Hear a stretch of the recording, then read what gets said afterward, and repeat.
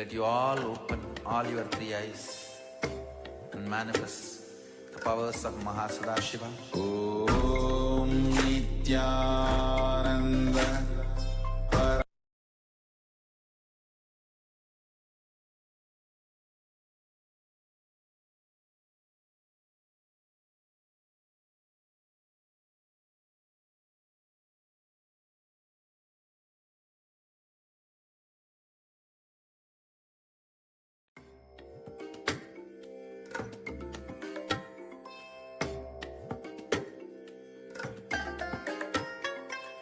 I bless you all. Let you all open all your three eyes and manifest the powers of Mahasadashiva. Om Nithyananda Paramashivoham.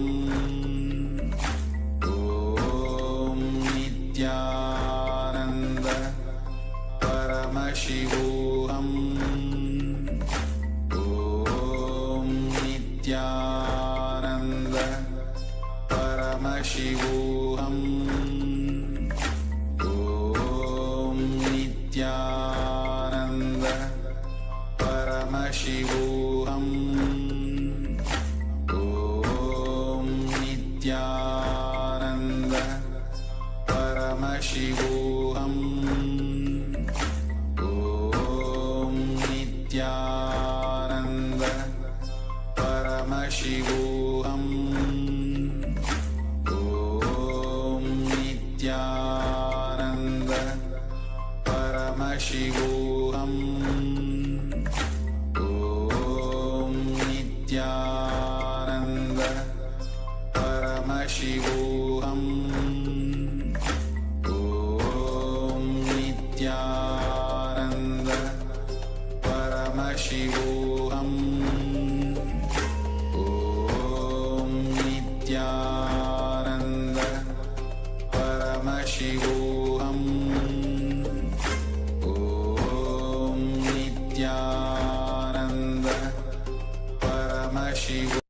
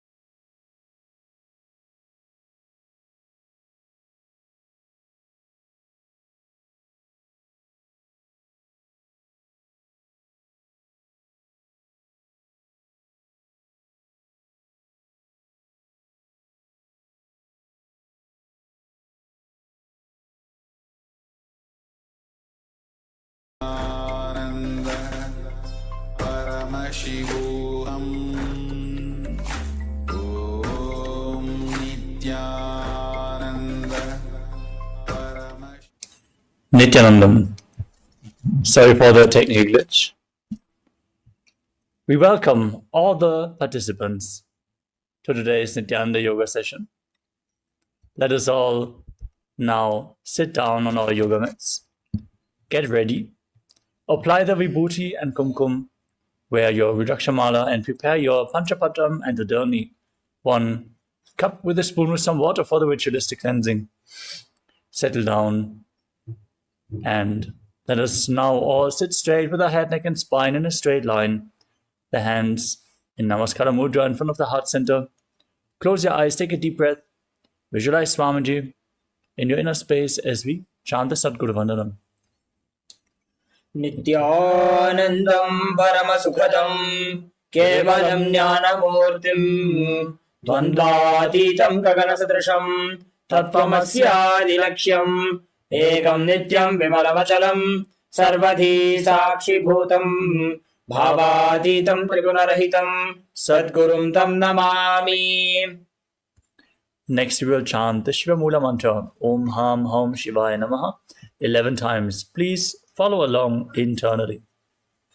Om Ham Hom Shivaya Namaha. Om Ham Hom Shivaya Namaha.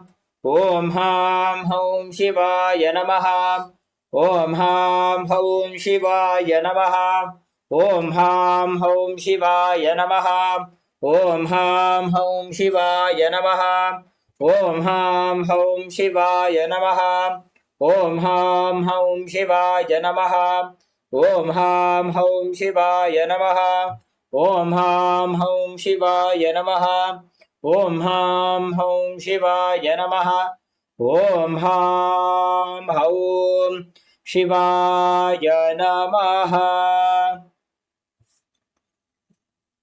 Next up is the Tattvachamanam, the ritualistic cleansing.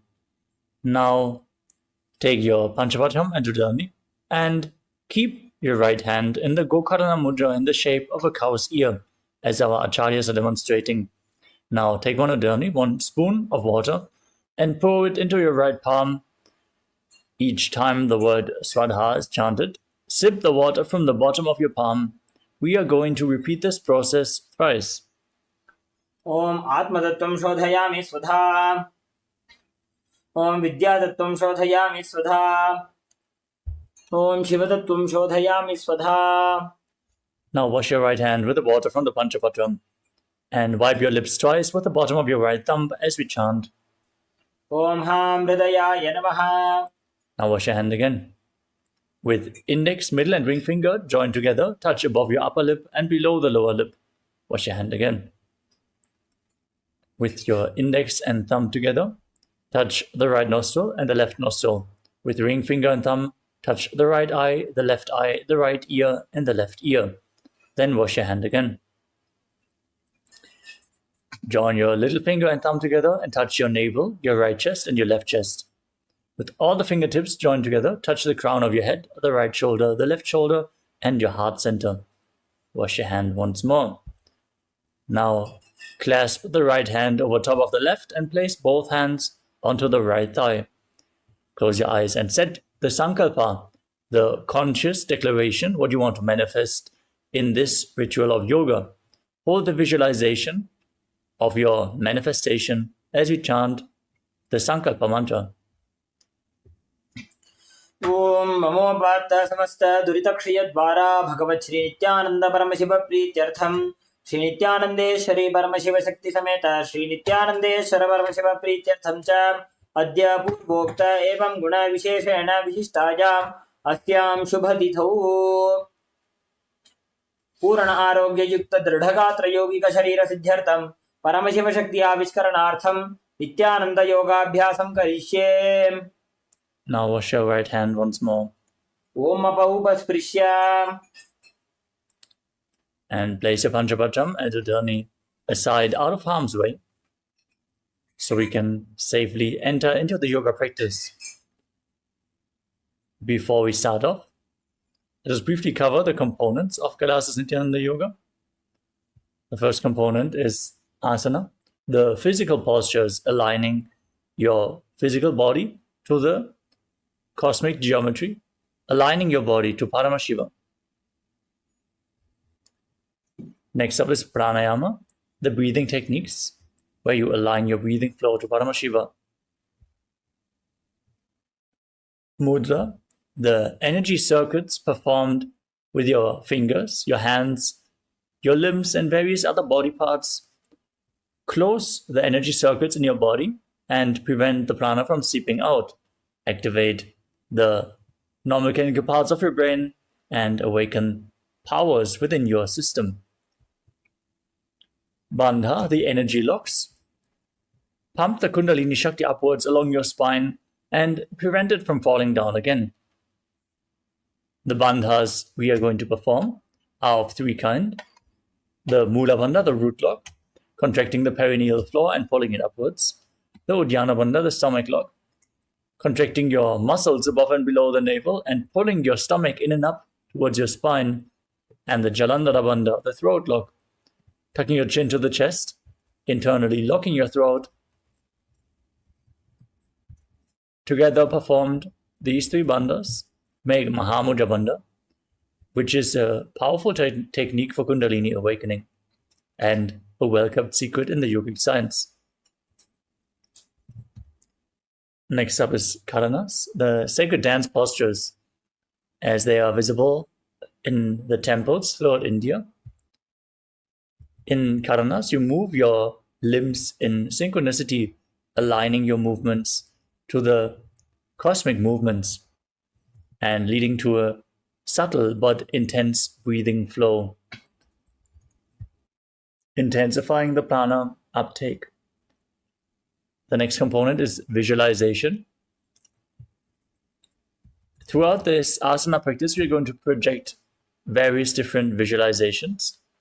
Hold the visualizations as you are performing the asanas and align your thinking to Paramashivoham, intensify your asana practice and manifest the essence of the asanas by holding the visualization intensely. Next component is japa, the internal repetition of mantras. As you visualize the mantra rotating around your throat, like for example a prayer wheel, the mantra gets invoked in your throat center, cleansing your Vishuddhi chakra and activating Vak Shakti, the power of speech, as you align your speech to Paramashiva, turning your words into reality.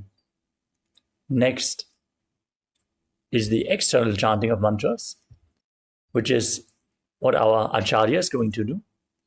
Throughout the asana practice, the instructions for the asanas are going to be chanted in Sanskrit, in the words of Mahadeva himself, providing the phonetic significance, the highest energy space created through the sacred syllables of the Sanskrit language, providing you with a high energy space, holding your aura in that energy field throughout the yoga practice.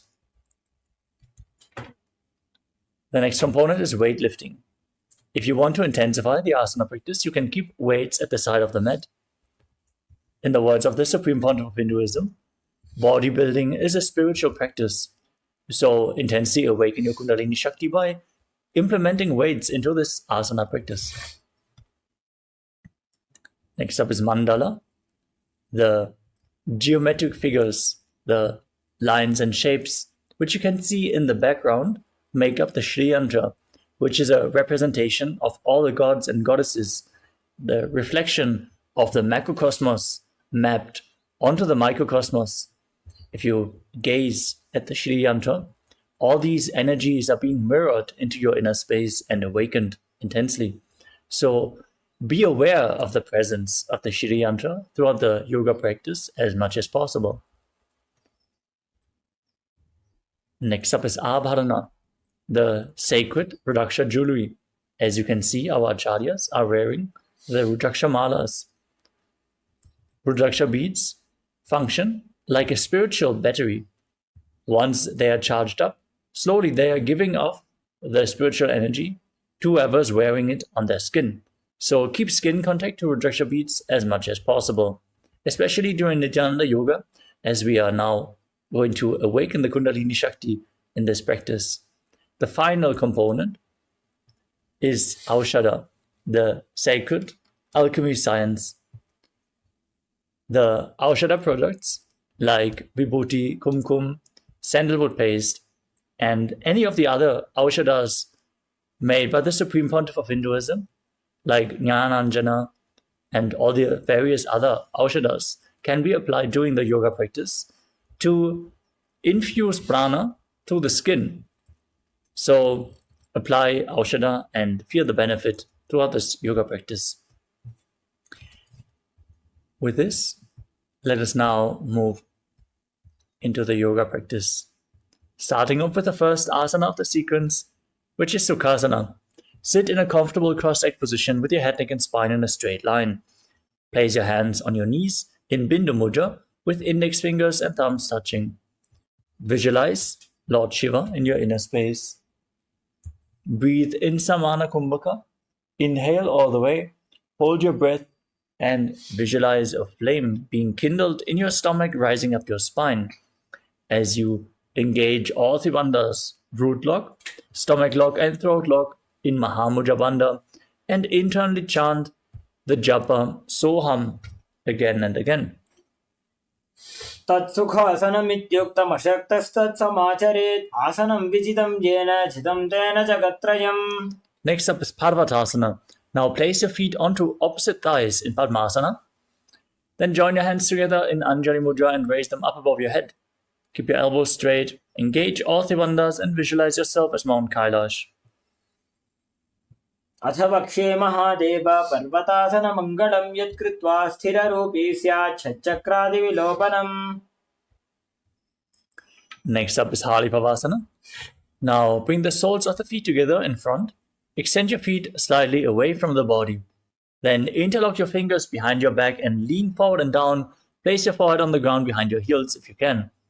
Now gaze to your nose as you visualize Swamiji and engage all Tribandhas. पूर्वविधियाहु मे जानो उभयपगतली सम्पुटिठानो. We move on to Nagipavasana. Keep the soles of the feet together and extend your arms out in front of you. Cup your palms and place them on the ground in front of the feet and place your forehead on the ground behind the heels. Gaze to your nose, engage your Tribandhas and visualize yourself as a snake. पूर्वविधिपर्यागाने नीचौ वीकहु निफनास्यो लगायि.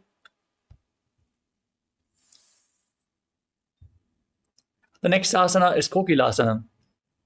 Now hold on to the big toes in Prana Mudra with index and middle fingers. Stretch your legs forward and up. And then cross your legs into Padmasana. Lean forward and down as you keep holding onto the toes and place your elbows on the ground. Engage all Tribandhas and visualize yourself as a bird. तथान्यदासनं वक्ष्ये येन सिद्धो भवेन्नरः अकस्मात् वायुसञ्चारं कोकिलाख्यासनेन च. Next up is Nithyananda. Now stack your knees and ankles. Hold on to opposite elbows and start rotating your arms in a circular motion. Engage all Tribandhas, gaze to your nose, visualize Swamiji, and after some time change the direction of the movement. घोड़ा बामा पादिकी आशमाहिली सोज दशचरण गोपार लोता परिगुल्फ समोय.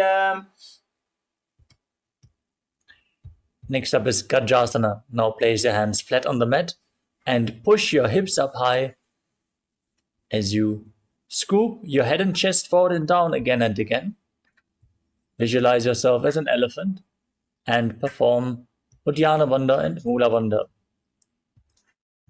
निब्जं पादाग्रे भूमौ कृत्वा लम्बी भूया मस्तकाग्रे निधाय.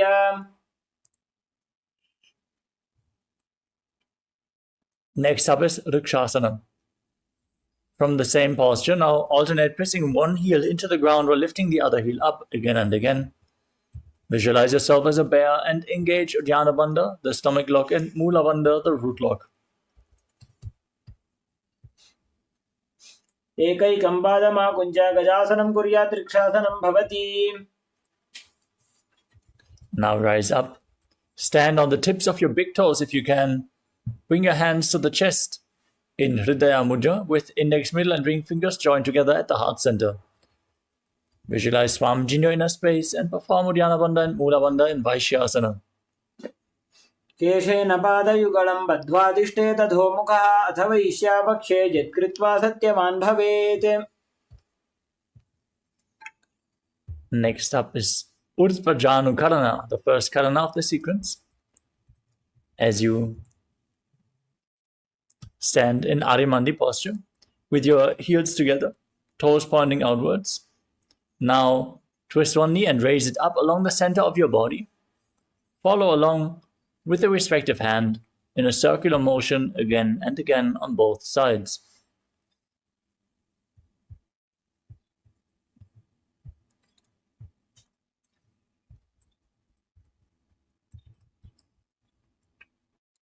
The next asana is Balalingasana.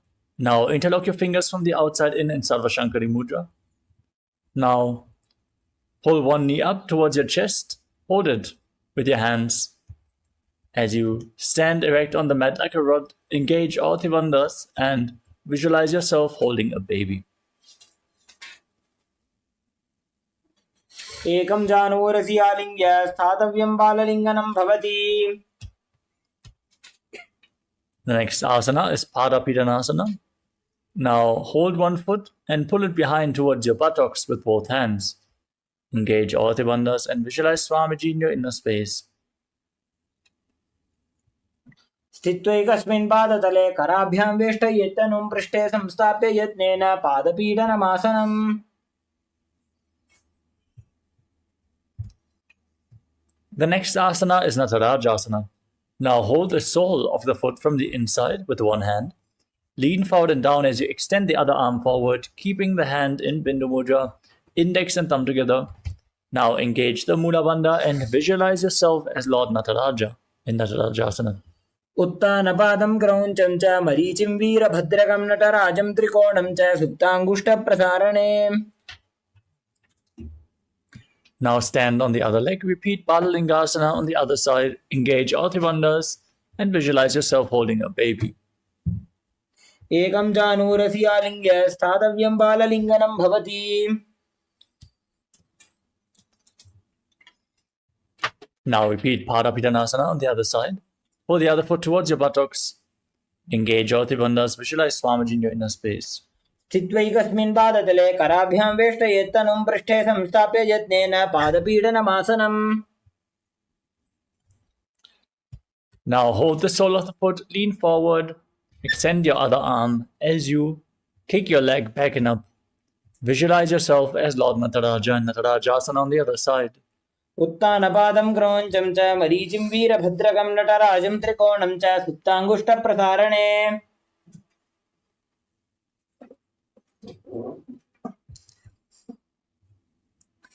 Next up is Ardha Chakrana.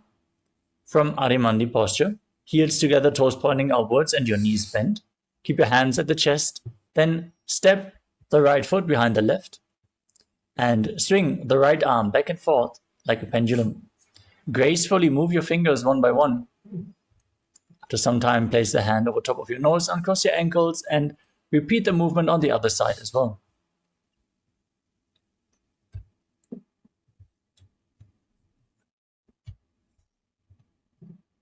Next up is the skeleton dance. Now, visualize yourself as a skeleton and shake your body intensely. Hold the visualization of your bone structure and dance wildly.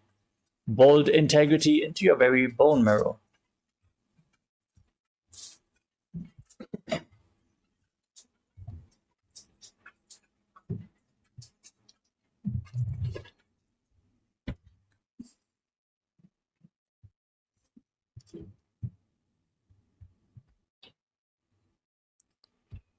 We move on to Katicchinakarana.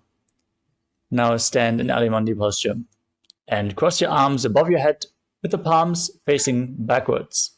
Now twist your body to one side, open up your arms wide, return to the center, cross your arms again, repeat the movement again and again.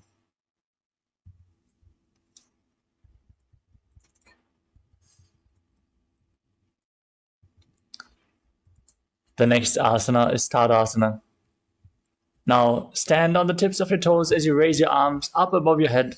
Keep the palms parallel as you visualize yourself as a palm tree. Engage all the bandhas and internally chant the new japa Shivoham.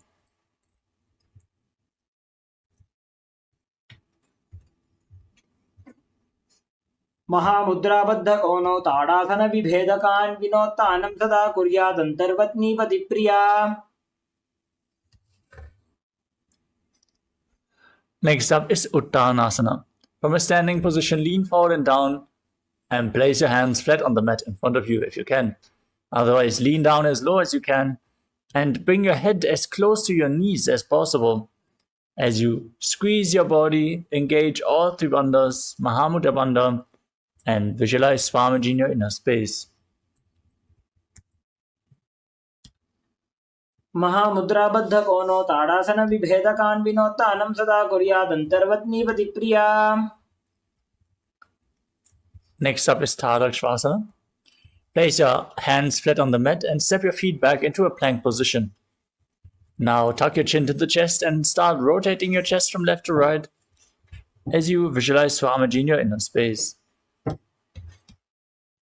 गजासनवस्थित्वा मस्तकं वारं वारं दक्षिणकुक्षिं द्रव्यकुक्षिं नयेत् तरक्श्वासनं भवति.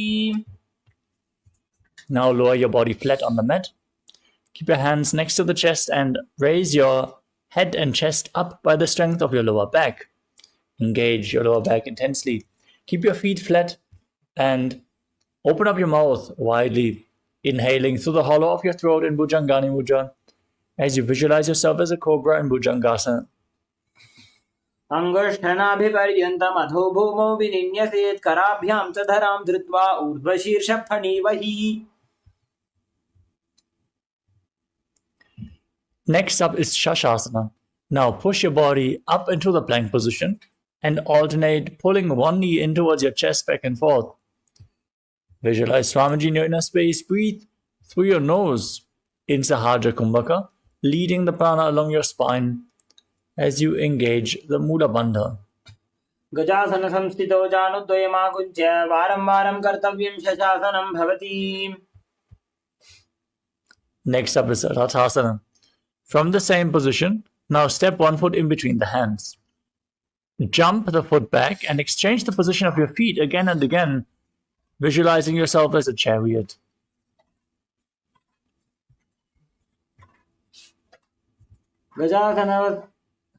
गजासन संस्थितो एकैकं पादं पुरोमार्गेण भ्रामयित्वा कर्तव्यं रथासनं भवति. Now rise up. Keep one foot forward and the other one far back. Keep the back toes facing sideways and bend the front knee in a 90-degree angle. Raise your arms up parallel above your head. Push your hips forward. Engage Uddiyana Bandha and Mula Bandha. Gaze to your third eye and visualize yourself as Lord Virabhadra in Virabhadrasana.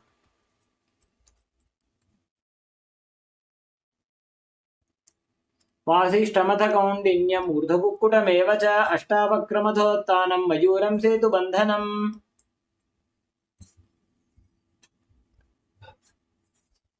Now exchange the position of your feet. Repeat Virabhadrasana on the other side. वासिष्ठमथ कौण्डिन्यम् ऊर्ध्वकुक्कुटमेव च अष्टावक्रमथोत्थानं मयूरं सेतुबन्धनम्. The next asana is Vrikshasana.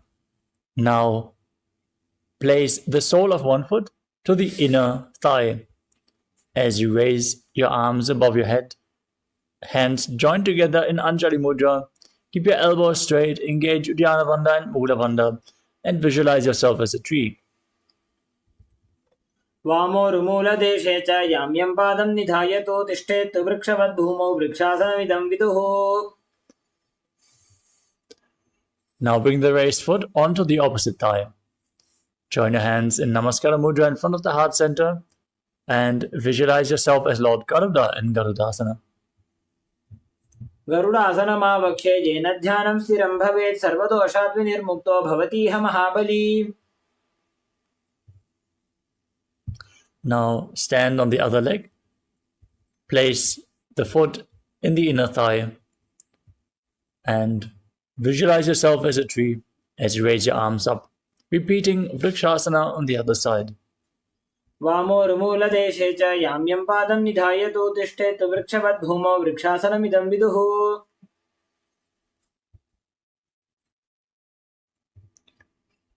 Now place the foot onto the opposite thigh, join your hands in Namaskara Mudra. Visualize yourself as Lord Garuda with big wings on your back in Garudasana on the other side. गरुडासनमावक्ष्य येन ध्यानं स्थिरं भवेत् सर्वदोषात् विनिर्मुक्तो भवतीह महाबली. Next up is Trikonasana. Now step one foot forward and the other foot far back. Keep the back toes facing sideways. Extend your arms parallel to the ground. Then lean forward and down and raise the opposite arm up towards the sky as you gaze upwards. Visualize yourself as a triangle. उत्तानपादं क्रौञ्चं च मरीचिं वीरभद्रकं नटराजं त्रिकोणं च सुप्ताङ्गुष्ठप्रसारणे. Now rise up, exchange the position of your feet and lean down, gaze up. Repeat Trikonasana on the other side. उत्तानपादं क्रौञ्चं च मरीचिं वीरभद्रकं नटराजं त्रिकोणं च सुप्ताङ्गुष्ठप्रसारणे.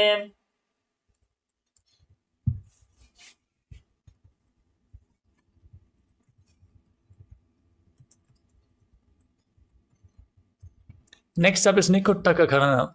Stand in Adimandi. Heels together, toes pointing outwards and your knees bent, and raise one heel off the ground. Then place your hands in front of your chest with the palms facing each other. Stomp the raised heel down as you lift the other heel up and exchange your hands, the position of your hands in front of your heart again and again.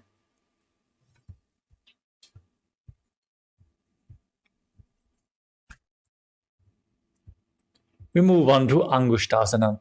Now lower your body down and sit on raised heels as you keep your knees together, lifted off the ground. Join your hands in Namaskara Mudra in front of the heart center.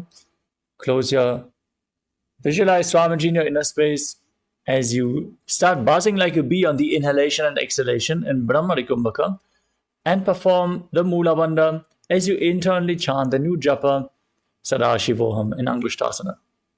कबन्धासनमित्याहुः गोरक्षासनमेव च अङ्गुष्ठमुष्टिकं ज्ञेयं ब्रह्मप्रासादितं तथा. From Angushtasana, extend one leg forward. Keep your hands by the side, with the fingertips just touching the ground, the palms facing forward in Vara Mudra. As you visualize Swamiji in your inner space, perform the Mula Bandha in Saurasana. प्रसार्यैकं पादतलं संस्थाप्यत्वेकपादकम्. Next up is Vidunanasana. From the same posture, lean forward and down. Hold onto the front big toe in Prana Mudra, index and middle fingers, and hold the back heel with the other hand as you visualize Swamiji in your inner space. गुल्फस्थितो पादमेकं प्रसार्य तत्पादाग्रं संस्पृशेत् तत्करेण गुल्फं चान्यं धारयेत् तत्करेण धूनं पीठं चाप्यसेत् चोभयत्र. Now, extend the opposite leg forward. Keep the hands at the side as you visualize Swamiji in Saurasana on the other side. प्रसार्यैकं पादतलं संस्थाप्यत्वेकपादकम्. Next up is Vidunanasana on the other side. Lean forward and down, hold on to the front big toe and the back heel as you visualize Swamiji in your inner space. गुल्फस्थितो पादमेकं प्रसार्य तत्पादाग्रं संस्पृशेत् तत्करेण गुल्फं चान्यं धारयेत् तत्करेण धूनं पीठं चाप्यसेत् चोभयत्र.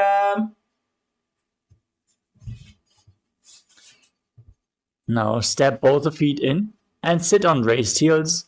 Keep your knees lifted off the ground, spread apart, with your hands on top of the knees, palms facing up. Now tuck your chin to the chest in Jalandhara Bandha.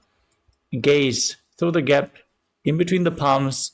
Focus on the space within your hands, in between your hands, as you gaze in Shambhavi Mudra with eyes open wide, unblinking, actually gazing within. As you visualize Swamiji in your inner space, perform Jalandhara Bandha and Mula Bandha. दो फणापाणि होय वैसे एड़ी दो गुदानि वैसे पूरपक तल्या की माहिली आयस माहेरा शेमिली.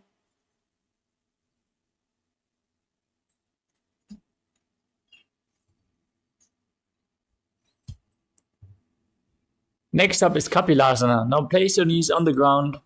Keep your toes tucked and sit on raised heels. As you keep your hands relaxed on the thighs or knees, whatever is more comfortable. Gaze to your nose and engage Uddiyana Bandha and Mula Bandha as you visualize yourself as sage Kapila Muni. उभय पगदली समटारावे तिनकी माहिली core मिलावे. Maintain the same posture. Shift your gaze to the third eye, your visualization to Swamiji, and the Bandha to the Mula Bandha. दो पगदली संबड़ करे कोरवारली भूपरि धरे कोरवारली राखे ऐसे तापरी मूल द्वार डिगवे से. The next asana is Suryasana. Now raise your knees up off the ground, bring the soles of the feet together, and sit on raised heels as you join your hands together in Padma Mudra, the lotus mudra, joining thumbs and little fingers and spreading the fingers like a lotus flower. As you raise your arms up above your head, gaze through the gap in between the palms and visualize Lord Surya in your inner space as you perform Uddiyana Bandha and Mula Bandha.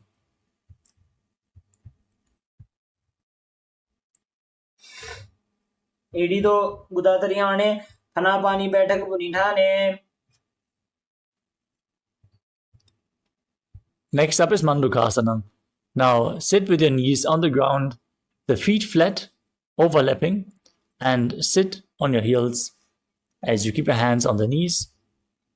Gaze up towards your third eye, visualize yourself as a frog, and press your tongue up against the palate of your mouth in Manduki Mudra as you calmly breathe through your nose in Sahadra Kumbhaka and perform the Mula Bandha in Mandukasana. पादतलौ पृष्ठदेशे अङ्गुष्ठे द्वे च संस्पृशे जानुयुग्मं पुरस्कृत्य साधयन् मण्डूकासनम्. Next up is Uttana Mandukasana.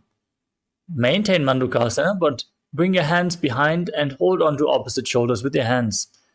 Keep your elbows as close to your head as possible.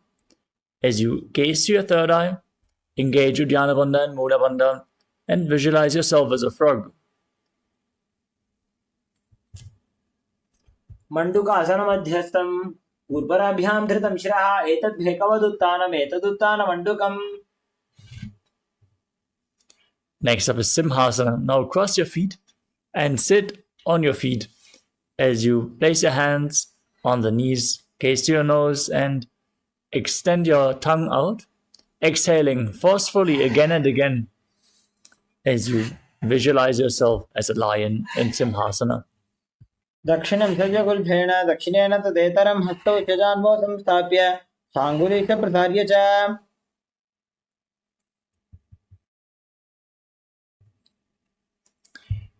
Next up is Bhadrasana. Now keep the feet flat, soles of the feet together, toes pointing backwards, and cross your arms behind your back. Hold onto the big toes in Prana Mudra and engage Jalandhara Bandha and Mula Bandha as you visualize Swamiji and return to buzzing like a bee in Brahmari Kumbhaka in Bhadrasana. गुल्भौ च वृषणस्याधो व्युत्क्रमेण समाहितः पादाङ्गुष्टौ कराभ्यां च धृत्वा च पृष्ठदेशतः.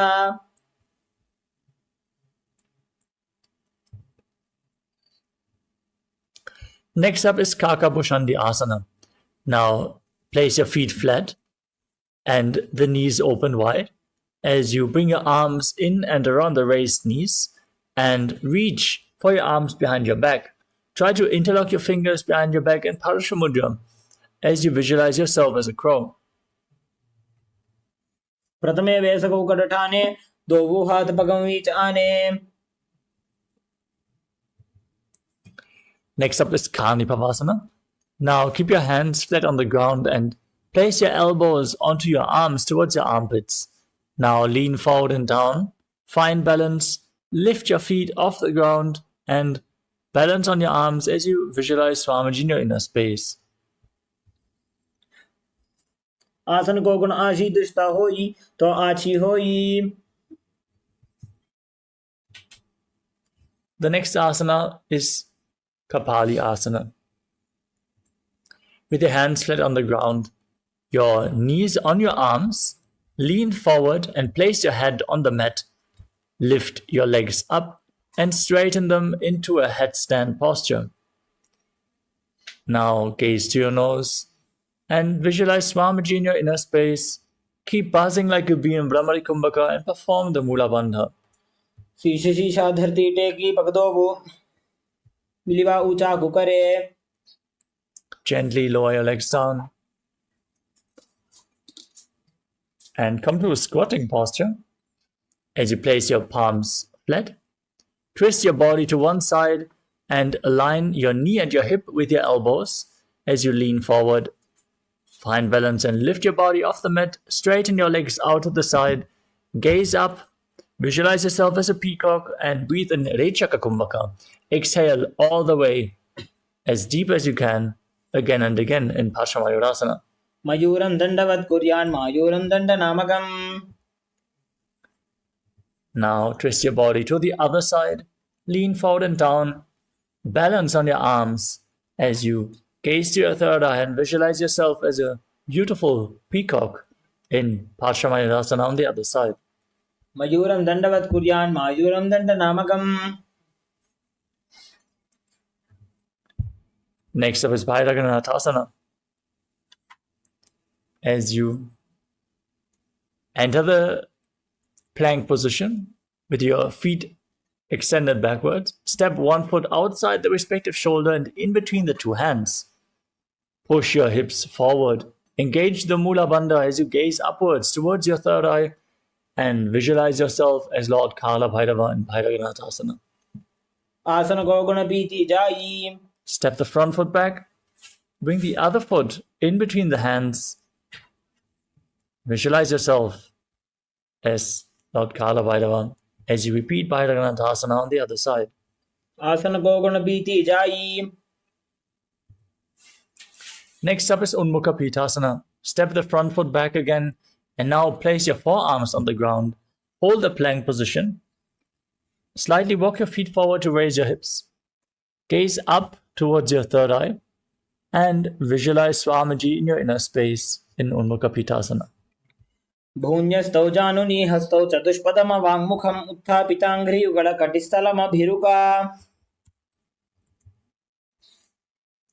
Next up is Vashishthasana.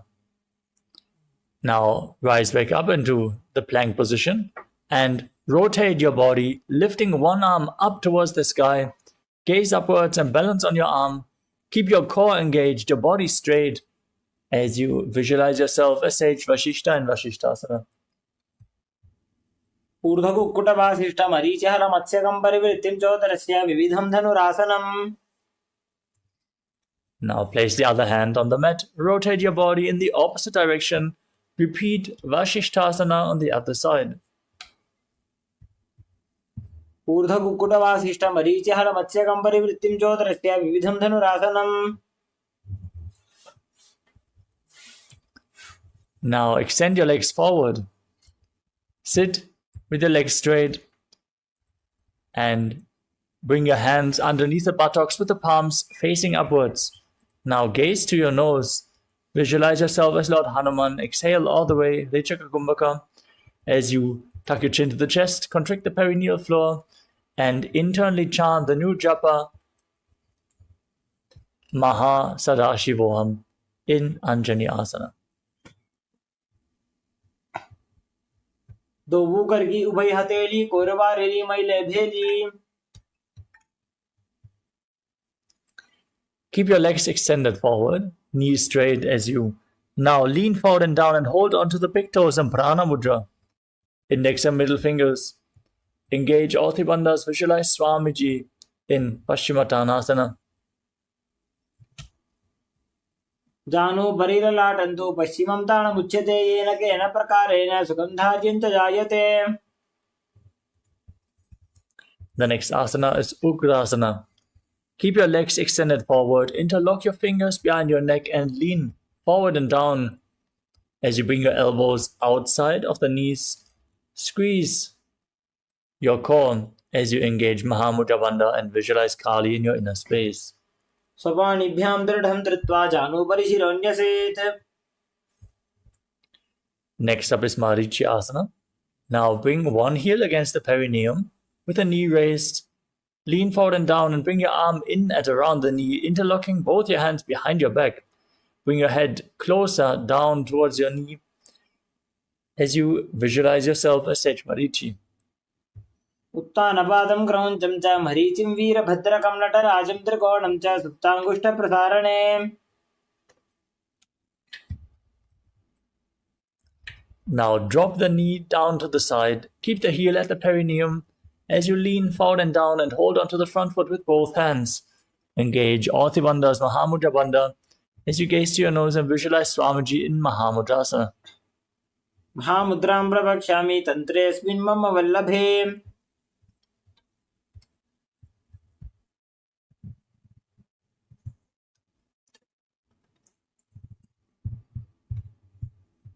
Now bring the other heel against the perineum, knee raised. Lean forward and down, interlock your fingers behind your back as you repeat Marichi Asana on the other side.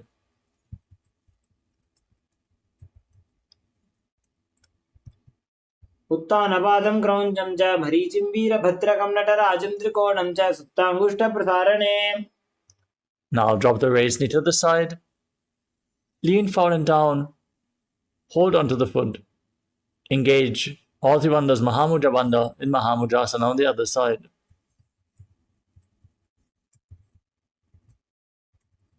महामुद्रां प्रवक्ष्यामि तन्त्रेऽस्मिन् मम वल्लभे यां प्राप्य सिद्धा सिद्धिं च कपिलाद्याः पुरागताः.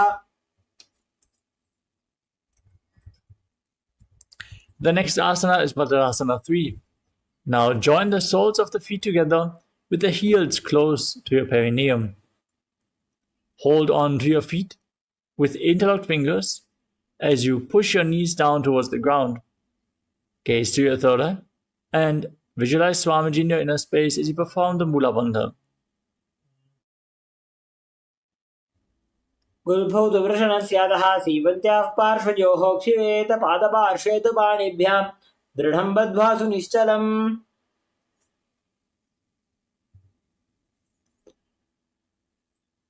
The next asana is Gvalibhavasana. Now extend your feet slightly away from the body and place your hands on the respective knees.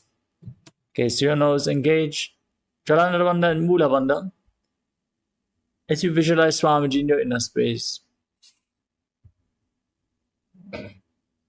पूर्व चरपट चौकक्षो सोजी वाही विधियो कीजे सोजी जामे एडी भिन्न जराशे अंगुल 8 अंतरो राशे.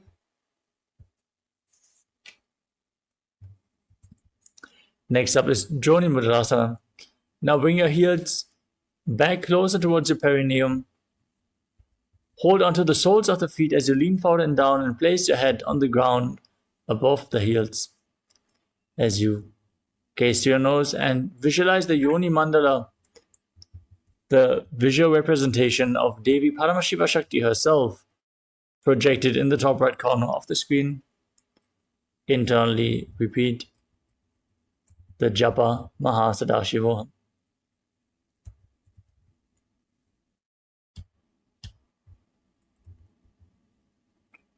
दो पगदली संबड़ करे एडी मेड के ढिंद धरे.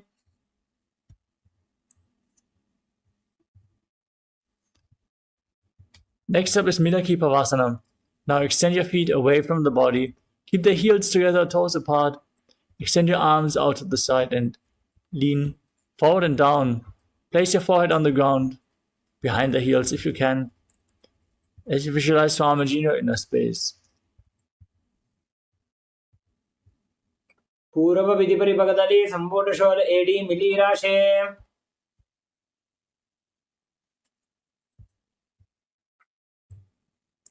Next up is Siddha Samadhyasana.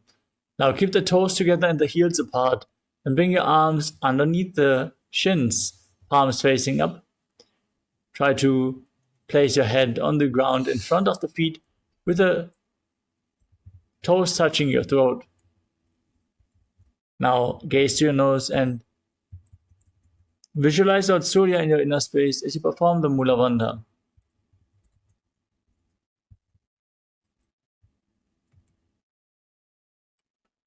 दोवु पगदली संबड़ करे 16 मेढ़ आगामे धरे अंगुल 8 अंतरो राशि एडी को ऐसे विदिदाशे. Next up is Chinaki Pavasana. Now keep the heels closer towards your perineum. Hold the soles of the feet and open them up like a book as you press your elbows down onto your thighs. Gaze to your nose and visualize Swamiji in your inner space.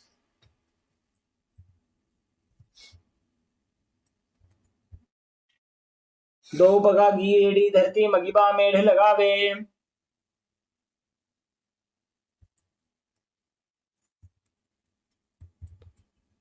The next asana is Charapata Chokasana with the heels close to your perineum.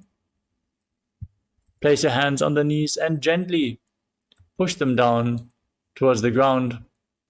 As you gaze up towards your third eye, visualize Swamiji and engage Uddiyana Bandha and Mula Bandha.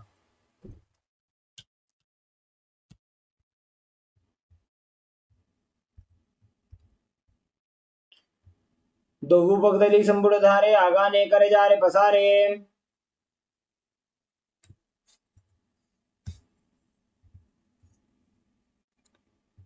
We move on to Bhairavasana. Keep the soles of the feet together. Bring the toes down to the mat and the heels up off the ground. Intensely twist and open your spine Use the support of your hands if needed. As you then place your hands onto the knees in Bindu Mudra, index and thumbs together. Gaze to your third eye and visualize yourself as Lord Kalabhairava, the Lord of Time.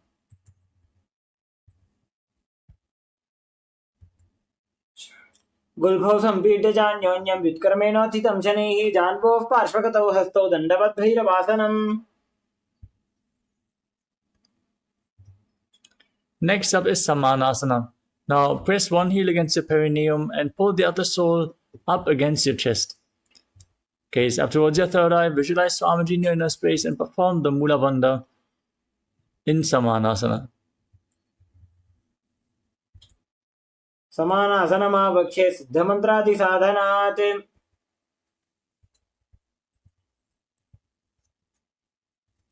Now raise the foot up above your shoulder and extend the opposite leg forward and straight. Keep your hands at the side for balance as you gaze up towards your third eye and visualize Swamiji in your inner space. केवलं पादमेकं च स्कन्धे चारोपि यत्ततः.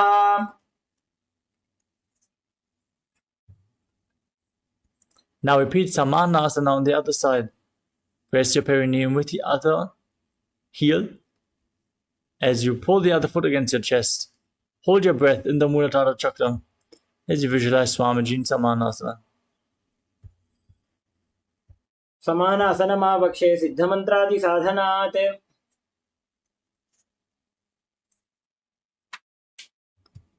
Now bring the foot over top of the respective shoulder, extend the opposite leg forward. Gaze up, visualize Swamiji, repeat Apanasana on the other side. केवलं पादमेकं च स्कन्धे चारोपि यत्ततः. The next asana is Gomukhasana. Now slide one knee over top of the other.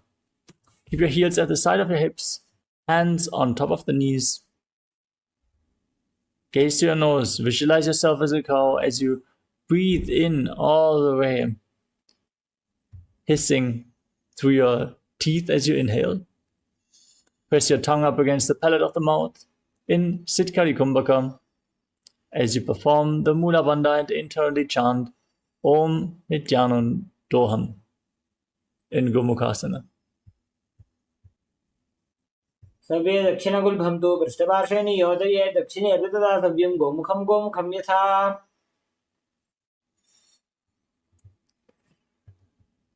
From the same posture, now hold onto the big toes in Prana Mudra. As you gaze to your nose, engage Uddiyana Bandha and Mula Bandha and visualize yourself as Rishika Anasuya.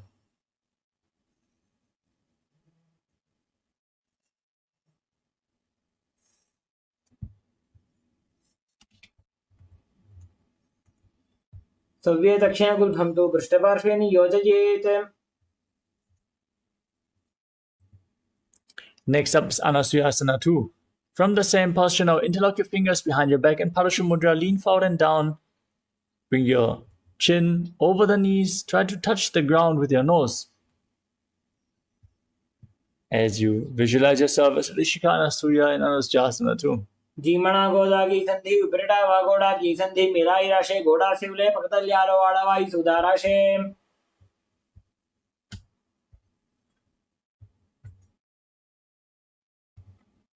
Next up is Garudasana 2. Now press your perineum with one heel, place the other foot flat on the mat and place your hands on top of the knees. As you gaze to your nose and visualize yourself as Lord Garuda. डावो पगमोडी एडी माहिलो गुल्भमूलद्वार नीचैदे.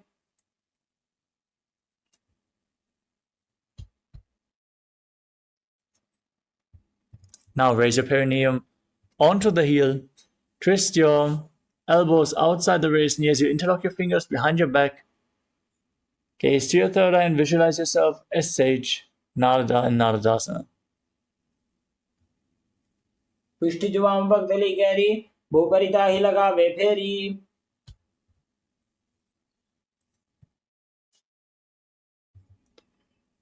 Now place one foot onto the opposite thigh. Keep the other foot flat. Hold onto the shin and the big toe of that foot. As you gaze to your nose and visualize Sage, the sage, visualize Matsya, the fish avatar of Lord Vishnu.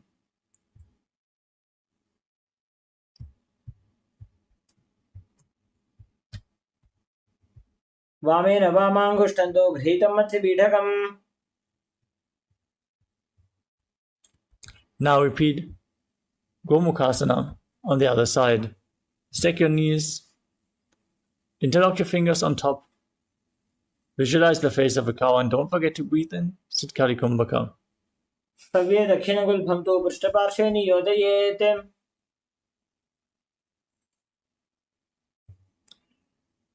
Now repeat Anasuyasana. Hold onto the big toes and visualize yourself as Rishikanasurya.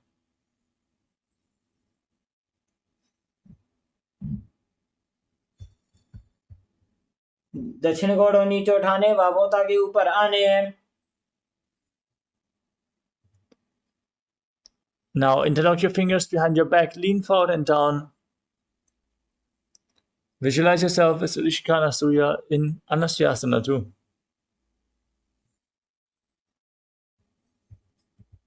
जीवना गोदा की संधि, उपरावा गोड़ा की संधि.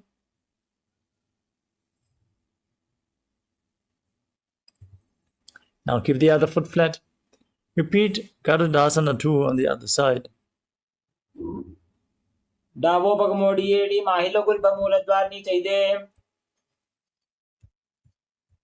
Now raise your perineum onto the heel. Interlock your fingers behind your neck and twist your elbows outside the raised knee. As you gaze to your third eye and visualize yourself as Sage Narada and Naradasana on the other side.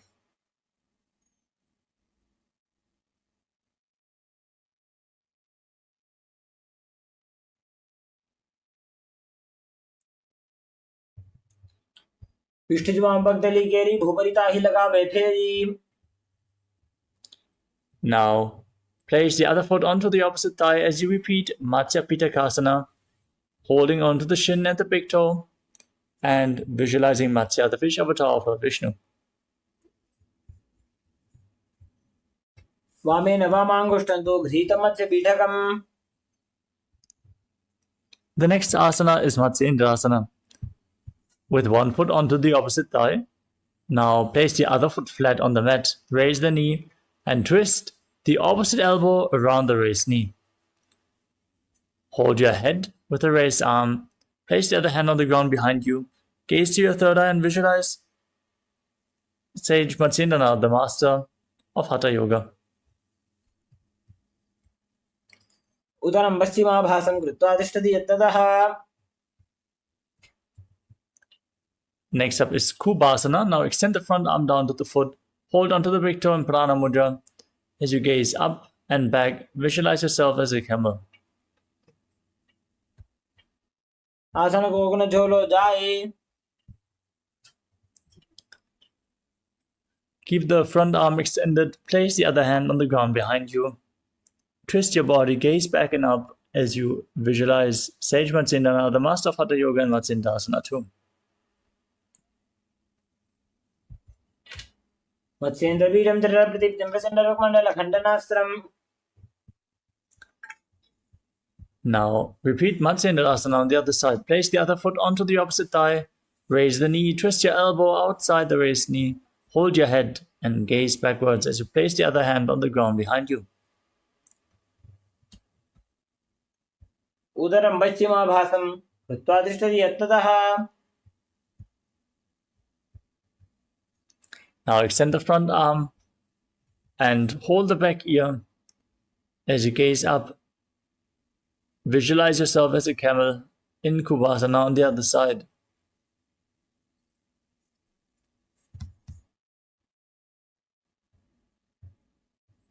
There are so many ways to work on the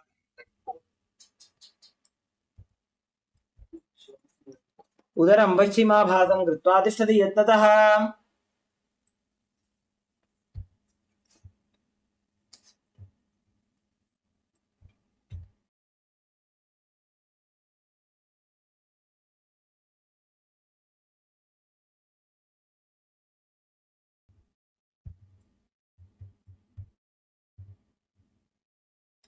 Now place the back hand down on the ground behind you. Gaze up towards your third eye and visualize Sage Matsindana, the master of Hatha Yoga, as you repeat Matsindrasana too. Matsyendrapidam Jarapradiptim Prasandarukmandala Khandanastram.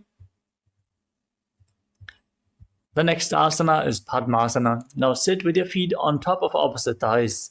Keep your hands on the knees. Gaze to your nose. Engage all the bandhas Mahamudra Bandha. As you visualize yourself as Lord Shiva, breathe in Sitali Kumbhaka. Hiss through your teeth as you press your tongue against the back of your teeth. And internally chant the new japa Om Nithyananda Mahasadashivoham. Asanam Dvidham Proktam Padmam Vajrasanam Tatha. Now cross your arms in front, hold on to opposite big toes.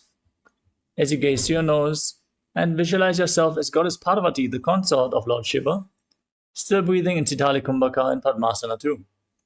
Uttano Charano Kritva Urusam Prayatataha. Next up is Kukutasana. Now bring your hands in between the legs and place them flat on the mat. Visualize yourself as a rooster and breathe calmly through your nose as you lift your entire body off the ground and balance on your arms. Padmasanam Susamsthapya Nanbororantare Karo. Next up is Baddha Kirti Asana. Now rise up on your knees and keep your hands flat, fingers pointing towards your body. Lean forward onto your elbows, find balance, lift your body off the ground as you visualize Swamiji in your inner space.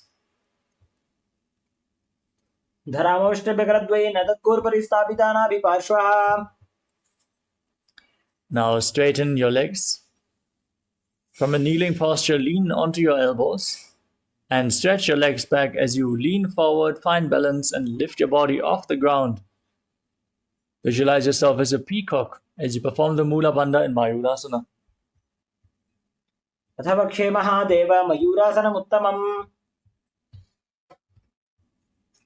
Next up is Makarasana. Lay on your stomach and interlock the fingers behind your neck.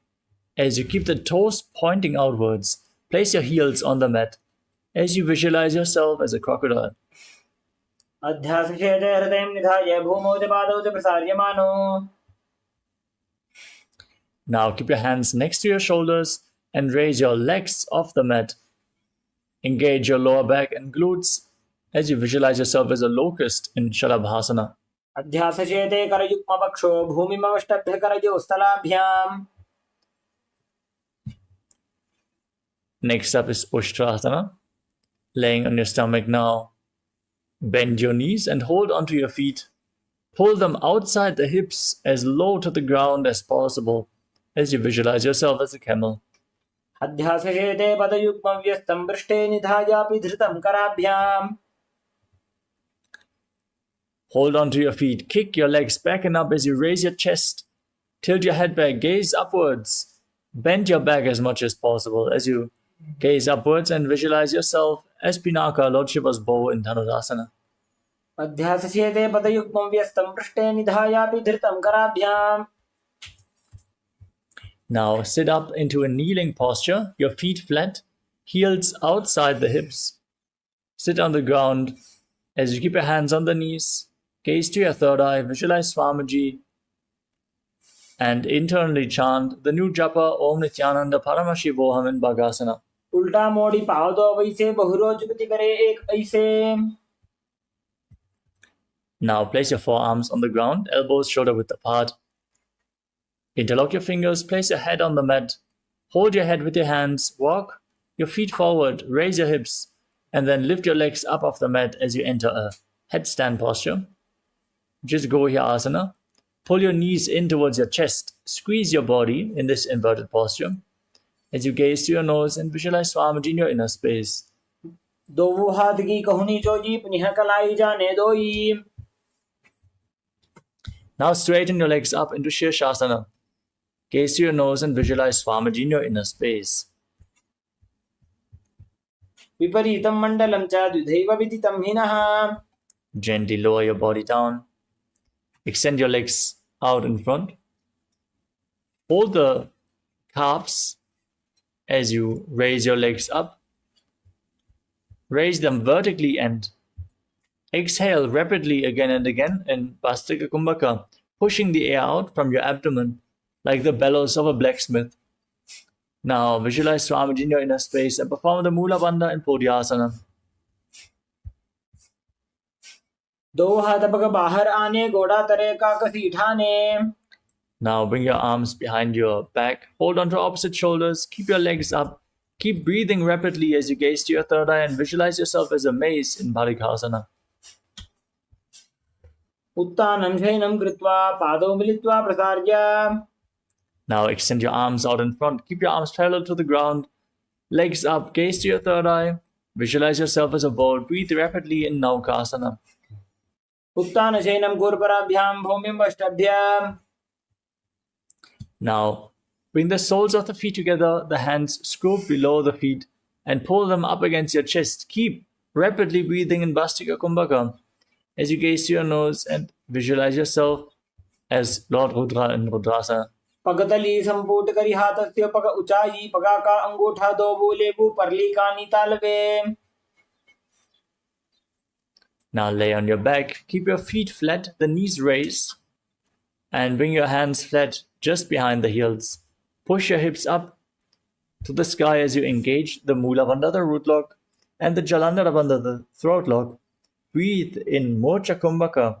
Exhale as you keep the throat lock engaged, pushing the air up to the higher energy centers. Gaze to your nose and visualize Swamiji in your inner space in Udmukha Pitasana too. ऊर्ध्वे च जानुनी कृत्वा शवित्वोर्ध्वमुखं तथा. Now lower your entire body down on the mat. Lay flat. Keep your hands next to the hips, palms facing up. Once more, engage the perineal floor. Pull the Kundalini Shakti up along your spine forcefully from Muladhara to Sahasrara Chakra. Relax. Now, visualize that your body is dead and Swamiji, the Supreme Pontiff of Hinduism, is liberating you in Shivasana as you internally chant Om Nithyananda Paramashivoham. उत्तानं शववद्भूमौ शयनं तुषवासनं शवासनं श्रान्तिहरं चित्तविश्रान्तिकारकम्.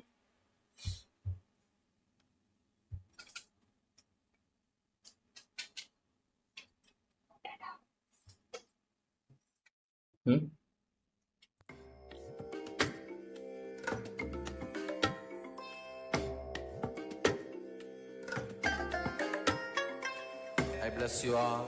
Let you all open all your three eyes and manifest the powers of Mahasadashiva. Om Nithyananda Paramashivoham.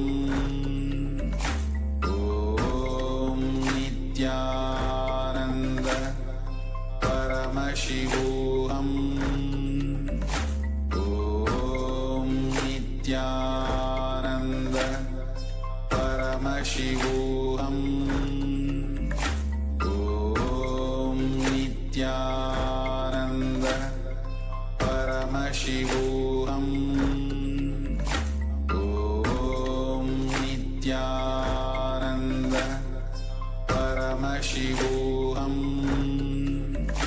Om Nithyananda Paramashivoham. Om Nithyananda Paramashivoham. Om Nithyananda Paramashivoham. Om Nithyananda Paramashivoham. Om Nithyananda Paramashivoham. Om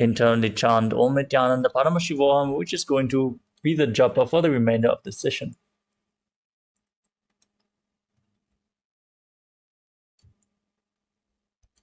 पर्यङ्कं तत्समाख्यातं यतसंस्थं यथा स्थितिः. Next up is Samasana.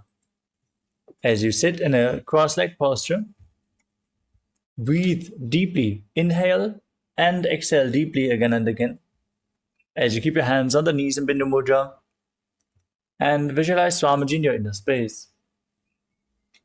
इदानीं गर्भिणीनां योगाभ्यासो यथा लघु सुखप्रसवलाभाय प्रोच्यते प्राक्तने पथि.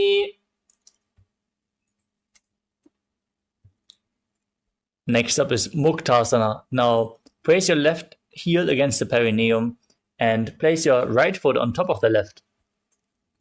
Keep your hands on top of the knees in Bindu Mudra. As you gaze, keep your hands flat on top of the knees. As you gaze to your nose and visualize yourself as a sage liberated by the Supreme Pontiff of Hinduism in Muktasana. निपीड्य सेविनीं सूक्ष्मां दक्षिणेतरगुल्फतः. Next up is Siddhasana. Maintain the same posture. Shift your gaze to your third eye and visualize Swamiji in your inner space. स्थाणुसंयमितेन्द्रियो चलदृशा पश्यन् भ्रुवोरन्तरं चैतन्मोक्षकपातभेदजनकं सिद्धासनं प्रोच्यते.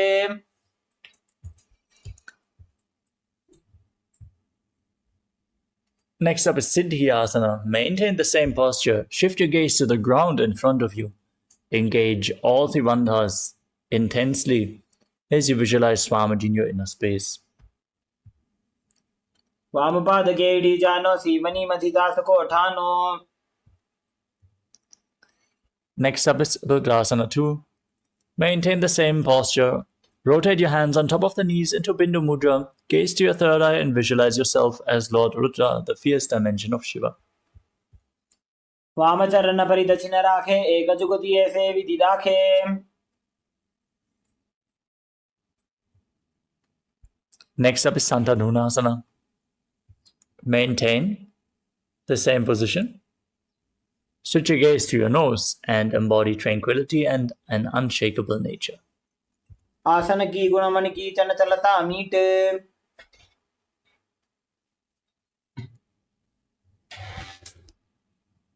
Now, cup one hand over the other in front of your navel in Samputa Mudra, resembling a lotus flower. As you visualize Swamiji in your inner space in Siddhasana 2. ऋजुकाय समासीन सिद्धासनमुदीरितं प्रसार्य भुवि पादौ तु दोर्भ्यामङ्गुष्ठमादरात्. The next asana is Bandha Yoni Asana. Maintain your legs in the same position and set the sankalpa to manifest through the womb of creation. Form the Mula Bandha and get ready to enter Shanmukhi Mudra. Inhale all the way and hold your breath as you close your mouth with little and ring fingers, the nostrils with the middle fingers, the eyes with the index fingers, and your ears with your thumbs. यत्र मध्ये महादेव बन्धयोन्यासने शृणु. The next asana is Virasana.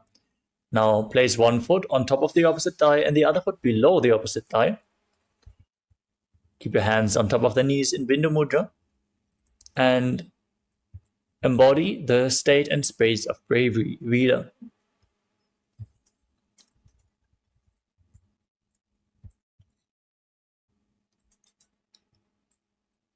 एकं पादमथैकस्मिन् विन्यस्योरुणि संस्थितः इतरस्मिंस्तथा चोरुं वीरासनमुदीरितम्. We move on to Valmikasana. Maintain the same posture. Keep your hands on the knees in Bindu Mudra. Gaze to your third eye and visualize Sage Valmiki, the great poet and author of Ramayana.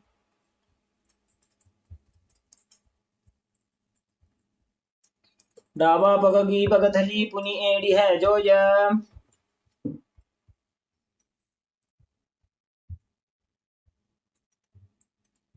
Next up is Joni Mudrasana. Now rotate your hands, keep them flat on your knees as you gaze to your nose and visualize Yoni Mandala, the visual representation of Devi Paramashiva Shakti herself. You can see it in the top right corner of your screen. Keep focusing on the samana in your stomach and engage the Mula Bandha as you do so.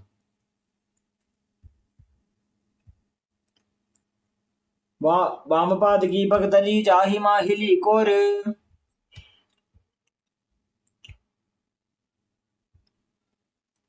Next up is Yoni Asana. Maintain the same posture. Just shift your gaze to your third eye. Keep visualizing Yoni Mandala in this posture. योन्यासनं पर्वतेन योगं योगफले नीलं तत्कालफललं तावत् खेचरो यावदेव हि. Next up is Padurasana 3. Now join the soles of your feet together and hold on to the feet with both hands interlocked.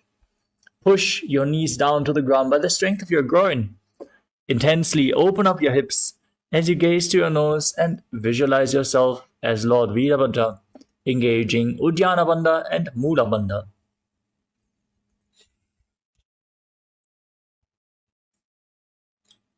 गुल्फौ च वृषणस्यादः सीवन्त्याः पार्श्वयोः क्षिपेत सव्यगुल्फं तथा सव्ये दक्षगुल्फं तु दक्षिणे.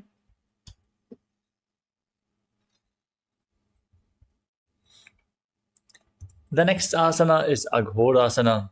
Keep your heels against the perineum. Place the right hand over top of your mouth and close the left nostril with your index finger. Inhale through the right nostril all the way. Then hold your breath. Close both nostrils. Then exhale through the left nostril and alternate the direction of the breathing flow in Abhyantara Kumbhaka. Press your tongue up. Lead it up along your nasal tract if you can in Kechari Mudra as you gaze to your third eye and visualize yourself as an Aghori in Aghorasana. पूर्व कहो विश्रिका जोजी वाही विधियों की जय sooji. Next up is Kanari Pavasana. Now keep your toes together and your heels apart and lean forward and down as you place your elbows on your heels. Rest your chin on your hands as you gaze to your nose. Breathe in Rejaka Kumbhaka. Exhale all the way as deep as you can. Engage Uddiyana Bandha and Mula Bandha and visualize yourself as a female elephant drinking water. ग्वाली पाव आसन कक्ष्यो है जैसे Yahoo में जाने विधि तैसे. Next up is Parasana. As you sit with your knees raised off the ground, bring your arms in between your legs and interlock the fingers in front as you gaze to your nose and visualize Swamiji in your inner space. ततोर्ध्वं रेचयेत् वायुं मृदुनिश्वास संयुतम्. Next up is Gopichandasana. As you interlock your fingers around the feet, lift them up against your chest and gaze to your nose as you bring your chin down on your hands. Embody the state and space of a king. पूर्व विधिपका का अंगूठा कंठकू पुराशे. We move on to Uddarasana. Similarly, with the soles of the feet together, bring your arms underneath the feet and interlock your fingers around the toes. As you then raise your legs up, place your chin on the soles of the feet, gaze to your nose, and visualize your body being free from any defects in Uddarasana. दोवो पगदले संपट ठाने उभय हस्त करिवृत हिताने.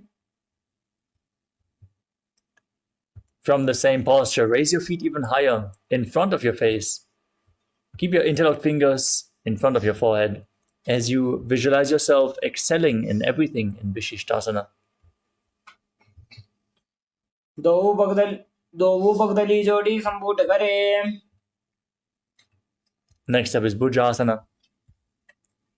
As you sit with your legs over top of the respective shoulders.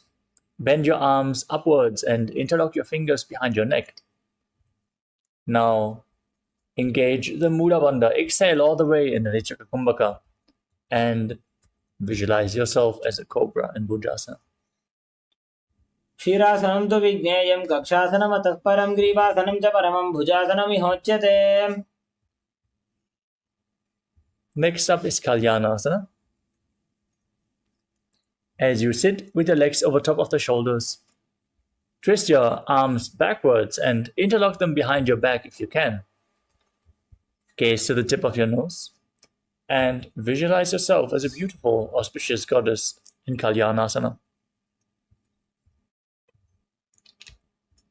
दो हाथ भगवी च आने तिनको गोड़ा नीचे ठाने.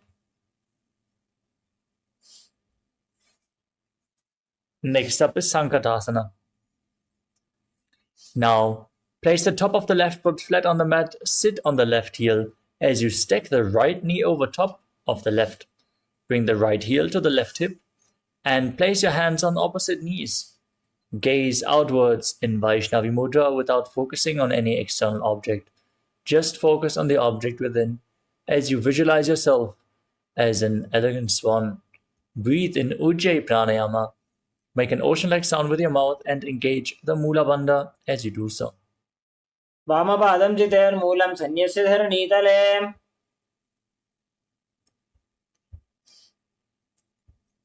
In Dhenukasana, slide the left heel outside the hip, sit on the ground with stacked knees. Place your hands on the top knee. As you engage Uddiyana Bandha and Mula Bandha, visualize a cow in your inner space.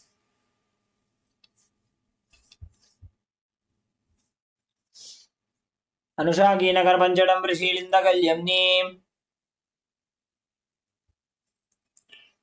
We move on to Machandrasana.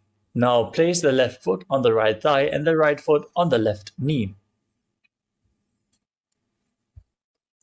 Now bring the left arm behind your back and twist your spine. Reach for the opposite thighs with your hands. Once you catch a hold of your thighs, twist your spine even further and gaze up towards your third eye. Keep your spine straight as you visualize Swamiji in your inner space. वामजङ्घपरिदर्शिनटाने वामहस्तपिष्ठीति Sahane. Now untwist your spine. Keep your feet in the same posture. Hold onto the big toes and prana mudra as you lean forward and down. Place your forehead on the ground, your navel on the heels. In Machandrasana 2, as you visualize Swamiji in your inner space. प्रथमजी मना चरण जजोजी वामजङ्घपरिरागे sooji. Next up is Guru Asana.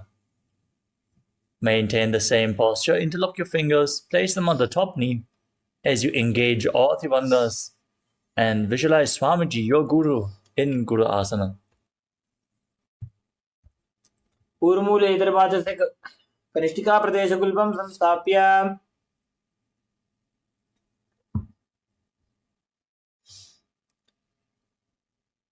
Now place the top of the right foot on the mat and sit on the right heel. Stack the left knee over top of the right. Bring your hands on opposite knees. Visualize yourself as an elegant swan as you repeat Sankatasana on the other side. पूर्वमूले इतरपादस्य कनिष्ठिका प्रदेशगुल्पं संस्थाप्य. Now slide the right heel outside the hip. Repeat Dhenukasana on the other side. Bring your hands on top of the knee. Engage Uddiyana Bandha and Mula Bandha and visualize a cow. अनुषाकीनकरपञ्चडं वृषीलिन्दकल्यम्नि. Now keep the left foot on the right thigh and the right foot on the left knee. Bring the right arm behind your back. Reach for opposite thighs as you twist your spine in Machandrasana on the other side. वामजङ्घपरिदर्शिनटाने वामहस्तपिष्ठीति Sahane.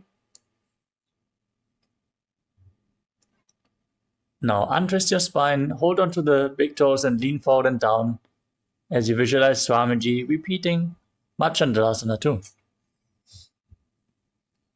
प्रथम जी मण चरण चोजी वामजंग परिराखे सोजी. Now interlock your fingers, place them on the top knee, engage all three bandhas as you visualize your Guru in Guru Asana. पूर्वमूले द्रपादस्य कनिष्ठिका प्रदेशगुल्भं संस्थाप्य. Next up is Parshasana. Now place your feet flat on the mat with the knees raised.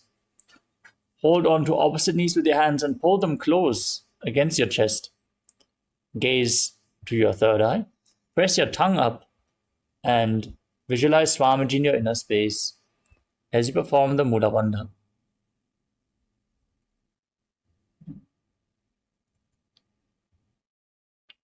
पादतले भूमो निधाय जाननिवृति निधाय. Next up is Bodha Shukasana. Now hold on to opposite wrists and place your chin on the knees. As you gaze to your nose, visualize Swamiji in your inner space. Keep breathing in Ujjayi Pranayama. Make an ocean-like sound with your mouth. Dogu भगदली भूपरिधरे korma हिलिए से करे कोरमिलाजी उकड़ वैसे जंगा छाती अग्रणी वैसे.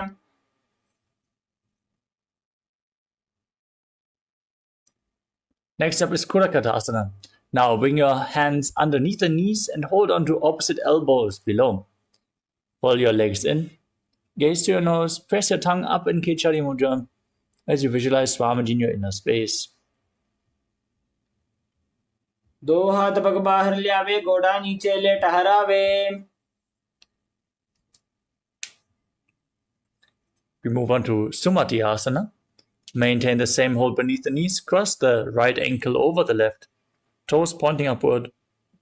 Gaze to your nose and visualize the great sage and Maharishi Sumati. मूलद्वारी धरती परिठाने डावा पग परितेजपद आने. Next up is Dandasana. Now extend your legs forward and keep the knees straight. Interlock your fingers, keep the wrists pointing outwards as you raise them up above your head. Gaze to your nose, visualize Swamiji, keep your tongue up in Kechari Mudra and engage all three bandhas. इदानीं गर्भिणीनां योगाभ्यासो यथा लघु सुख प्रसवलाभाय प्रोच्यते प्राक्तने पथि. Next up is Arambhasana. As you sit with your legs extended forward, lean forward and down, hold on to the big toes in Prana Mudra. Bring your head close to the knees, low as you can. As you start breathing in Nadi Shodhana, inhale through one nostril and exhale through the other, alternatingly without the support of your hands. This will clean your main nadis, Ida and Pingala, along your spine. Breathe deeply, lead the prana through the left and right nostrils as you visualize Swamiji in your inner space in Arambhasana. दो पग मिलिवा पसारी पगा का अंगूठा पकड़ी लीला टकोड़ा लगावे.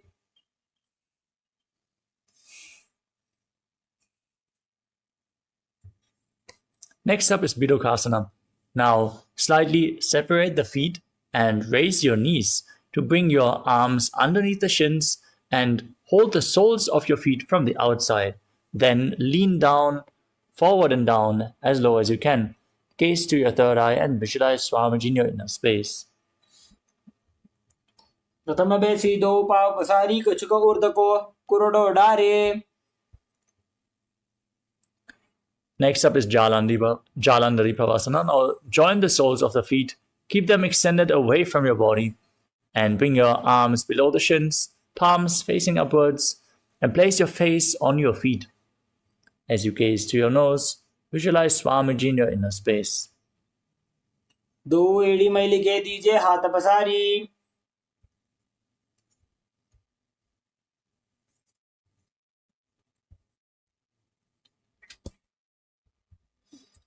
The next asana is Jalandhari Urdhva Paschimottanasana. As you sit with your legs extended forward, bring one leg up behind your neck and lean forward and down. as you hold onto the front foot as in Paschimottanasana. Breathe in Pratyahara Pranayama. Focus on the prana flowing upward through your body from the soles of the feet to your regenerative organs, the navel, the heart, the throat, the uvula, the center of the eyebrows, the top of the forehead, and the crown of your head, the Brahmarandra, as revealed by Mahadeva in Pratyahara Pranayama. Visualize Swamiji as you perform the Mula Bandha as well. पश्चिमतानवत्सं स्थितिं कृत्वा एकं पादं ग्रीवायां धृत्वा तिष्ठेत्. Now rise up, straighten your spine as you lay back with your legs still behind your neck. Hold on to the foot behind your head as you keep the opposite leg extended forward. Gaze to your nose and visualize you are infinite, endless, eternal in Anantasana. उत्तानशयने एकैकं पायी ग्रीवायां विन्यस्य. Now roll onto the side of the hand holding onto the foot. Rest on your side as you gaze to your nose and feel in complete control in Ankushasana.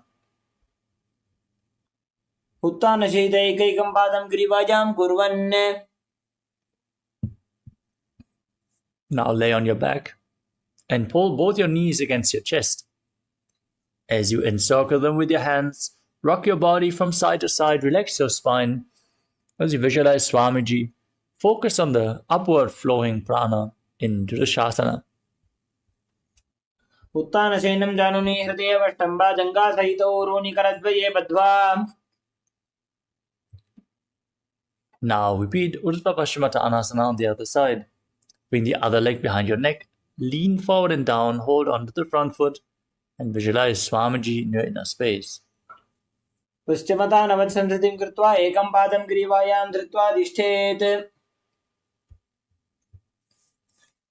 Next up is Anantasana on the other side. Lean backwards, straighten your entire body with your leg behind your neck as you visualize yourself being unending, Ananta. उत्तानशयने एकैकं पायी ग्रीवायां विन्यस्य. Now roll onto the side of the hand holding onto the foot. Rest in Ankushasana as you gaze to your nose. Feel in complete control. उत्तानशयित एकैकं पादं ग्रीवायां कुर्वन्.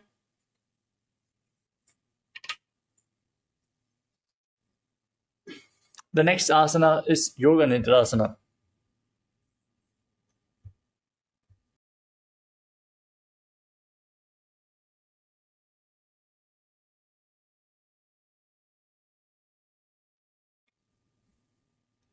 Now lay on your back and one by one lift your legs up behind your head. Gaze to your nose and visualize Swamiji in your inner space as you breathe in Pratyahara Pranayama.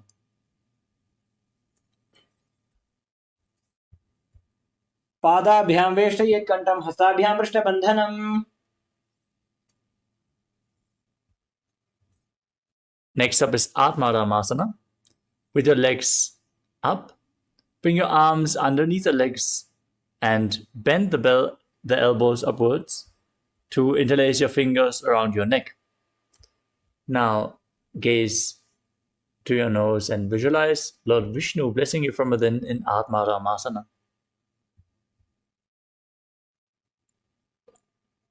Atmaram आसन प्रथम सुधोसो वे. The next asana is Kochikasana. Lay down on your back and pull your knees up against your chest with the soles of the feet pointing upwards and extend your arms out to the side at shoulder level. Gaze to your third eye and visualize Swamiji in your inner space.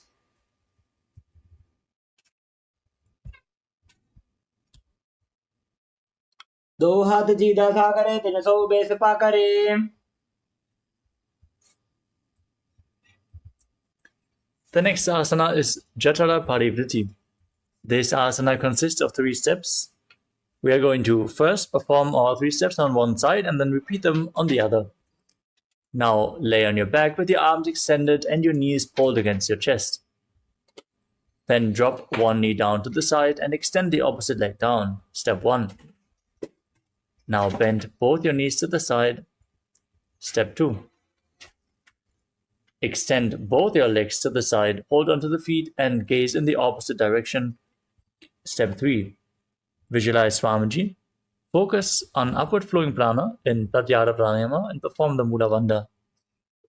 Now return to the center. Hold your knees against your chest. Then drop the other knee down to the side. Step 1. Drop both knees to the side. Step 2. Extend both your legs to the side and hold onto the feet as you gaze in the opposite direction. Step 3. परिवृत्ति कुक्षि भागे त्रिधा हि परिकीर्तितः बद्धकोणं सुप्तकोणम् ऊर्ध्वकोणमथापि च. Now lay on your back. Place your feet flat with the knees raised and hold on to your ankles as you push your hips up. Gaze to your nose. Engage Jalandhara Bandha and Mula Bandha as you breathe in Mocha Kumbhaka, exhaling while the throat lock is engaged. As you visualize yourself as sturdy as a bridge in Dvipada Pitam. प्रतिक्रियायुतं द्वन्द्वपीठः सर्वबलप्रदम्. Next up is Paryankasana. From this posture, with the feet flat, bring your hands over top of the shoulders, fingers pointing towards your feet. Push your arms into the ground and lift your entire body up off the mat. As you visualize yourself being as sturdy as stone furniture, breathe calmly through your nose in Sahadra Kumbhaka.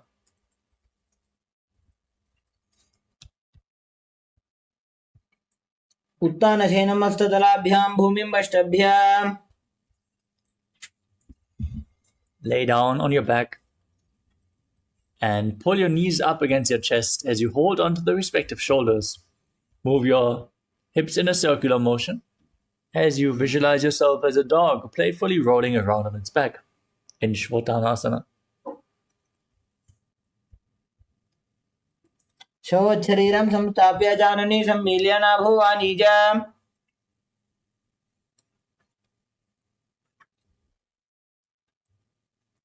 Next up is Viparita Karani. Keep your arms flat on the mat and raise your legs and hips upwards into the sky. Now, move your legs in a circular motion as you visualize Swamiji in your inner space.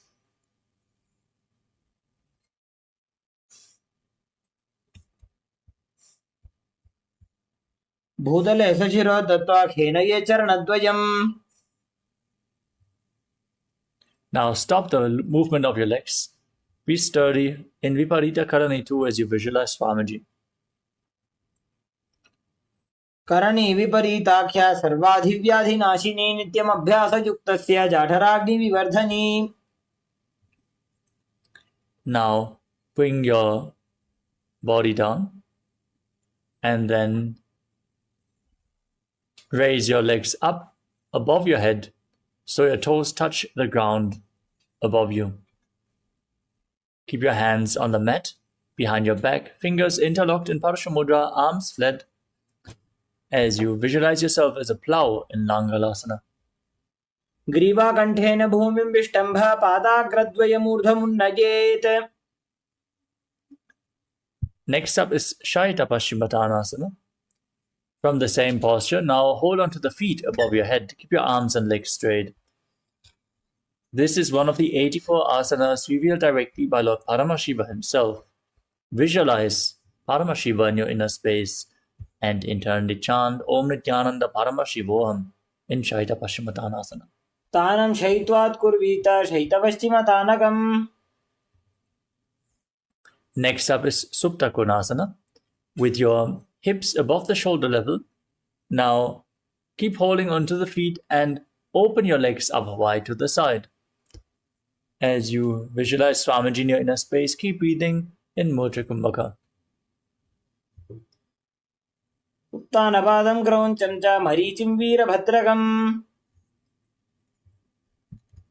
Join your feet back together, hold onto your ankles, and keep your arms and legs straight as you roll onto your back, visualizing yourself as a chakra, a wheel in Chakradasana.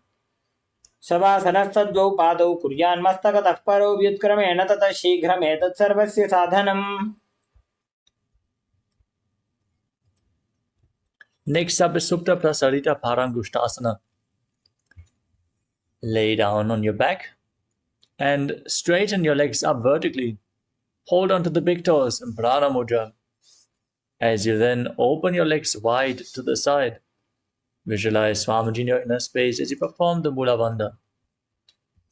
उत्तानपादं क्रौञ्चं च मरीचिं वीरभद्रकं नटराजं त्रिकोणं च सुप्ताङ्गुष्ठप्रसारणे. Join your feet back together, hold on to the big toes, visualize Swamiji in your inner space in Supta Parangushtasana. उत्तानपादं क्रौञ्चं च मरीचिं वीरभद्रकं नटराजं त्रिकोणं च सुप्ताङ्गुष्ठप्रसारणे. From Supta Parangushtasana, now cross your legs into Padmasana. Lay on your back with your legs in Padmasana and your arms over top of your head holding onto opposite shoulders. Visualize Matsya, the fish avatar of Lord Vishnu, as you gaze to your nose. मुक्तपद्मासनं कृत्वा उत्तानशयनं चरेत् कूर्पराभ्यां शिरो वेष्ट्या मत्स्यासनं तु रोगः.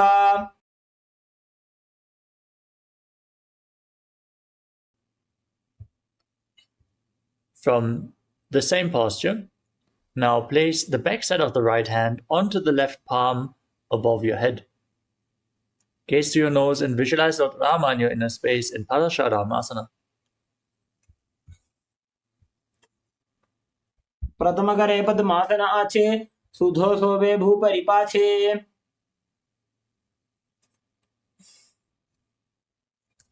Next up is Sarvangasana. Keep your legs in Padmasana and bring your hands to the lower back. Now raise your knees and your hips up off the mat and support your lower back with your hands. Gaze to your nose, visualize Swamiji and perform Jalandhara Bandha and Mula Bandha in Sarvangasana. अथवा क्षेत्रसंक्षेपात् सर्वाङ्गासनमुत्तमम्.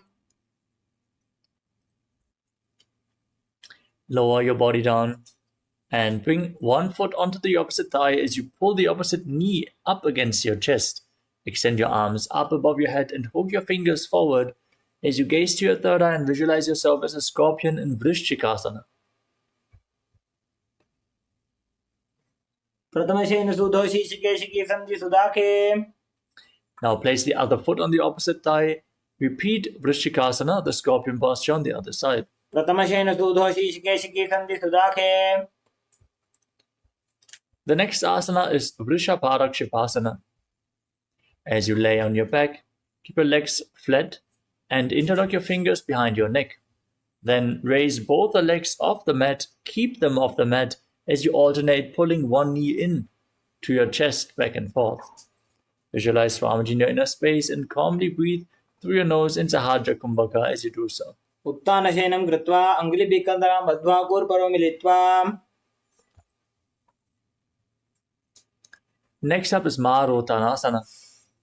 Keep your hands flat on the mat next to your hip as you then alternate pulling one knee in towards your ear.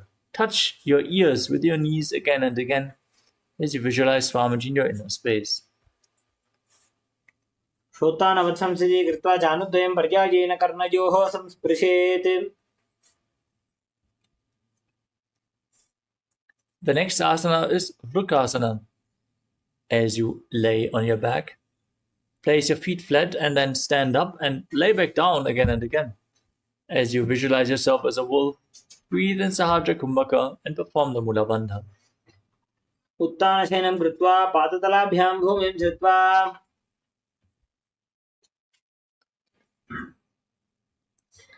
The next asana is Luthasana. Now, as you lay back, kick your legs up and roll over completely. Again and again. Visualize Swamiji and finally finish in a prone position on your stomach. उत्तानशयनं पादौ शिर उल्लङ्घ्य भूमौ स्थापयित्वा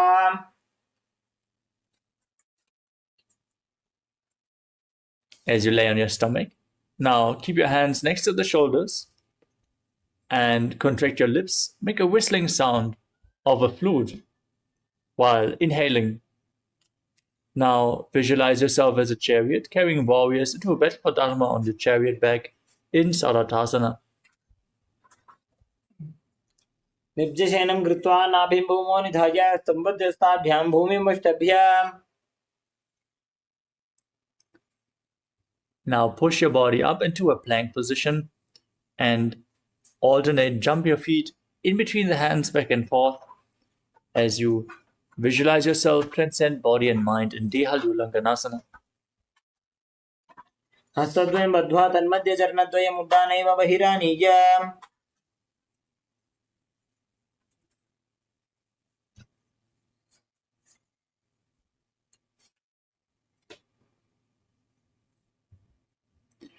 Next up is Jatyasana. Stand tall on the mat and then lean forward and down. Walk on hands and feet as you visualize yourself as a wise 60-year-old elephant. अथ जात्यासनं वक्षे येन जातिस्मरो भवेत्. Next up is Lolitika Karana. As you stand in Arimandi posture, heels together, toes pointing upwards and your knees slightly bent. Raise your arms and bend your elbows, rotating them around your chest as you lean back, open up your chest widely, and move your head in all directions.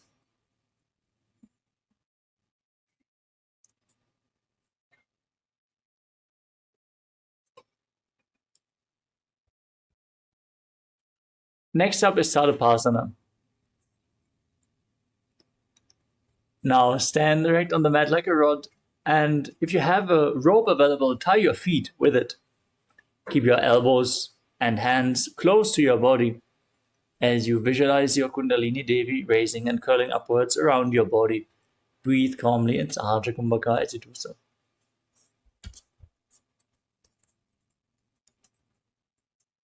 अथ सर्पासनं वक्षे वायुपाणाय केवलं शरीरं दण्डवत् तिष्ठेत् रज्जुबन्धस्तु पादयोः.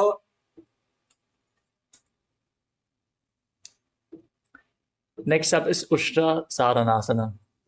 From a standing position, lean forward and down and step onto your fingers with your toes. Wrap your hands around the toes, make a fist, and walk around on the mat, visualizing yourself as a camel.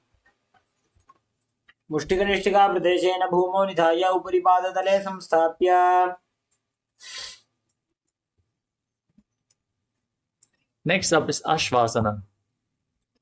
Now from the same posture, hold your toes from the side and walk around on the mat as you visualize yourself as a horse. मुष्टिकनिष्ठिका प्रदेशेन भूमौ निधाय उपरि पादतले संस्थाप्य. Next up is Kapota Nitakasana. Now stand with your feet close together and interlock your fingers behind your back. Lean backwards as deep as you can. Tilt your head back. Open up your chest widely. Breathe calmly and deeply through your nose in Sahasrara Kumbhaka as you visualize yourself as a soaring bird diving in Kapota Nitakasana. पादतले भूमौ निधाय पृष्ठभागेन हस्तौ जङ्घापर्यन्तं नीत्वा. Next up is the Tala Pushpaputam Karana. Stand with your heels together, toes pointing outwards and your knees slightly bent. Join your hands in Namaskara Mudra in front of your heart center and bow down to one side as you open up your palms. Raise the respective heel as you repeat the movement again and again. Visualize yourself holding a bouquet of flowers and offering it to Paramashiva.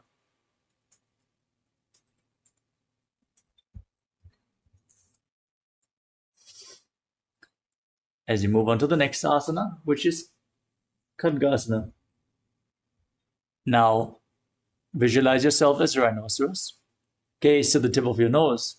Then lay down on your stomach. Jump your feet back up towards your hand and stand, joining your hands in Namaskara Mudra, resembling the horn of the rhinoceros. आसनं कृत्वा पादतलाभ्यां भूमिं धृत्वा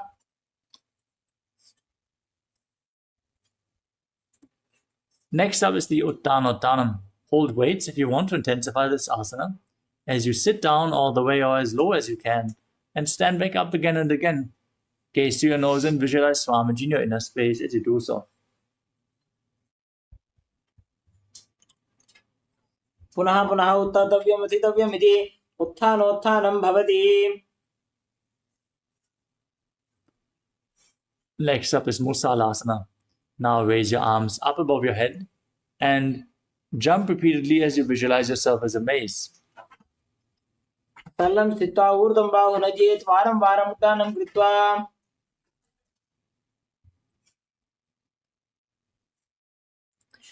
We move on to Utshirshakasana. Now, pull the sole of one foot towards your chest as you sit down with the other leg and stand back up. Alternate on both sides again and again as you gaze to your nose and visualize Swamiji in your inner space.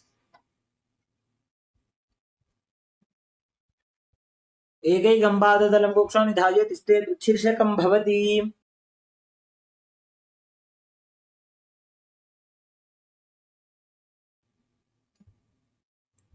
Next up is Parshvajanukarana. Now, keep your toes, the toes of one foot pointing outwards as you bend the respective knee and raise the other knee up against your chest and circle the knee with your arm, hand in a fist, and place the other hand onto the respective thigh with the fingers pointing inwards.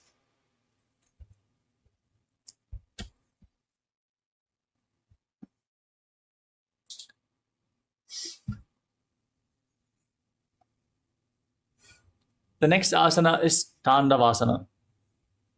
Now visualize yourself fiercely dancing as Lord Shiva. As you hold weights, if you want to intensify this asana, then extend your arms and one leg forward and sit down and stand back up. एकेन पादेन स्थातव्यं ताण्डवासनं भवति.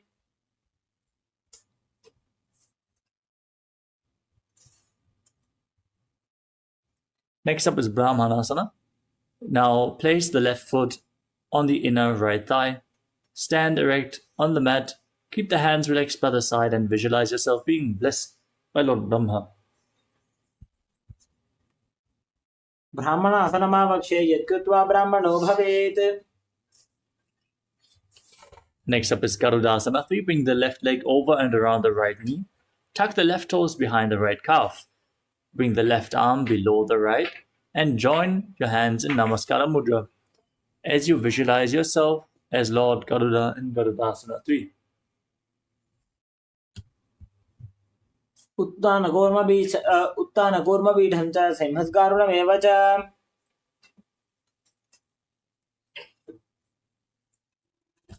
Next up is Ekapadasana. Place the left foot onto the right thigh. Keep your hands by the side and visualize Swamiji in your inner space as you stand one-legged. दक्षिणं घ्रिम्बामपादस्य जङ्घोपरि निधाय च. Next up is Dhruvasana, the post-up posture. Now hold on to the left big toe and extend the left leg out to the side as you quickly rotate on the standing leg, visualizing yourself as the North Poster. एकेन हस्तेन दण्डरूपस्य एकस्य पादस्य अग्रं धृत्वा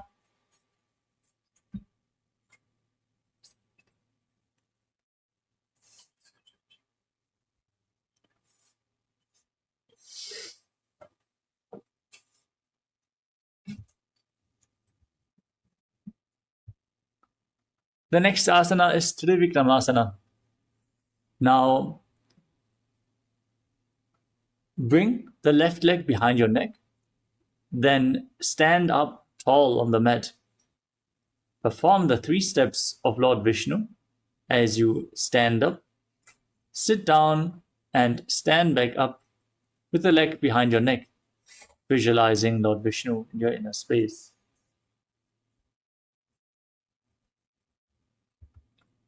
ग्रीवायां पादं संस्थाप्य स्थातव्यम् उत्थातव्यं त्रिविक्रमासनं भवति।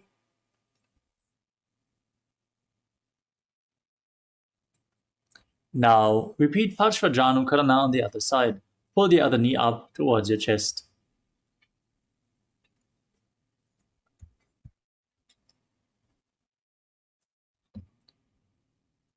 Now visualize yourself fiercely dancing as Lord Shiva as you sit down and stand back up in Tandavasana.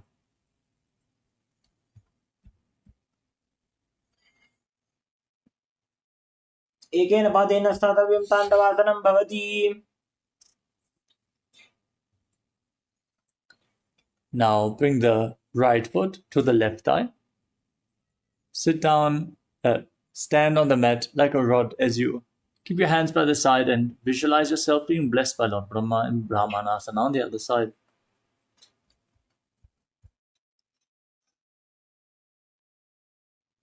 ब्राह्मणासनमावक्षे यत्कृत्वा ब्राह्मणो भवेत्।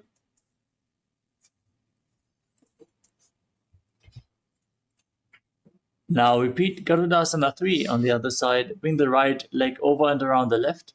Tuck the right toes behind. Bring the right arm below the left. Join your hands in Namaskara Mudra and visualize yourself as Lord Garuda. उत्तानकूर्मपीठं च सिंहस्वरुणमेव च। Now repeat Ekapadasana on the other side. Stand one leg with the right foot onto the left thigh.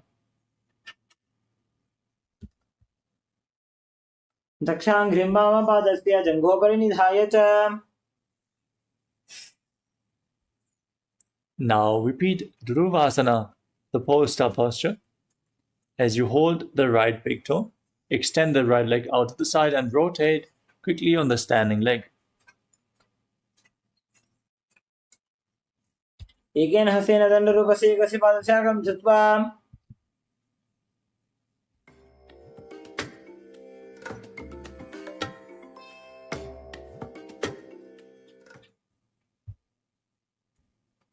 Now repeat Trivikramasana on the other side. Bring your leg behind your neck. Stand up. Sit down and stand back up as you visualize Lord Vishnu in your inner space. ग्रीवायां पादं संस्थाप्य स्थातव्यम् उत्थातव्यं त्रिविक्रमासनं भवति।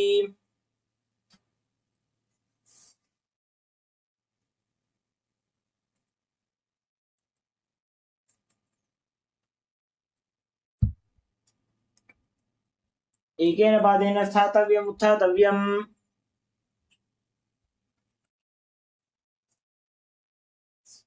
Next up is Samanakakarana. Now stand with your heels together, toes pointing outwards, and your arms slightly extended away from the body. Keep your fingers pointing one by one. In this neutral position, relax from this intense sequence of asanas. As we get ready to enter the final 100 asanas of this sequence, starting off with Gorak Anjali Asana. Now stand erect and then bend forward as you bring your arms in between the thighs and calves. Interlock your fingers, and as you squat down all the way, bring your finger lock towards the navel. Visualize Sage Goraknath, the founder of the Nata Yoga Hindu Sampradaya. Breathe in Jivachala Kumbhaka, inhale all the way, hold your breath, and by the force of your will, freely move your prana within your system.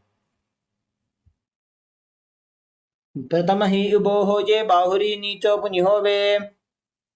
Next up is Kanchasana. Now insert your hands between the thighs and calves and wrap your hands around behind your butt. Visualize Swamiji in your inner space as you do so. पूर्वमध्याधनस्थो निवेश्य नितम्बं धृत्वा। Next up is Bhairava-asana. Now sit down all the way and keep your heels close to the perineum.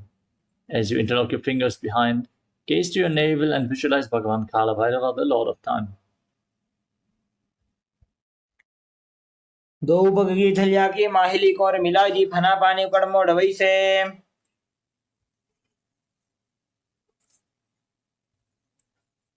The next asana is Varahasana. Now, keep the heels together, toes apart, and bring your hands behind your back. Join them in Anjali Mudra with the fingers pointing down towards the ground. Keep your spine straight, elbows close to your head. As you gaze to your nose and visualize yourself as Varaha, the boar avatar of Lord Vishnu. कागदली की माहिली core मिलाई फना पानी उकट बैसे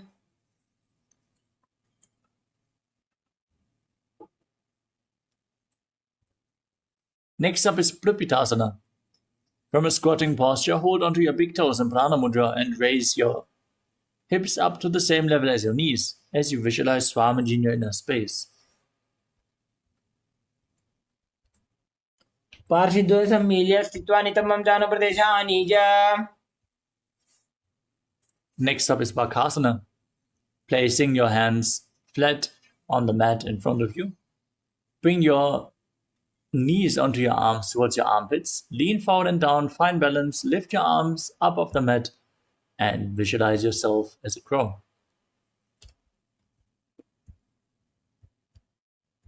हस्ताभ्याम अवनिमवष्टभ्याम. We move on to Sushtanga Kapali Asana. With your hands flat on the mat, your knees on your arms, lean forward, bring your head on the mat, and then raise your legs up as you cross them into Padmasana.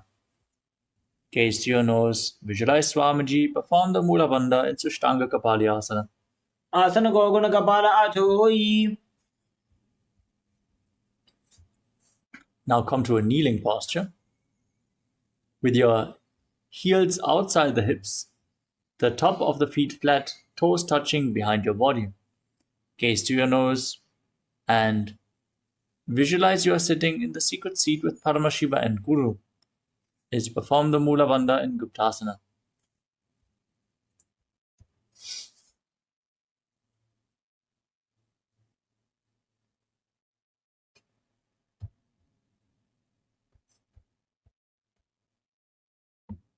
जानुर्भोरन्तरे पादौ कृत्वा पादौ च गोपयेत्.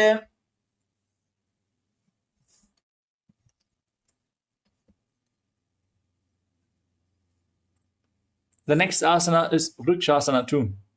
Now place your hands flat on the mat and then raise your legs up into a handstand. If you can't perform this posture, you can lean against the wall or ask a partner to assist you. As you visualize yourself as a tree with deep roots growing into the ground, purify all the 7 chakras in this posture. सप्तचक्रक्षालनाय vrikshasana विशेषकान्. Next up is Shiva Asana. In the handstand posture, gaze to your third eye and visualize Tejas energy is flowing to your third eye, rejuvenating your body and bringing divine radiance to your being. दो पग जोड़ी माही Gulf मिलाए. Now place your hands flat on the ground and step your feet back into a plank position. Then lower your body down and push it back up again and again as you visualize yourself as a fish in Matsyasana 2. निब्जं शयनं गुरुपरो पार्श्वभागाय मूर्धकृत्य. Lower your body down to the mat. Keep your hands on your hips as you lift your chest from left to right again and again. Move and visualize your body like a snake in Sarapasana 2. निब्जं शयनं कृत्वा हस्तौ नितम्बं संस्थाप्य. Next up is Niralambanasana. Bring your elbows on the ground in front of you and join your thumbs and little fingers in Padma Mudra as you rest your chin on your hands. Keep your toes pointed backwards and feel self-supported and completely independent as you calmly breathe through your nose in this asana. कराभ्यां पङ्कजं कृत्वा तिष्ठेत् गुरुपर यासुधीः. Next up is Chaturasana. As you place your hands flat on the ground in front of you, straighten your arms, bend your back, and bend your knees to bring the feet up.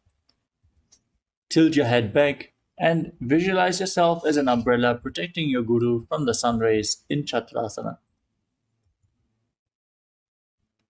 अर्ध्यासनं स्थित्वा हस्ततलाभ्यां भूमिं धृत्वा Now come to a kneeling posture with the feet flat and sit on the heels. Extend your arms out in front. Place your palms and your forehead down on the ground as you gaze to your nose and visualize yourself as Vajra, the weapon of Indra, symbolizing your indestructibility. इदानीं गर्भिणीनां योगाभ्यासो यथा लघु सुखप्रसवलाभाय प्रोच्यते प्राक्तनेपथि. Next up is Meshasana. With your hands flat on the ground now, raise your hips up and enter into Gajasana. As you alternate striking the ground with your hands, visualize yourself as powerful as a ram. गजासन संसितो एकैकं बाहुं भूमौ ताडयेत्.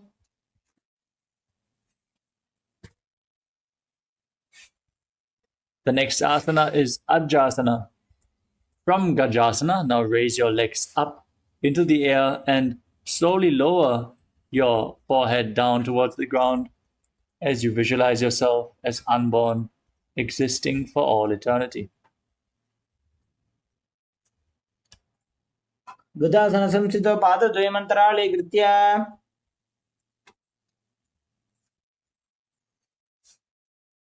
Next up is Dhanantarasana.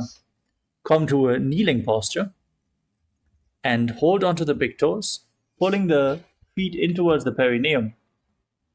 Then place your hands onto your thighs.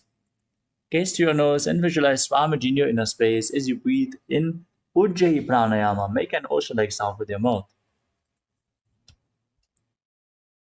पूरव विधि परिहाता की काकसी से फणा शरा मोड़ी. Next up is the Angamuttanam.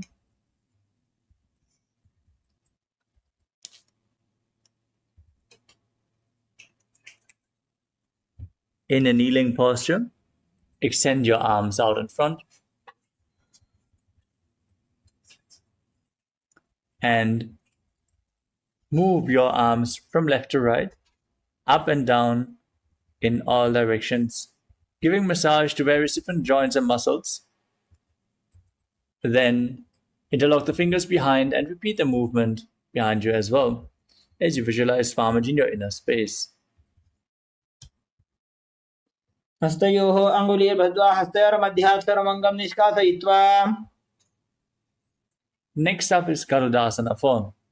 Now sit with the toes pointing outwards on your heels. Visualize yourself as Lord Garuda, flying Lord Vishnu and Lakshmi on his back as you keep your hands on your knees and perform the Mula Bandha in Garudasana form.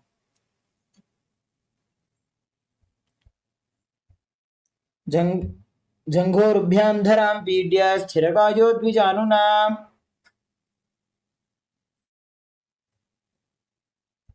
Next up is Ananda Mandirasana. Now keep the soles of the feet flat. Sit on your heels with the knees open wide. Place your hands underneath your ankles. Hold onto your ankles as you bring the front of your buttocks on the ground. Gaze up towards your third eye and visualize yourself residing in the blissful space of a temple. अथ वक्षे वीरनाथ आनन्दमन्दिरासनं यत्कृत्वा अमरो धीरो भवत्येवेह साधकः. Next up is Mandukasana too. Now, cross your feet and sit on your heels as you keep your hands on the knees, your tongue up flat against the palate of your mouth in Manduki Mudra. Visualize yourself as a frog and perform Uddiyana Bandha and Mula Bandha. पृष्ठं सम्पीड्य गुल्फाभ्यां जान्भङ्गे सबलयाकृतिः. Next up is Narasimhasana. Now tuck your toes and sit on the raised heels. Keep your knees spread and on the ground. As you join your thumbs on the ground, keep your fingers spread and stick your tongue out. Exhale forcefully again and again as you gaze to your nose. Visualize Narasimha, the Lion Man avatar of Lord Vishnu. दोवु फणा पाणी होए वैसे AD Mailer गुदानी वैसे सम शरीरनी काट हरावे NASA अग्र दृष्टि को ल्यावे. Next up is Vishlakasana. Maintain the same posture, but now cover your mouth with your hands. Bring your thumbs underneath the teeth and close your lips. Then inhale through the right nostril and exhale through your mouth as per your capacity. As you gaze to your nose and visualize yourself as Devi, victorious over all your fears. दो बगांगी AD Joji घोड़ा फनो वान पुनि होजी.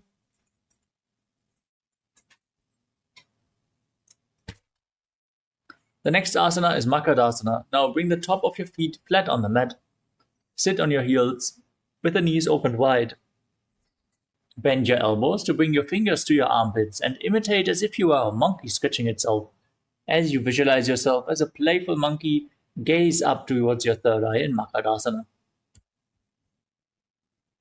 दोवु पगदली संपुट आने तिनिकी पिष्टि भूमि पर इठाने.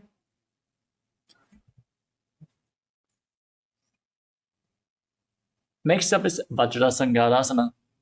Now tuck your toes and sit on the raised heels.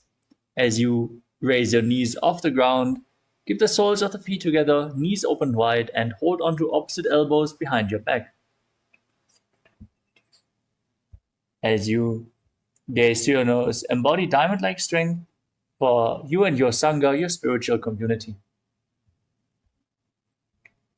प्रथम बना पाणी होए बैसे दोवु एड़ी गुदानी बैसे घोड़ा उभा राखे धीर आड़े वाय पसारे धीर.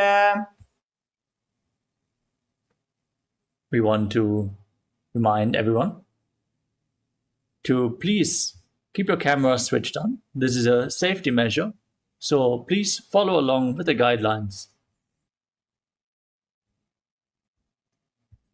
The next asana is Kanjanasana. Now sit with the feet crossed on top of your heels. Keep your knees on the ground, opened wide, and place your hands on the mat next to you. Keep your palms flat on the ground as you gaze to your nose and visualize perfect health beyond any and all physical or mental ailments. Perform Uddiyana Vanda and Mula Vanda. खञ्जनासनमावक्ष्ये यत्कृत्वा सुस्थिरो भवेत् पृष्ठे पादद्वयं बद्ध्वा हस्तौ भूमौ प्रधारयेत्. Next up is Kurmasana. From the same posture, now keep your hands on the knees and make your upper body and neck stiff like the shell of a turtle as you gaze to your nose and visualize a turtle with a stable body and mind to live for centuries. गुल्भौ च वृषणस्याधो व्युत्क्रमेण समाहितौ ऋजुकाय शिरोग्रीवं कूर्मासनमितीरितम्. Maintain the same posture but relax your upper body and neck. Gaze to your nose, visualize Swamiji, breathe in Ujjayi Pranayama in Yogasana.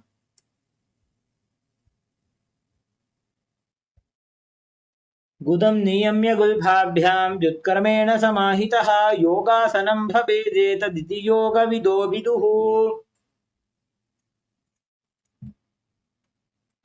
Next up is Vijyogasana. Now stand on your knees and cross your legs behind.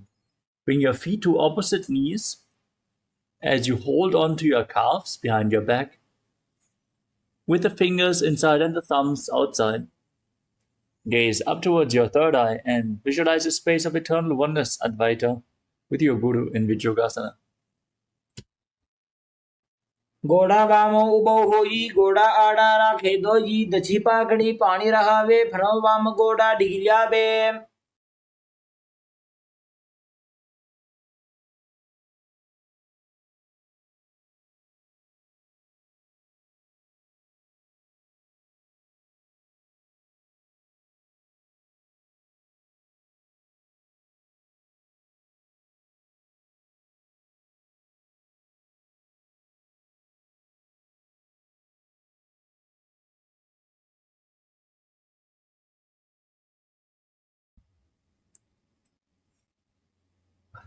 Next up is Ushtrasana 2.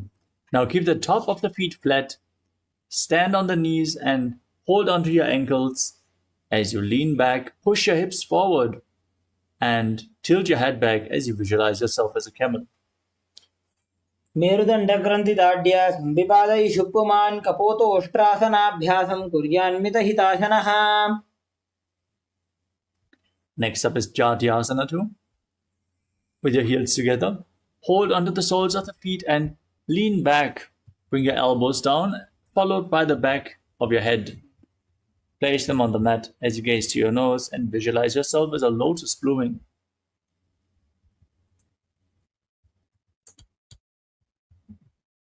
दौवेडी संपुटकरे Sole मूलद्वारितरिधरे.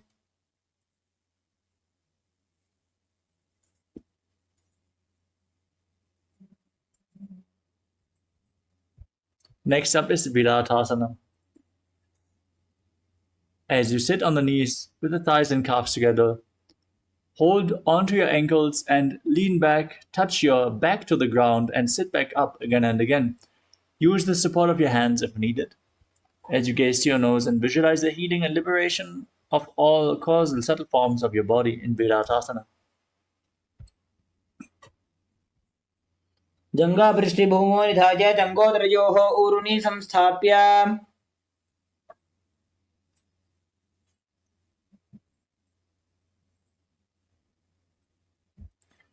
The next asana is Kapotasana.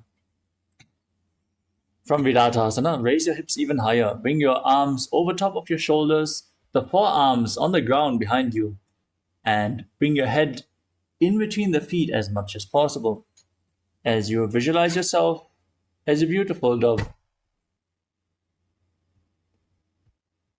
मेरुदण्डग्रन्थिदाढ्य संविपादैषुप्पुमान्.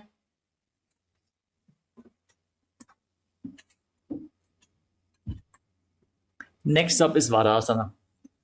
As you stand upright on your knees with your toes tucked, hold your arms with opposite hands and gaze to your nose. This is the boon-fulfilling posture. Receive your boon from Paramashiva. Internally, chant the Mahavakya, Om Nithyananda Paramashivoham in Varasana. जानुनि भूमौ संस्थाप्य हस्ताभ्यां बाहुपरस्परं धृत्वा. Next up is Varahasana 2. With your toes tucked, sit down on the heels and place your forearms on the ground as you rest your head on your hands. Visualize yourself as Varaha, the boar avatar of Lord Vishnu. सूर्यं चन्द्रं भेदनानि आसनानि निकथ्यते.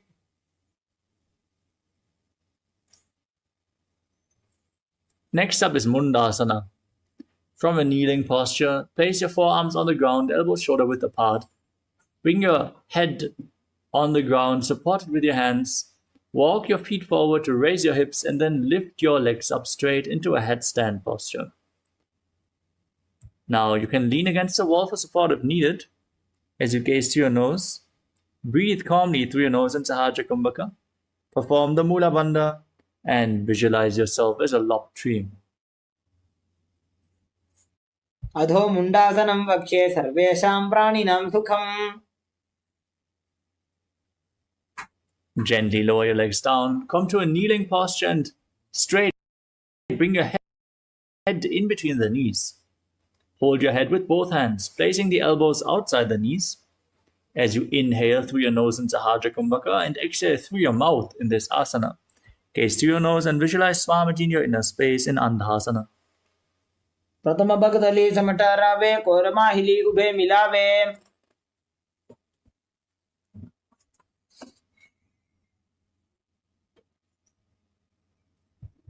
The next asana is Viparita Shalabhasana. Lay down on your stomach with your arms extended above your head. Hold on to weights if you want to intensify this asana. As you lift your legs, your arms, and your upper body up off the mat. Engage your lower back and glutes intensely as you visualize yourself as a locust. शलभासन भेदाश्च नटभेरुण्ड नामके गण्डभेरुण्ड सहिते शीर्षदण्डासनं तथा.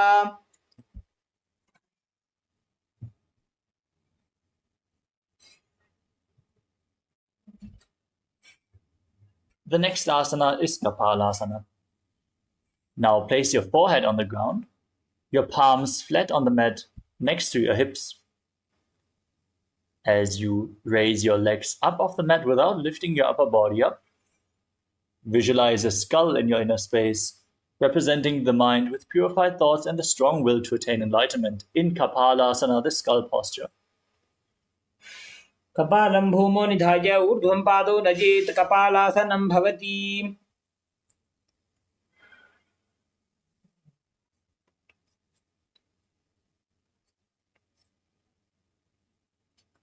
The next asana is Akasha Kapotasana.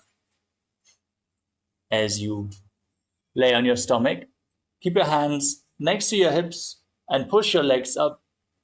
Bring your feet over top of your head and try to place them in front of your face. As you bend your back intensely, visualize yourself as a free and open dove. उष्ट्रासने स्थित्वा चरणौ भूमेरुत्थाप्य मस्तकोपरि नीत्वा.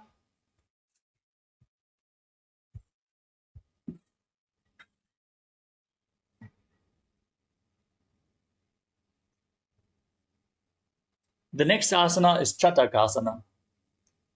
As you sit in a kneeling posture, place your forearms on the ground, bring your navel onto the knees, and be sturdy as you visualize yourself as a sparrow. Calmly breathe through your nose.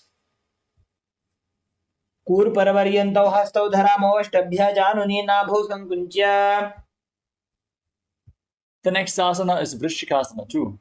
With your forearms on the ground, now raise your hips and bring your legs up over top of your body. Bend your knees to bring your feet to the back of your head. And try to balance in this posture as you visualize yourself as a scorpion. विच्छेपपुच्छप्रतिमां गिरिपार्श्वे धृत्वा स्वशीर्षे चिबुकं विधार्यकौ. The next asana is Vrishasana.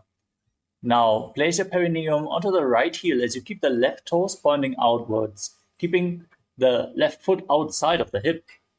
Keep your hands on the ground in front of your knees and visualize yourself as a bull as you inhale forcefully through the nose, hold your breath for a short while, and then exhale again slowly through the nose in Antaranga Kumbhaka, in Vrishasana. याम्यगुल्फे पादमूले वामभागे पदेतरम्. Next up is Lolasana. Now push your arms into the mat, lift your knees up and balance above the mat as you cross the toes of the left foot over the right and visualize Swamiji in your inner space. लोलासनं सदा कुर्यात् वायुलोलापघातनात्.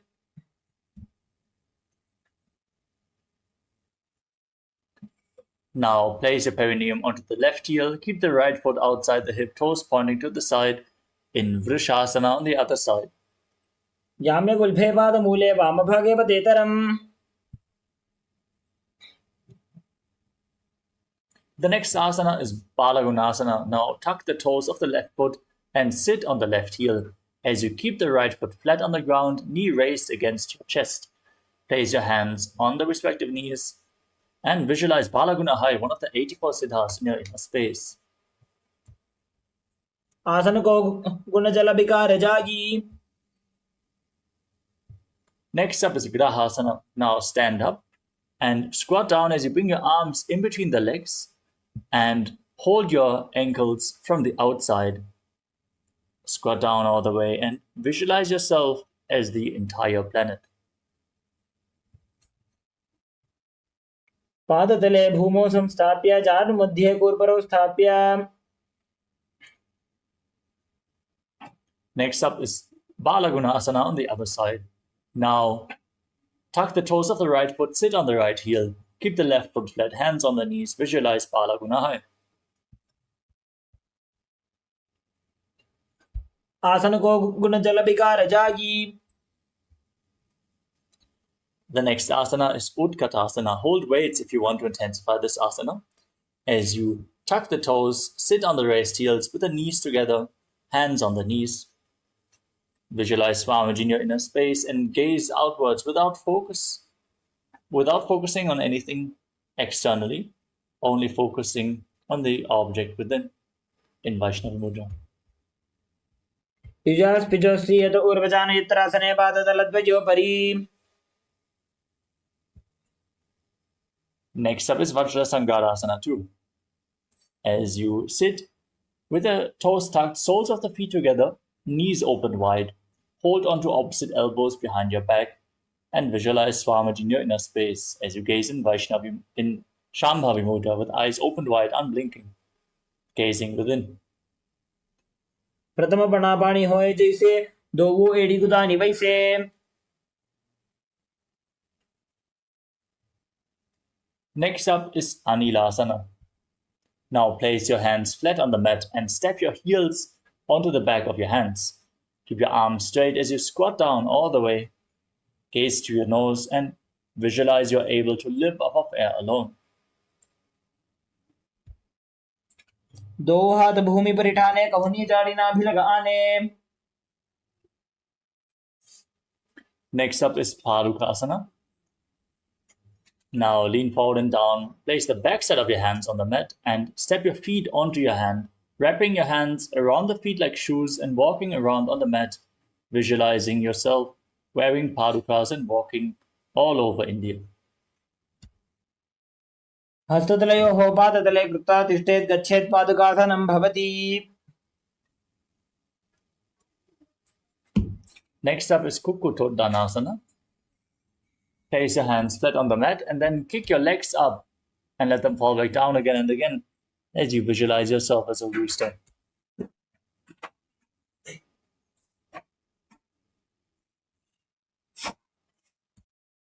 हस्ततले भूमौ कृत्वा पादतले च ऊर्ध्वमुड्डानं कृत्वा.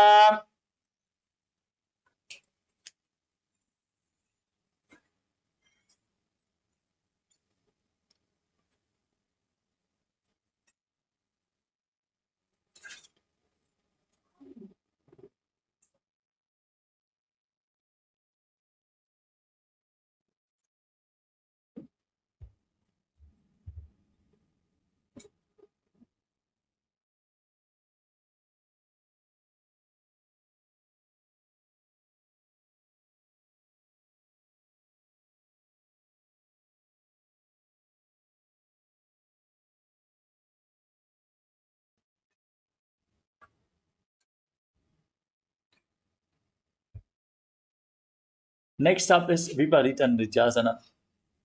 Now place your hands flat on the mat and kick your legs up into a handstand and move around on two hands dancing as you feel yourself become free of all inhibition.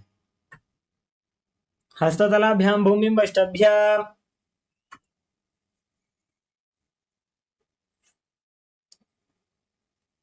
Now separate your feet and place one hand down on the mat.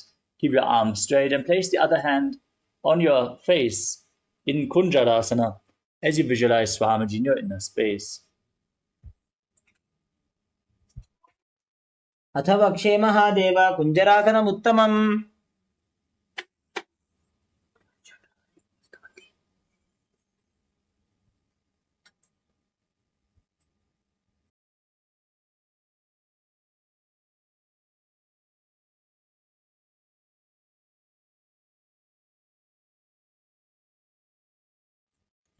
Now place the other hand down on the ground. Repeat Kunjarasana on the other side. अथ वक्षे Mahadev कुञ्जरासनमुत्तमम्. Next up is Kadambasana. Now squat down and hold your ankles as you raise your feet up off the ground, visualizing yourself as a Kadamba tree, a pious tree that promotes a long life. पार्श्वेभ्यां भूमिं वष्टभ्य हस्तद्वयेन गुल्फौ धृत्वा.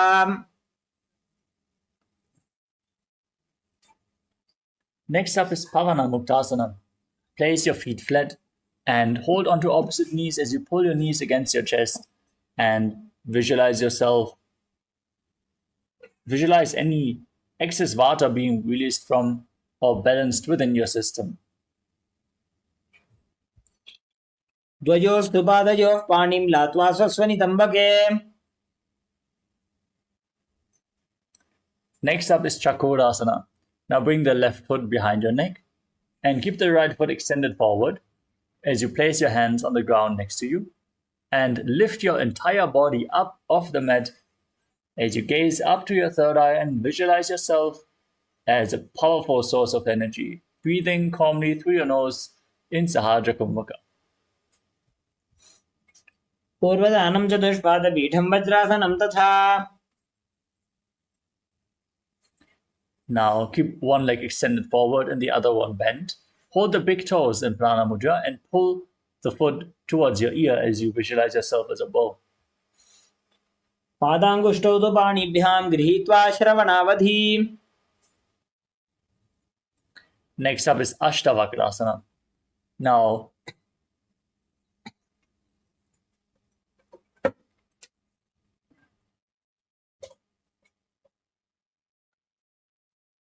bring the left foot over top of the left shoulder and hook the right foot over the left.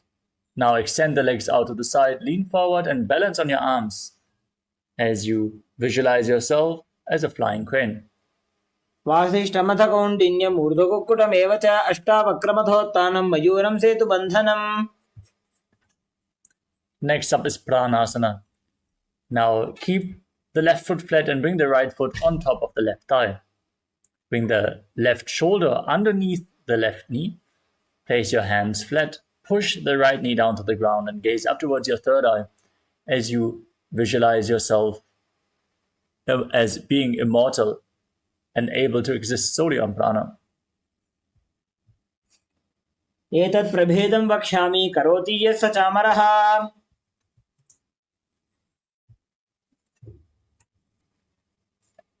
Next up is Parshvamatsindasana.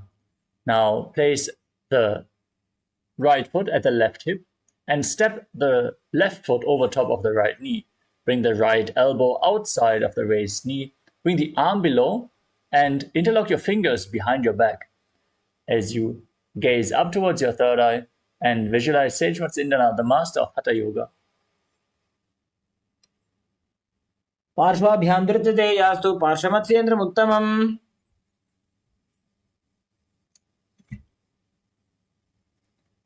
Now repeat Chakrasana on the other side. Bring the right leg behind your neck and keep the other leg extended as you lift your entire body up off the mat. Gaze to your third eye and visualize yourself as a powerful source of energy.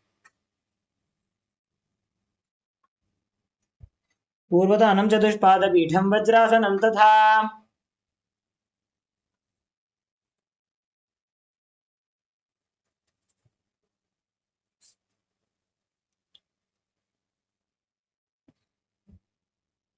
The next asana is Dhanurasana 2. Now hold on to the big toes. Pull the other foot towards your ear as you visualize yourself as a bow. पादाङ्गुष्ठौ तु पाणिभ्यां गृहीत्वा श्रवणावधि. Now repeat Ashtavakrasana on the other side. Bring the other leg over top of the shoulder. Hook the opposite foot over top and extend the legs out to the side as you lean forward, find balance, and lift your body off the ground.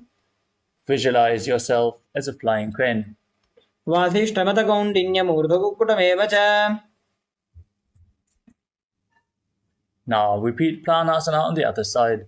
Bring the left foot on the right thigh.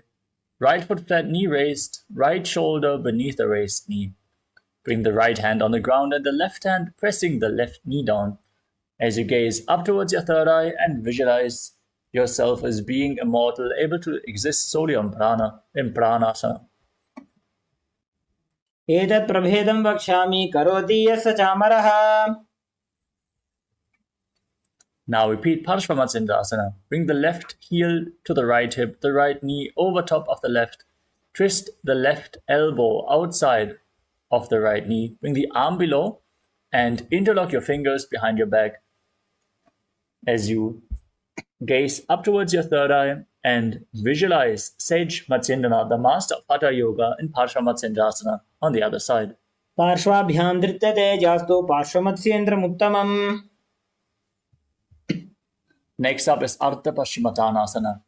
Now press one heel against the perineum and keep the opposite leg extended forward as you lean forward and down. Hold on to the front foot with both hands Breathe in Jiva Chala Kumbhaka. Inhale and hold your breath, moving the prana freely within your system as you visualize Swamiji in your inner space. एकं पादं प्रसार्य एकं पादस्य पार्श्वनासीवनी सम्पीड्य.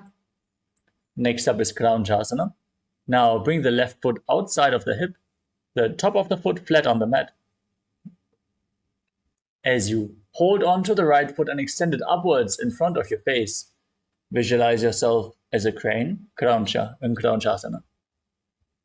उत्तानपादं क्रौञ्चं च मरीचिं वीरभद्रकं नटराजं त्रिकोणं च सुप्ताङ्गुष्ठप्रसारणे. Now repeat Ardha Paschimottanasana on the other side. Press the other heel against the perineum, lean forward and down, holding on to the front foot as you visualize Swamiji in your inner space. एकं पादं प्रसार्य एकं पादस्य पार्श्वनासीवनी सम्पीड्य. Now repeat Kraunchasana on the other side. Bring the right foot outside the hip, top of the foot flat, hold onto the left foot and extend it up in front of your face as you visualize yourself as a crane. वासिष्ठमथ कौण्डिन्यम् ऊर्ध्वकुक्कुटमेव च अष्टावक्रमथोत्थानं मयूरं सेतुबन्धनम्. Next up is Swastikasana. Now keep your feet in between the thighs and calves and keep your hands on the knees as you gaze to your nose and embody peace, well-being, good fortune and prosperity as you visualize a swastika.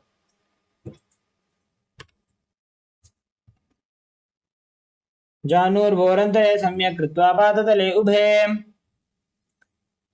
Now cover your heels with your hands as you gaze to your nose and tuck your chin to the chest. Visualize the great sage Goraknath, founder of the Natha Yoga Hindu Sampradaya in Gorakshasana. जानुर्भोरन्तरे पादौ उत्तानो व्यक्तसंस्थितौ. Next up is Bhagasana 2. Press the left heel against the perineum and place the right foot on top of the left thigh. Gaze up towards your third eye. Visualize Swamiji in your inner space and meditate on Arihanta, the Enlightened One, the Lord, as you get ready to enter Shanmukhi Mudra. Inhale all the way and close your mouth with little and ring fingers, the nostrils with the middle fingers, the eyes with the index fingers, and your ears with your thumbs. वामपार्श्वमुग्धं संस्थाप्य दक्षाङ्घ्रिवामजगने.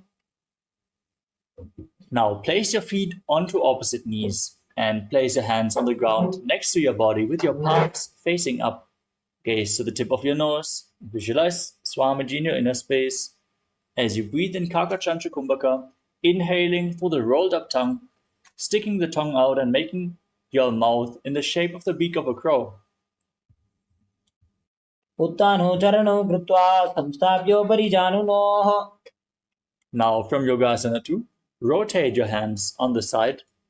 Place your palms on the ground and push them into the mat. Lift your entire body off the ground.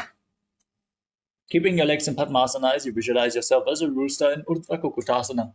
वासिष्ठमथ कौण्डिन्यम् ऊर्ध्वकुक्कुटमेव च.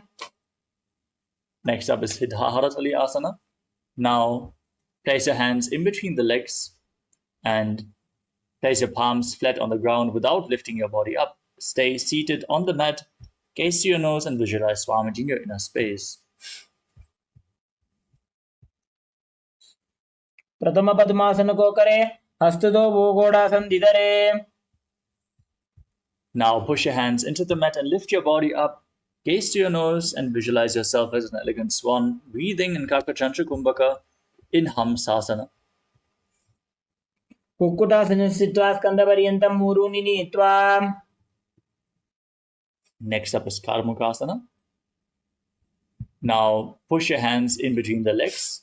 Bring them behind your body as you lean forward and down, placing your forehead on the ground. Interlock your fingers in Parasha Mudra behind you as you visualize yourself as Lord Shiva's bow in Karmukasana. प्रथम पद्मासन को करे घोड़ासन धीमाहि करि धरे. Next up is Kurmasana 2.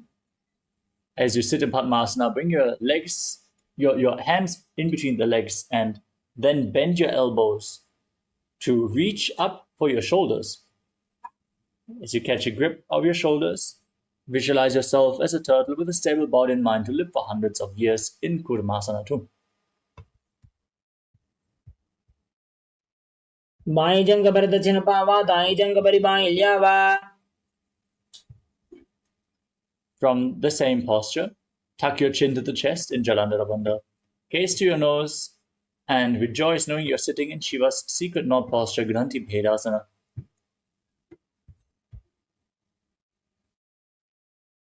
अथ वक्षे नीलकण्ठ ग्रन्थिभेदासनं शुभम्. Now roll onto your back, hold onto your shoulders and gaze to your nose. Embody a turtle laying on its back in Uttana Kurmasana.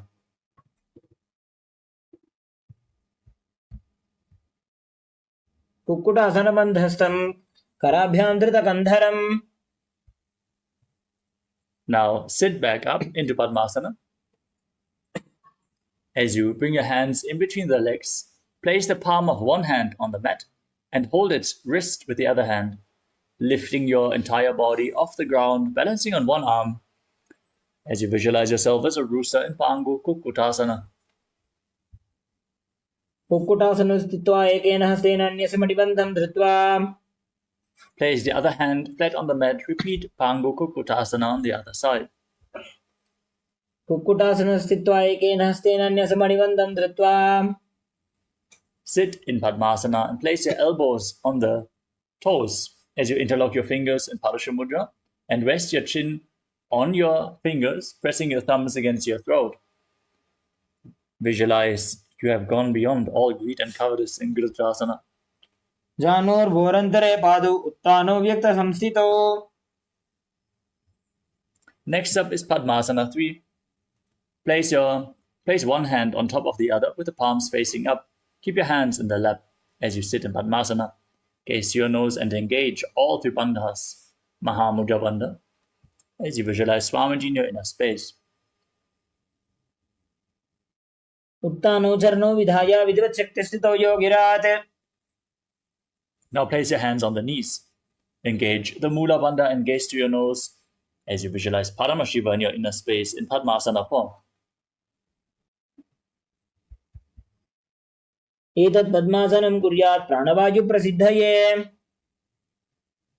Keeping one hand on the respective knee, hold on to the other big toe in Prana Mudra and move the big toe round and round.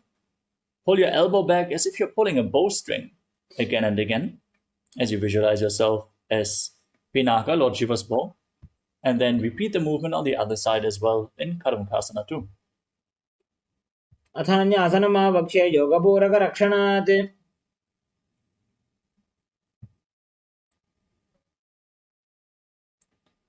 Now, sit in Padmasana and cross your arms behind your back.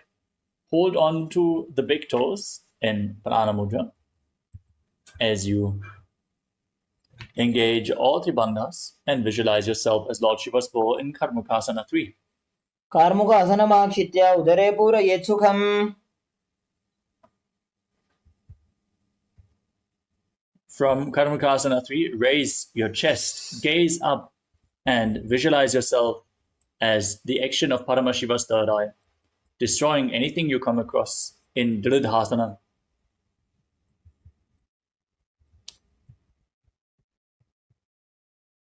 ऊरुभ्यामुपरि स्थाप्य पादयुग्मं प्रयत्नतः.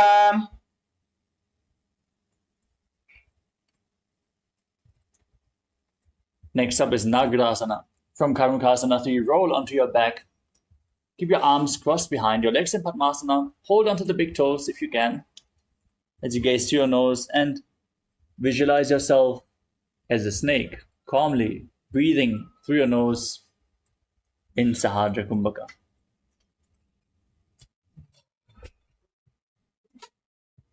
प्रथमपद्मासनकोठाने द्वौहातपाठाने आने. Now you can free your arms and legs. Pull your knees up towards your chest and circle your legs with your arms. Interlock your fingers and bring your chin to the knee as you squeeze your body into a ball in Kandukasana.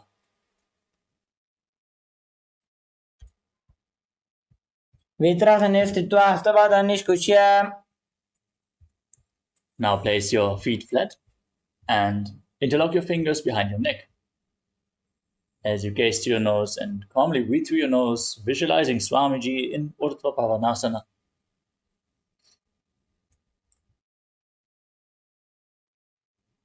प्रथमे सूधो San करावे घोड़ा उभा राशि मिलावे. Now bring your hands underneath the heels with the palms facing upwards and push your hips up off the mat as you visualize yourself as a powerful alpha ape in Marakata Pitasana, locking your throat and exhaling in Murcha Kumbhaka. उत्तान शयनं पादतले उत्तान हस्तयोः स्थापयेत्. Now keep your hands at the lower back and raise your hips up high.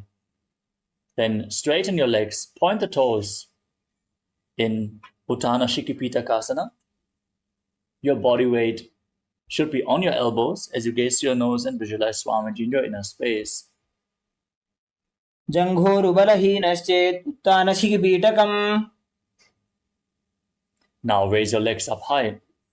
Point the toes up towards the sky as you keep your arms flat on the mat and visualize yourself blissfully traversing Narakaloka unscathed in Narakasana. ग्रीवाकण्ठेन भूमिं विष्टम्भ पादाग्रद्वयम् ऊर्ध्वमुत्त्रयेत्. Now bring your hands to the lower back. Support your back as you straighten your legs and lower and angle them downwards, engaging your core intensely as you visualize yourself as a boat crossing the ocean of samsara in Tirya Naukasana. नौकावत् स्थित्वात् ऊर्ध्वं पादाग्रद्वयं नयेत्. Now come back up. Place your hands on the mat. Be sturdy like a flagpole as you visualize yourself as the KAILASA flag, respected across all nations in Dvajasana.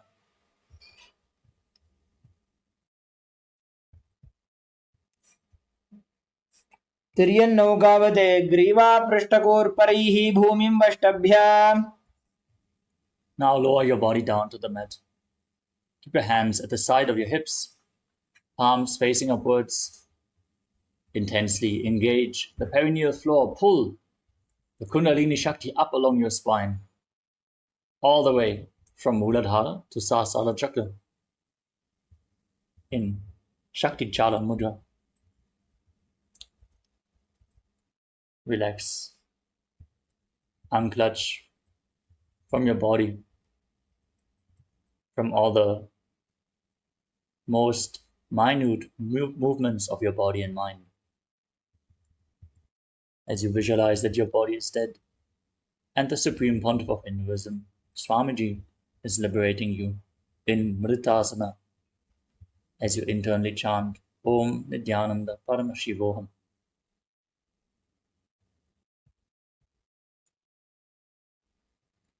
उत्तानं शववद्भूमौ शयनं तु शवासनं. शवासनं श्रमहरं चित्तविश्रान्तिकारणम्.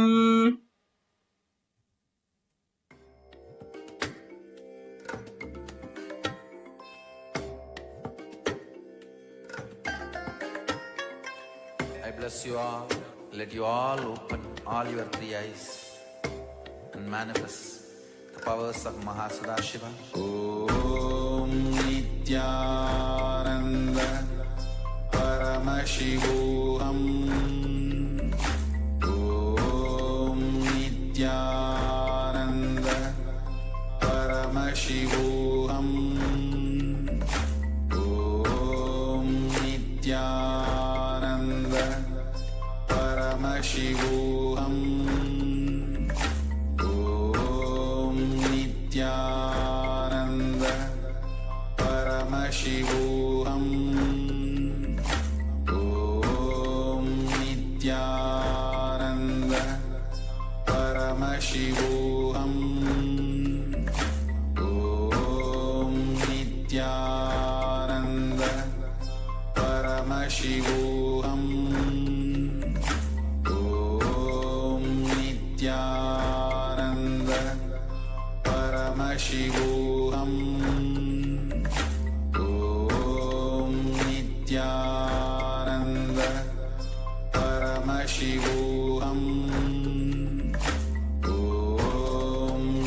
Nithyananda Paramashivoham Om Nithyananda Paramashivoham Om Nithyananda Paramashivoham Om Nithyananda Paramashivoham Om Nithyananda Paramashivoham Om Nithyananda Paramashivoham Om Nithyananda Paramashivoham. Now, slowly, return to your physical body. Start to wiggle your fingers and toes, your wrists and your ankles, your elbows and your knees. Pull your knees up against your chest and circle them with your hands and rock your body from side to side as you slowly return to a comfortable seated position. Congratulations, you completed the Dvitiya Vinyasa Krama 308 asana sequence as revealed by the Supreme Pontiff of Hinduism. With this, we are going to conclude the yoga segment for today, and we are going to move on to the power manifestation session. So stay tuned, and after this intense Kundalini awakening, let us manifest the powers of Paramashiva. Let us conclude this session. So sit straight with your head, neck, and spine in a straight line. Join your hands in Padmanjali Mudra in front of your heart center. Close your eyes, take a deep breath. Visualize Swamiji in your inner space as we chant the Purna Mantra. Om Purnamadah Purnamidam Purnat Purnamudachyate Purnasya Purnamadaya Purnamevavashishyate. Om Shanti Shanti Shanti. Hari Om Tat Sat. Sarvam Bhagavat Shri Nithyananda Paramashiva Padukarpanamastu. Om Nithyanandam. Thank you.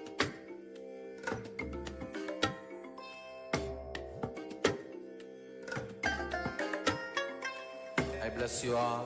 Let you all open all your three eyes and manifest the powers of Mahasadashiva. Om Nithyananda Paramashivoham.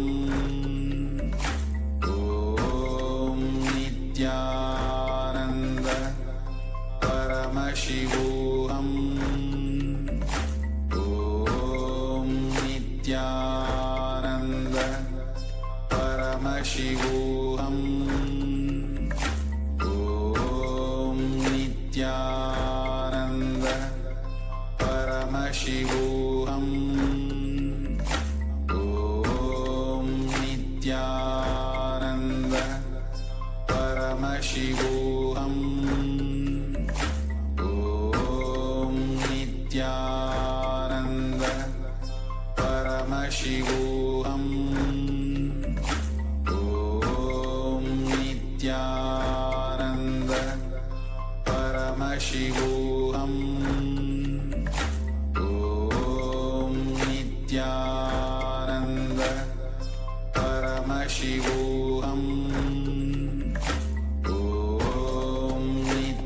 Om Nithyananda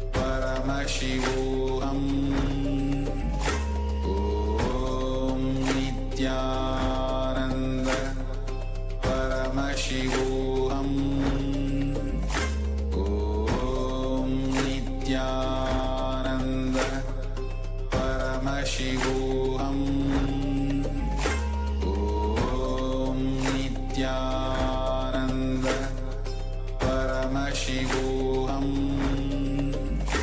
Om Nithyananda Paramashivoham. Om Nithyananda Paramashivoham.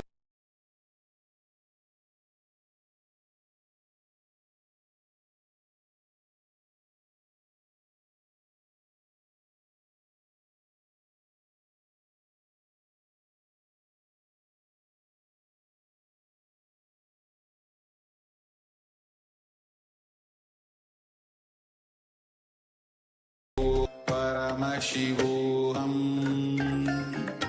Om Nithyananda Paramashivoham. Om Nithyananda Paramashivoham. Om Nithyananda Paramashivoham. Om Nithyananda Paramashivoham. Om Nithyananda Paramashivoham. Om Nithyananda Paramashivoham. Om Nithyananda Paramashivoham. Om Nithyananda Paramashivoham. Om Nithyananda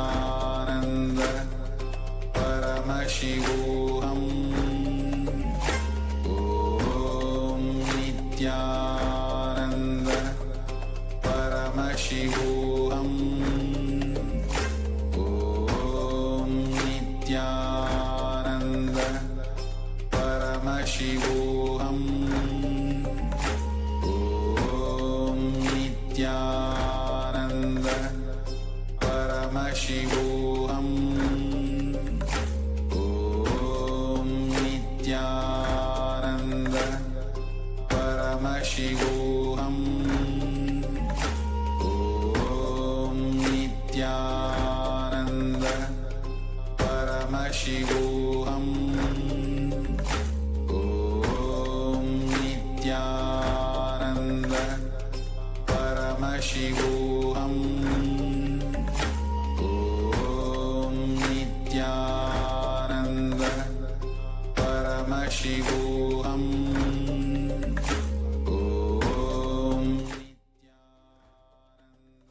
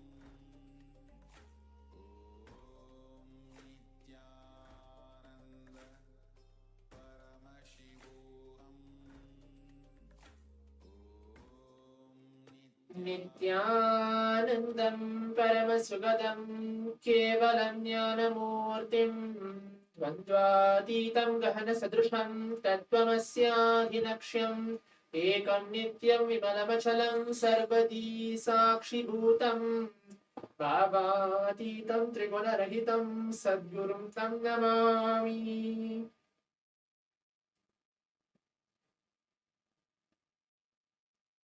Nithyananda, I welcome each one of you for all the Paramashivoham level 3 participants for this exciting power manifestation session right after the Nithyananda Yoga which we are having today. We are entering with the day 2, season 5 of this Paramashivoham level 3, blessed by the Supreme Court of Hinduism. Now let's get ready as we are going to enter the power manifestation the next 21 minutes, manifesting the powers of Paramashiva. Now let's all bring our space in the space of blissful awareness, the space of oneness with Swamiji. Remembering him in our third eye.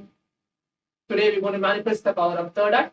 So please bring your eye bands, pen and paper, please be seated.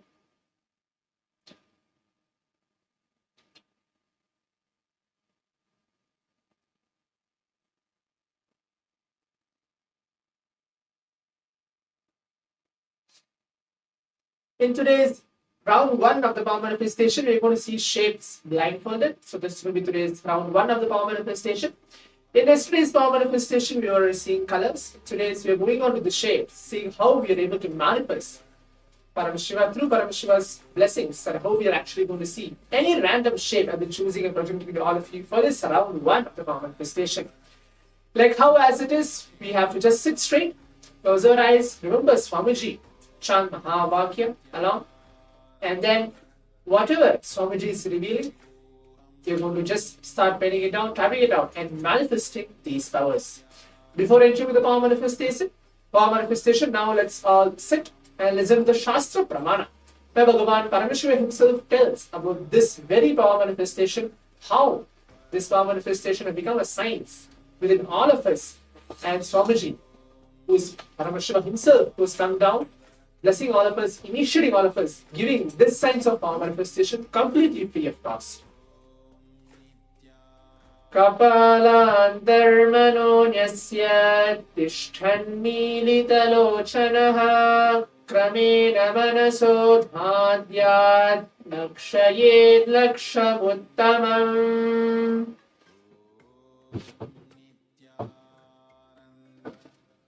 Yes. So the translation goes for this verse is by fixing the mind on inner space within the crown center and sitting stably without any movement, having the eyes closed in succession. By the stability of the mind and inner space through the power of the third eye, one directly sees the ultimate goal, the Laksham, by having vision beyond the sight that reveals any object or place, attaining the space of oneness with the source, Paramashiva, for all of us, Swamiji himself. Let's all sit straight, please put on your eye bands, please keep your eyes closed. Remember Swamiji, on your third eye, any form of Swamiji. Just take a few moments for that.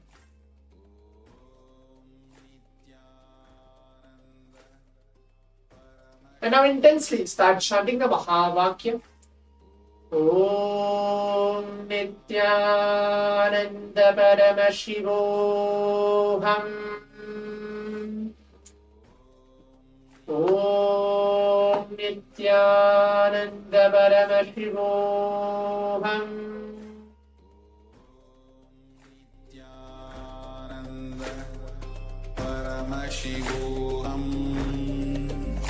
Om Nithyananda Paramashivoham. Om Nithyananda Paramashivoham.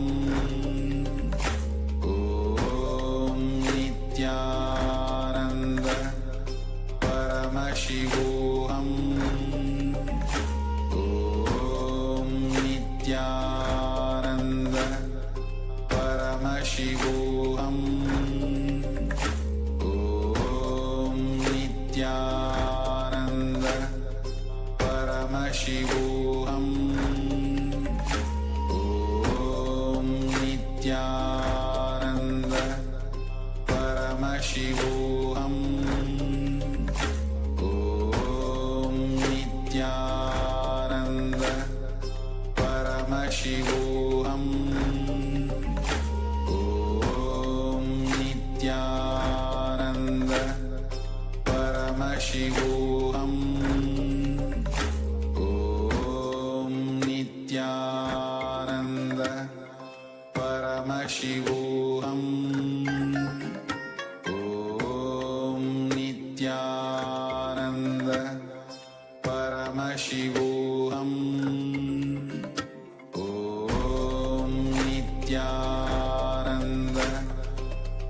Paramashivoham.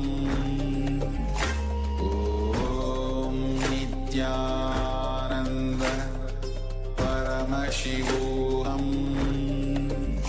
Om Nithyananda Paramashivoham. Om Nithyananda Paramashivoham. Om Nithyananda Paramashivoham. Om Nithyananda Paramashivoham. Om Nithyananda Paramashivoham. Om Nithyananda Paramashivoham. Om Nithyananda Paramashivoham. Om Nithyananda. Yes. So now, requesting all the participants to please relax and take off your eyebands. Please open your eyes. As the round 1 of the power manifestation has been completed, please open your eyes.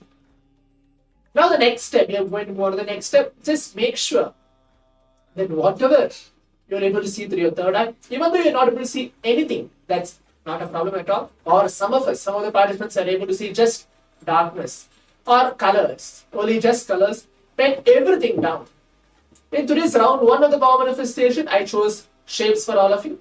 But if Swamiji is revealing, Paramashiva is revealing for each one of us in a completely unique way, please pen down, write everything down. Please type out your answers as well in the Zoom chat. And what was exactly revealed to you for this round 1 of the power manifestation. So now let's take a few moments now to please type out your answers in the Zoom chat and all the social media platforms in which you are watching this Paramashivoham level 3 power manifestation session. Please type out your answers, and in a few moments I'll be projecting the image to all of you after verifying what we have manifested in this round 1 of the power manifestation. Om Nithyananda Paramashivoham. Om Nithyananda Paramashivoham. Om Nithyananda Paramashivoham. So now let's all move to the next step. Let's actually see what is the image chosen for all of us for this round 1 of the power manifestation. I'll be projecting the image to all of you.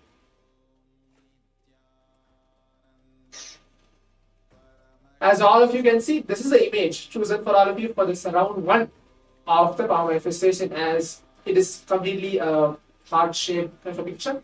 You can see many hearts are there, and it is in pink in color as well. In this round 1 of the power manifestation, there is light pink, dark pink as well. So if you at least got the color correct or the shades or anything which our Paramashiva has shown to you for this round 1 of the power manifestation, you can go ahead and share your experience as well on the Zoom chat and on the social media. Now let's move on to the round 2 of the power manifestation. We'll be having 2 different rounds. For those of you who felt, I'm just close to it, I'm just actually going to manifest, but I'm not able to manifest because of some other reasons, not a problem. But for those of you who feel, I want to manifest it more, we have one more round as well for this round 2 of the power manifestation. Now let's all keep our eyes closed. Please put on your eye bands again. Keep your eyes closed. Only thing you need to do is you are not doing anything at all in this round 1 of the power manifestation. You are not doing anything at all. You are just sitting. You are just a channel for Swamiji to flow through you. You are Paramashiva, and everything in and around you is Paramashiva. Just let that happen. Let that powerful cognition be inside you.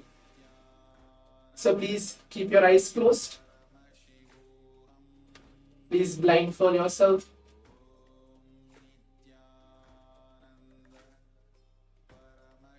Now intensely remember Swamiji in your third eye, any form of Swamiji. And then chant the Mahavakya along. Om Nithyananda Paramashivoham. Om Nithyananda Paramashivoham.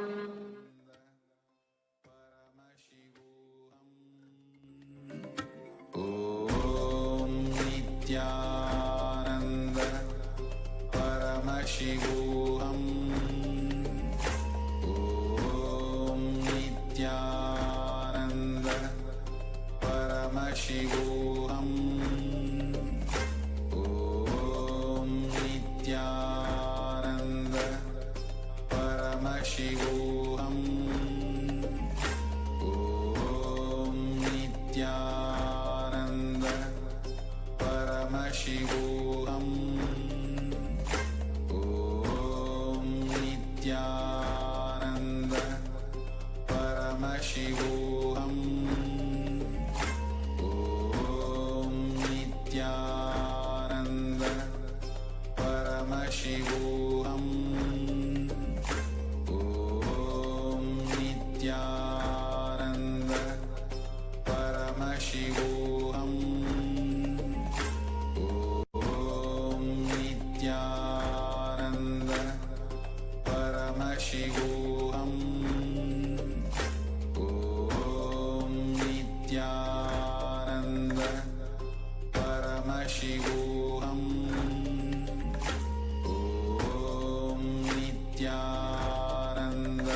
Om Nithyananda Paramashivoham. Om Nithyananda Paramashivoham. Om Nithyananda Paramashivoham. Om Nithyananda Paramashivoham. Om Nithyananda Paramashivoham. Om Nithyananda Paramashivoham. Om Nithyananda Paramashivoham. Yes. As of now, round 2 of the power manifestation has been completed. Please relax and requesting all the participants to please take off your eye bands. Please open your eyes. Please take off your eye bands. Yes. Now let's move on to the next step of actually again writing down, typing on all our answers, writing out in detail whatever Swamiji has shown. Even though you're able to see 4, 5, 6 many different things, be very clear. Swamiji very beautifully tells that Paramashiva is in detail. When you write everything in detail, Paramashiva is flowing through you. Make sure you write everything in detail because Paramashiva is in detail. Anything, any color, shapes, numbers, words, or just even a darkness, or even though nothing, or you want to actually go ahead and ask something out to the Acharya, telling that this is what I'm feeling, whether it's right or wrong, whether I'm going the right direction or not. Please write everything down. In a few moments, I'll be projecting the image to all of you.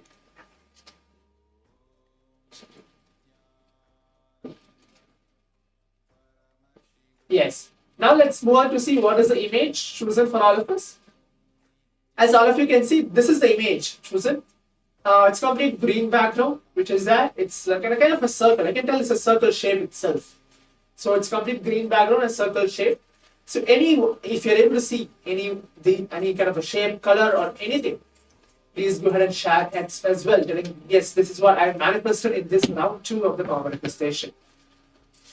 So yes, as we're coming to the conclusion of the complete 21 minutes manifesting the powers of Paramashiva, now let's all take a few moments of our time before we move on to the next session to go ahead under our social media, to Facebook, Instagram, Twitter, share your experience of what you are manifesting in today's Paramashivoham power manifestation, the first session as well. So we have a long day to go today as we're going to receive Swamiji in the form of Bhagavan Sadashiva Murti.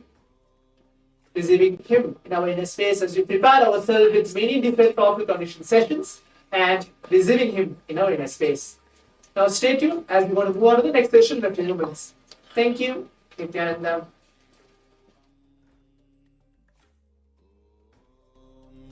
Nithyananda Paramashivoham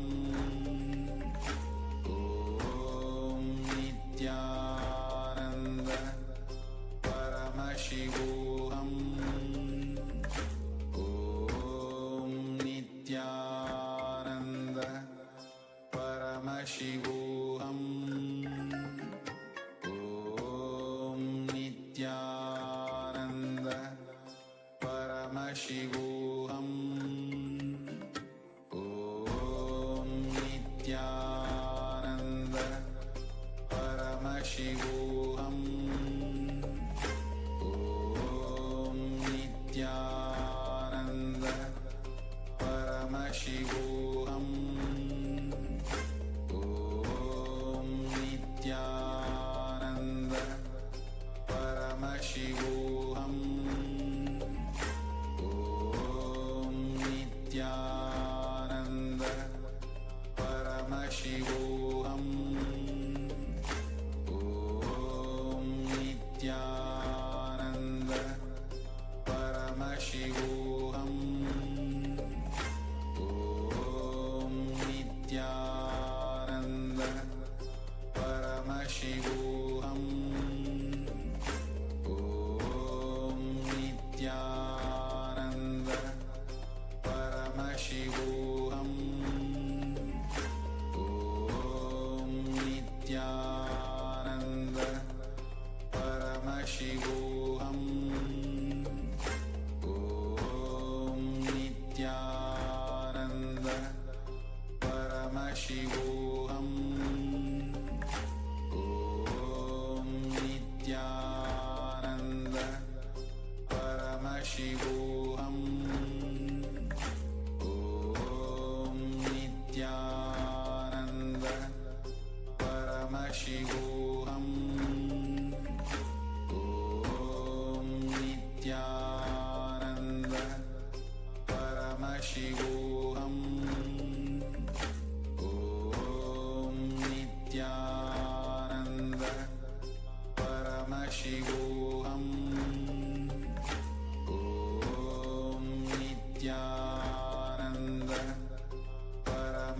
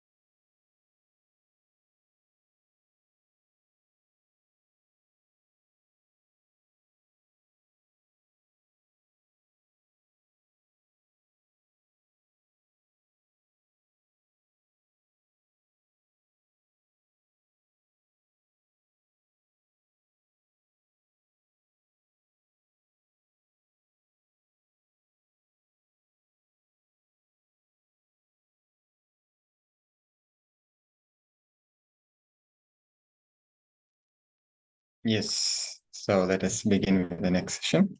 So the session will begin with Guru Vandanam, connecting with Swamiji. So let us remember Swamiji in the third eye, keeping our hands in the Panchali Mudra in front of the heart center, and remembering Swamiji in our third eye, and Ananda Ganda. We'll be starting with Sadguru Vandanam, inviting Swamiji's presence. Nithyanandam Paramasukhadam Kevalam Jnanamurtim द्वन्द्वातीतं गगनसदृशं तत्त्वमस्याधिलक्ष्यम् एकं नित्यं विमलमचलं सर्वधी साक्षिभूतं भावातीतं त्रिगुणरहितं सद्गुरुं तं Namami.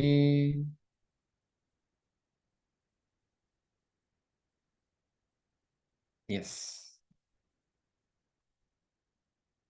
Before we begin the session, requesting all the participants to please be on the camera throughout the class, be mute also throughout the class. If you need to step out in any unavoidable situation, only please inform the digital security officer or the concerned Acharya in the Zoom chat. Yes, so now let us begin the session. This session is about the Upanishads. We'll be having an introduction class on the Upanishads. And what are the sciences, the various sciences that the Upanishads cover. And Bhagavan is beautifully sharing that Upanishads are existence songs about existence. So this is where the Paramashiva himself is singing his own glory, his own nature. Upanishads, they have aparushetva, authorlessness. That's what makes Upanishads the most authentic scripture. Apurushaya, aprameya, achintya, anivachanya, authorless. They are immeasurable, incomprehensible, and inexpressible. Now let us see, how do Upanishads actually enrich our lives? Upanishads stand for living Advaita, knowing that you can never be violated. Being in that original space of Advaita automatically makes all of these so-called fears and threats melt down. This is living Advaita. Upanishads are the first and the foremost sacred texts based on which your lifestyle should be aligned. Upanishads should be read, reread, understood, digested, realized, lived, radiated, spread, and worshipped. Upanishads are the purest, the pristine, pure truths.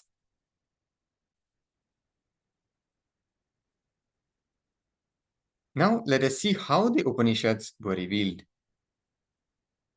When the rishis, the perfected sages, sat within themselves in samadhi, which means being in oneness with the source, their whole being started vibrating, revibrating with the sacred truths. The cosmos started singing and radiating through them. That expression is Upanishads. Sri Rama gave Muktika Upanishad to Bhagavan Hanuman under the sacred banyan tree in Adi KAILASA. Agama actually records this very clearly. Sadashiva gave Agamas, revealed Vedas, everything to Saptarishis south of the Kailasa Parvata and the banyan tree. And Ramayana describes clearly with Saptarishis, Ramachandra Prabhu stayed and realized all the Vedas, received all the revelations of Agamas and Vedas from Sadashiva.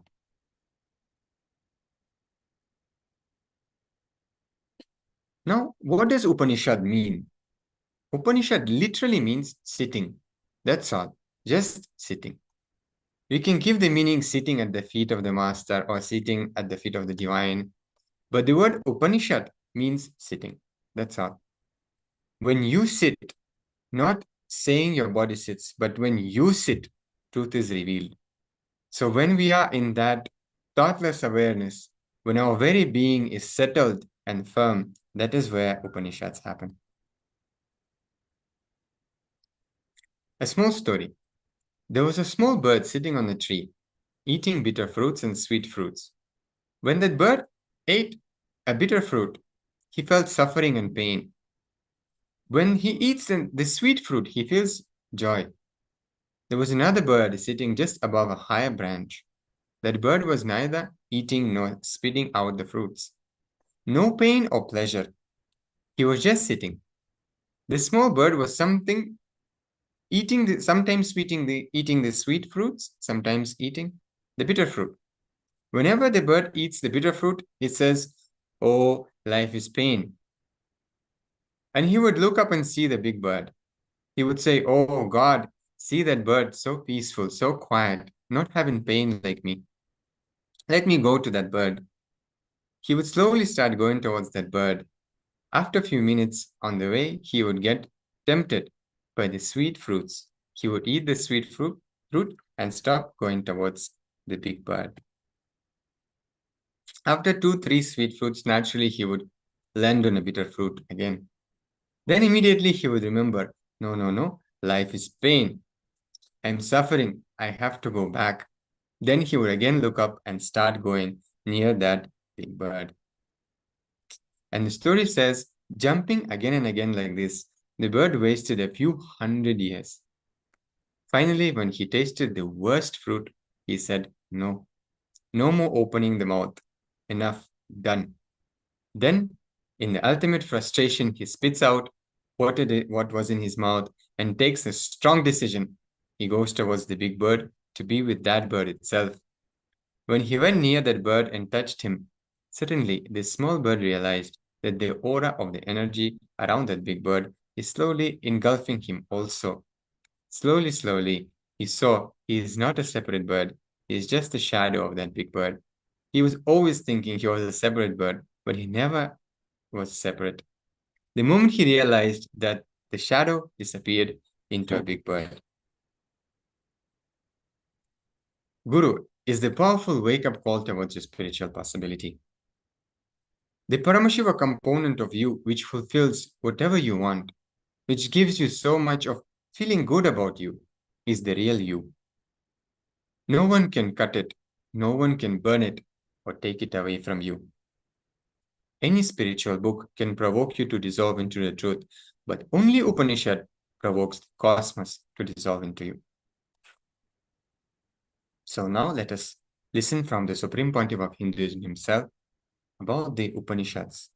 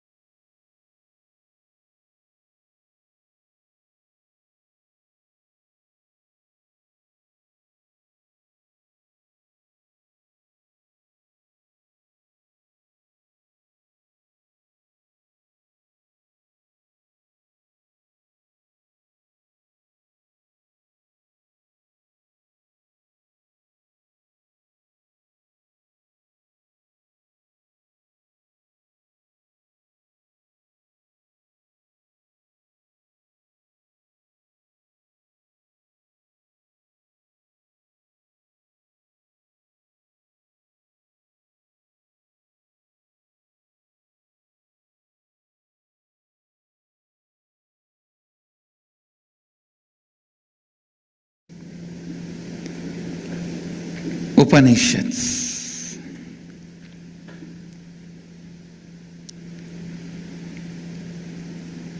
The more I remember this word, more is pouring out.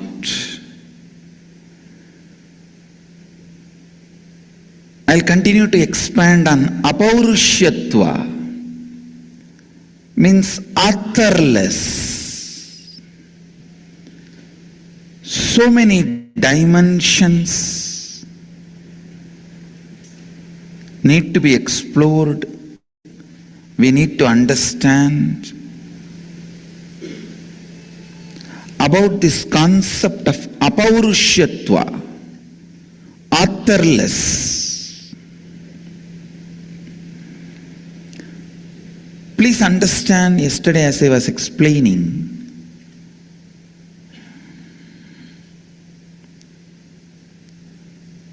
any idea,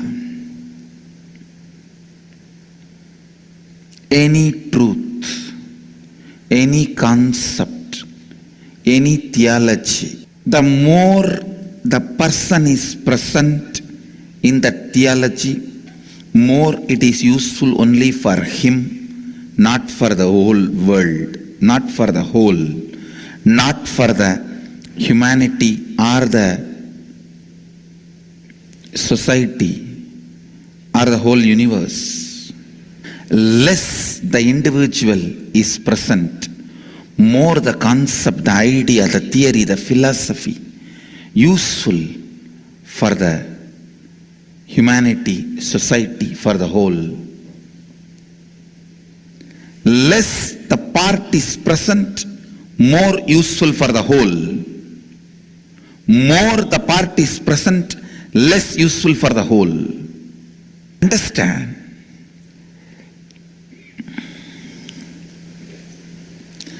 Less the individual is present, more the truths, concepts, ideas are useful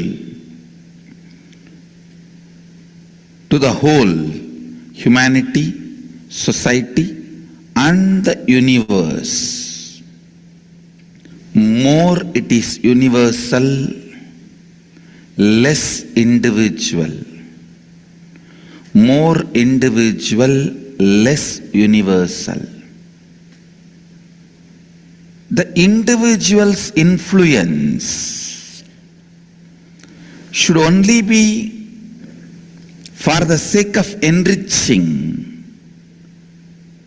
never for the sake of establishing the person's identity. I tell you, history is always written by the people who won the wars. That is why it is never factual as it happened. No. No history is factual. Only when the author's individual vested interests, fear and greed to certain ideologies disappear, only then the history becomes factual, whole, useful for the whole universe and whole humanity, whole society. History is written by the people who don't have any vested interest, only is called Puranas. Puranas are more factual than any history written by the people with vested interests. Don't read any book where author is heavily present. If the author has disappeared within him and he doesn't have any vested interests,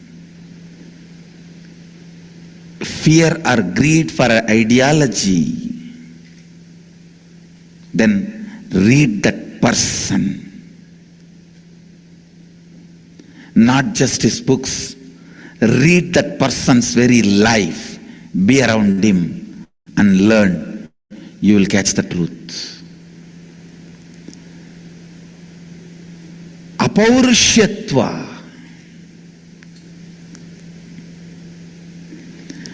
Even if author wants to establish his name, there is a corruption. There is a reason. There is a vested interest. There is a fear or greed. Sometimes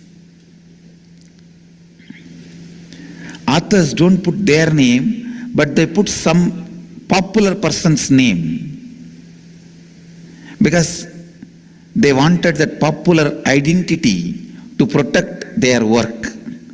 That is why so many works are attributed to Adi Shankara. Only when the individual is absent, his personal vested interests, fear and greed disappears, dissolves. He becomes a pure channel for the existence to sing its own existence.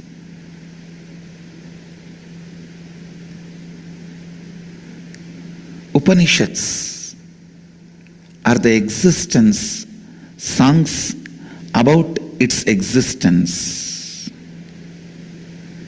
Existence songs about its existence. Upanishads, they are so extraordinary. No one can claim ownership.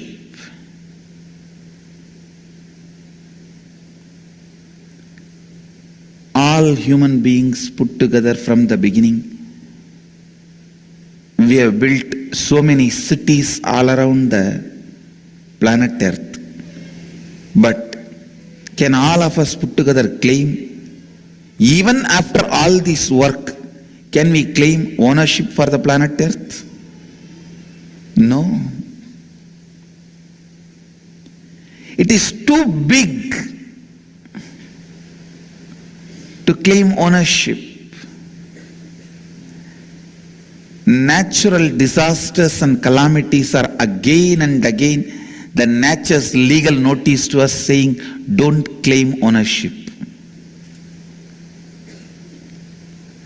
Natural disasters and natural calamities are the legal notice sent to human beings again and again.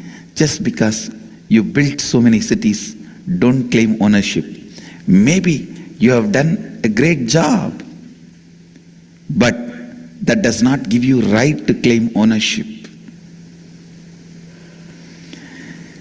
These great truths revealed in the Upanishads, listen. The truths revealed in the Upanishads are too big.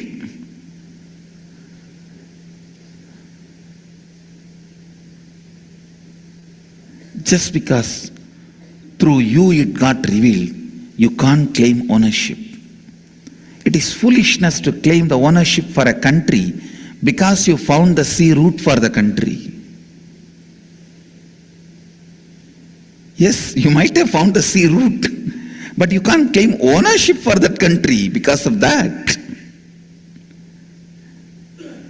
Just because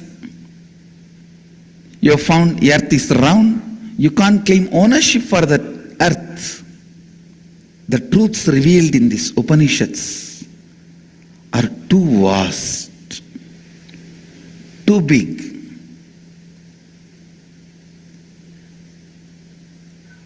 Rishis not only did not want to claim ownership, they did not even want to leave their name as the authors. Those few beings who raised themselves to vibrate in the very frequency of the cosmos, the very frequency of the Brahman universe, they actually disappeared into that. When they disappeared into that, whatever truths they received,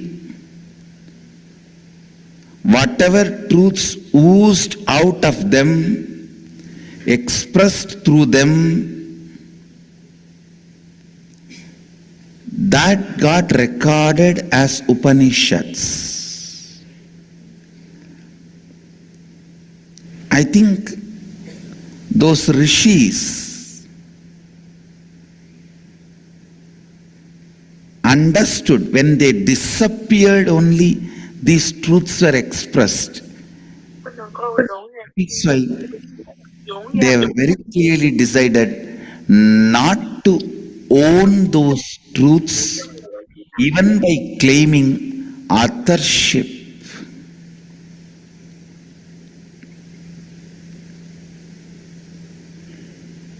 I tell you, for a person who lives having few cows for his livelihood, he has a small goshala with 2-3 cows, and with that milk he makes curd, butter, ghee and sells.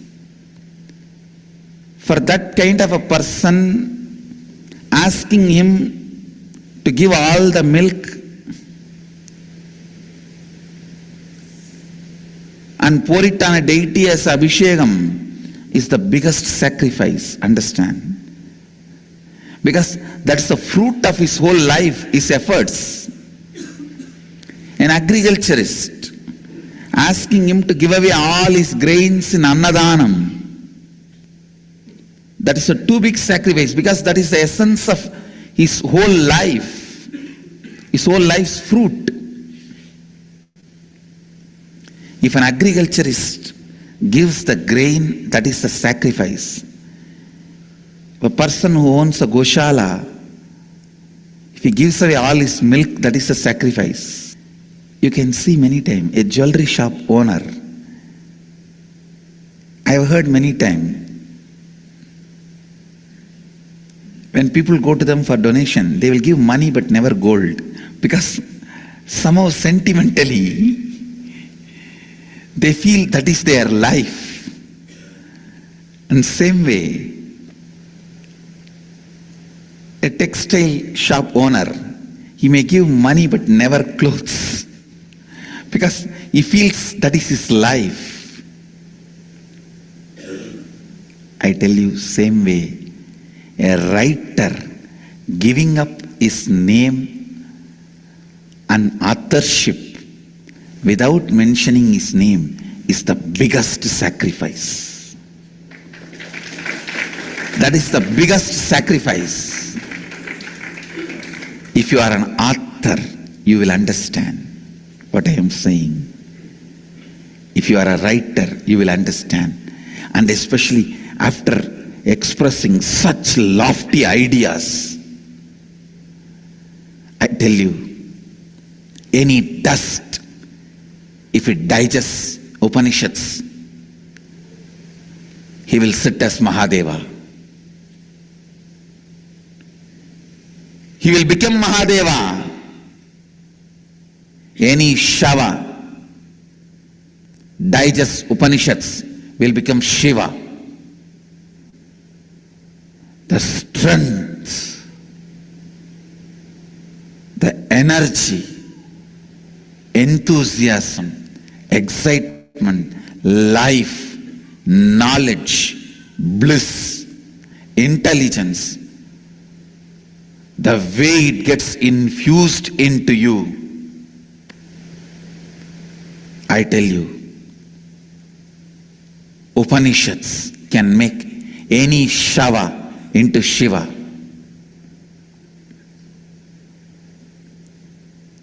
It made ordinary village boy into Nithyananda. Understand?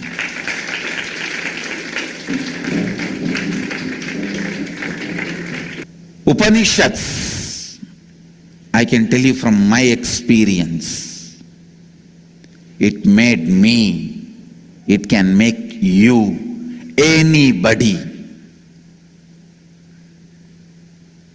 into Mahadeva, Shiva. Whenever an author gets into the greed of how better I can perform, he will hit an inner space called author's block. Please understand.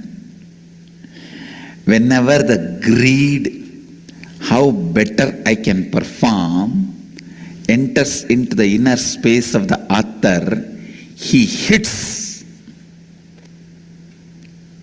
at the blockage called author's block. He will be struggling now. What words he has to put? What should he do?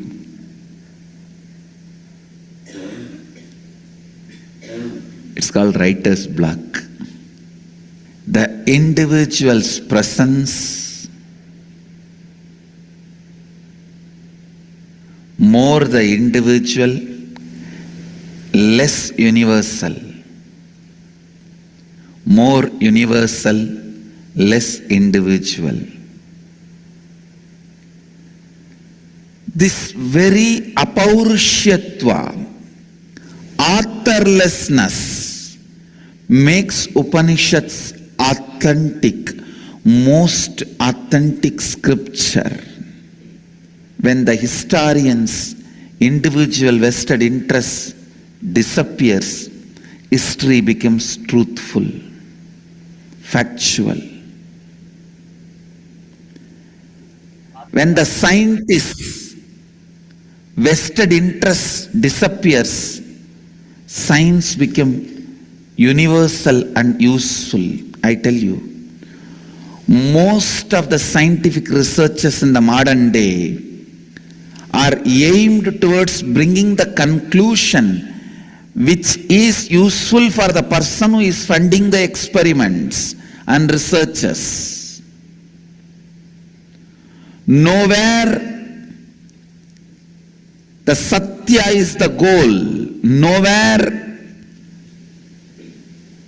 the truth is the goal. It is very rare people stumble upon the truth.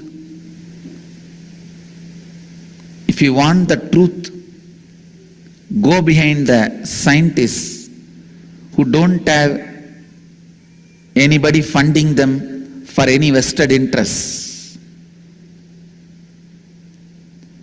Because I am doing a lot of researches in the field of yoga, kundalini, meditation.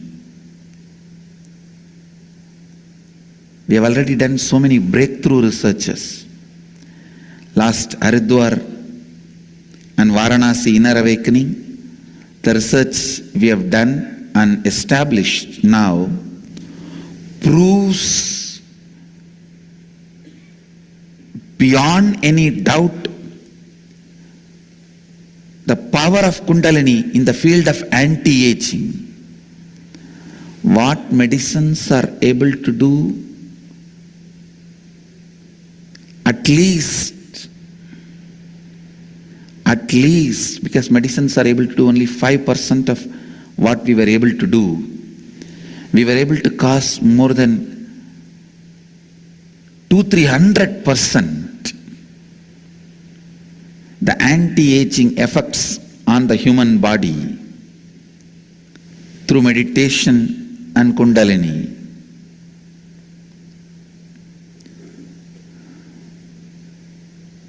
Understand, but the field of scientific research, when I am working with more and more universities, more and more scientists, and more the people who fund, people who give grants, when I'm entering into this, that's a different world. When I look at that world, I realized one truth. There is nothing scientific about any scientific experiments. I'm very open. Most of these surveys, researches, most of them are funded by some people aiming to prove some ideas, concepts, truths, which is useful for them. For them to establish something in which they have vested interest, they go on funding this kind of researches and they get the result they want. It is like conclusion is already arrived, then researches are conducted. Not that hypothesis is supposed to be explored. Hypotheses are just explained by the researchers. A real research should be exploring the hypothesis. A real investigation should be exploring the truth. When the vested interest enters, the truth dies. This apaurushyatva, authorlessness authenticates the power of these truths. Let me be straight, honest, truthful, to you all. Authorlessness makes this whole Upanishads authentic, because they are not even interested in establishing their name. Forget about for-profit, non-profit. They don't even want their name to be established. When you are overwhelmed by the greatness of the truth, you will understand you can't own that. You can't own it.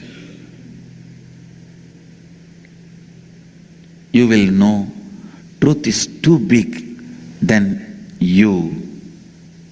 You are standing on the truth, not the truth on you.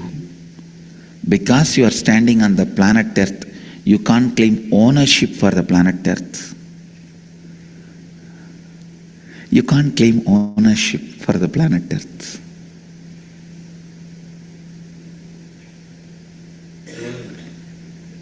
Because you are standing on planet Earth, not the Earth on you. The great rishis discovered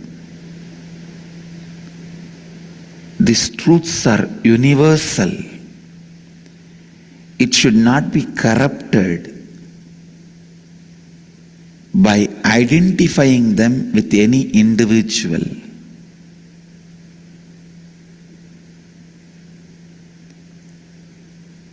See, your opinions about the individuals always affects the words those individuals utter. Some of the greatest truths uttered by Vivekananda, which is universal, but the moment you decide he is a Hindu monk, you don't listen to him. Whole universe doesn't listen to him. Only Hindus listen to him. Some of the greatest truths revealed by J. Krishnamurti, it is universal, but the moment you decide, oh, he is an Indian guru, whole world doesn't listen to him. Only Indians tend to listen to him. Some of the greatest truths revealed by Osho, which is universal, you don't listen to him when you decide, oh, he is a sex guru.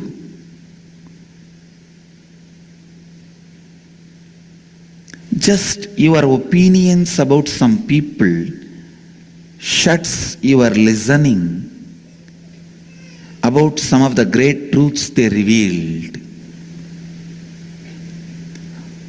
The Upanishadic rishis does not even want that kind of a damage to happen to Upanishads, or people to have this problem of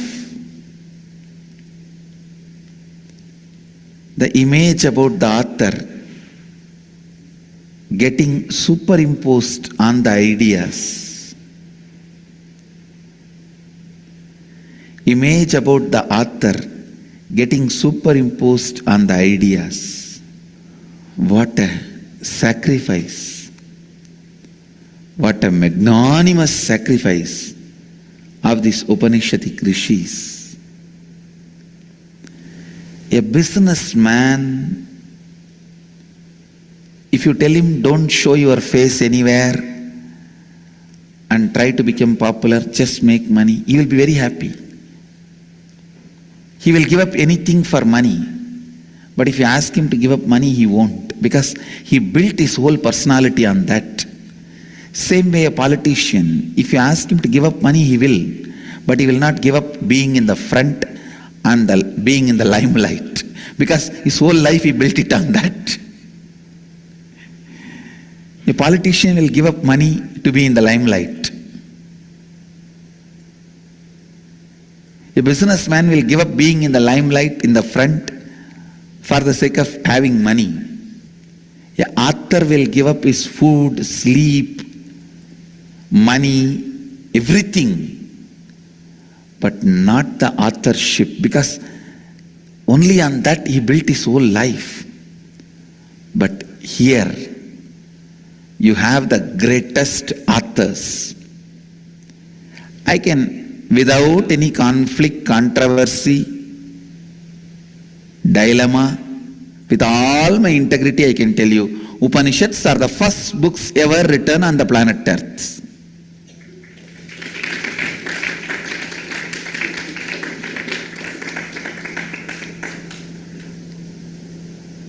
Here are the authors, the first book. And what a maturity. Tyagarajas, the king of sacrifices.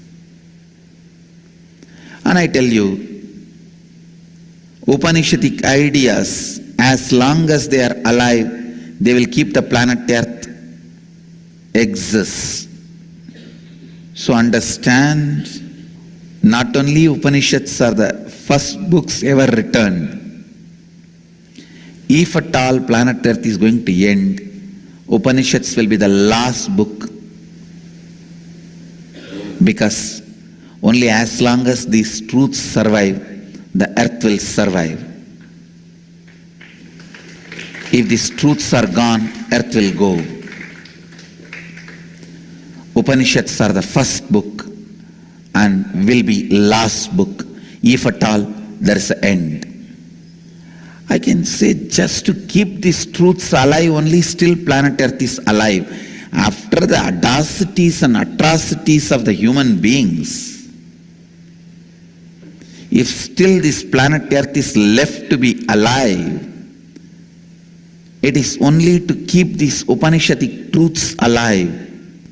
Because, please understand, only human beings, planet Earth, has these great truths with them. Neither devatas, gods, nor asuras, demons, are hardwired to receive and radiate these great truths. It is only human beings. If the devatas wants to live the truths of Upanishads, they have to come to planet Earth.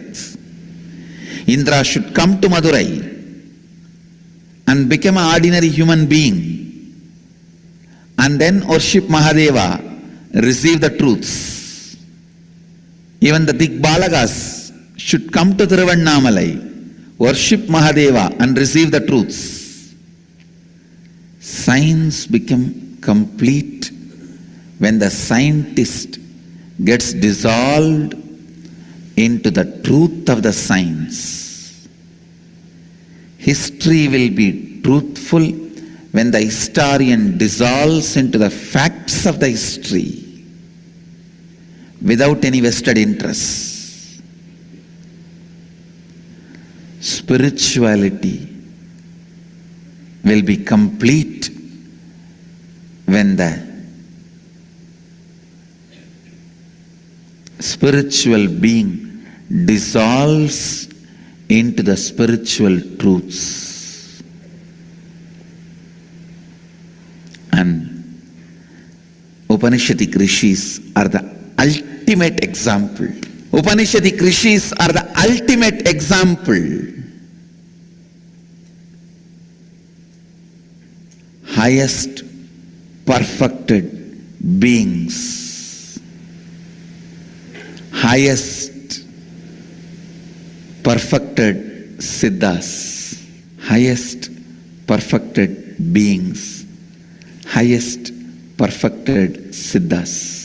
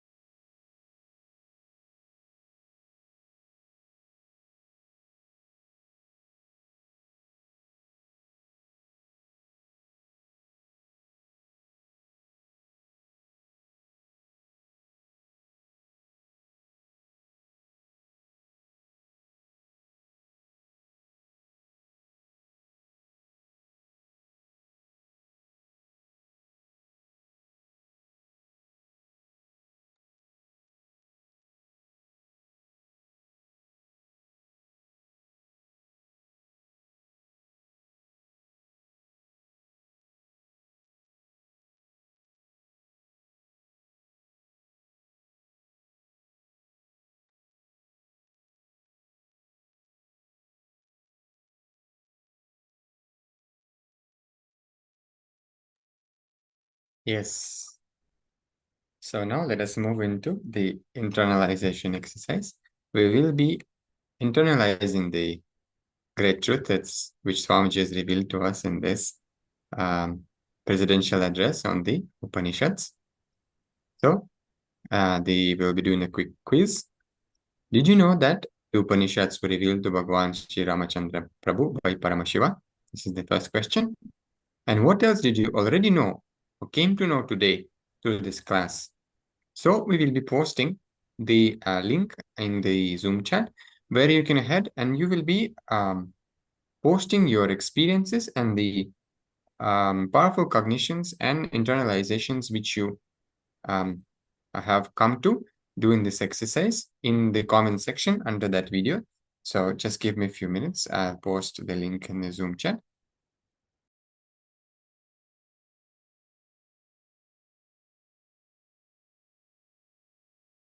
Meanwhile, you can start answering these questions for yourself.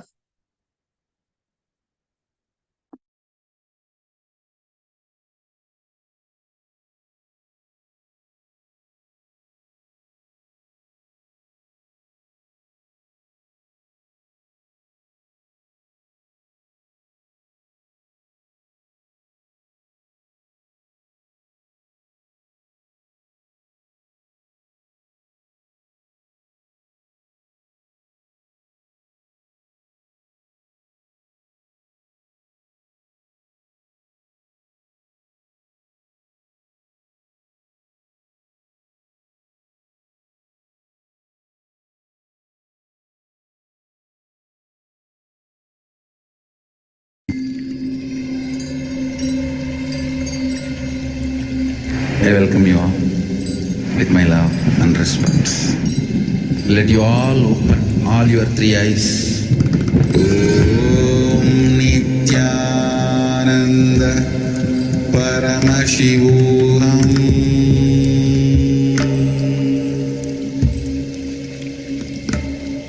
Om Nithyananda Paramashivoham.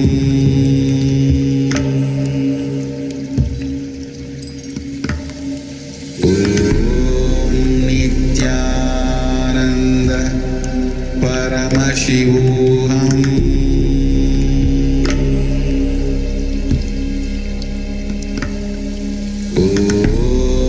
Nithyananda Paramashivoham.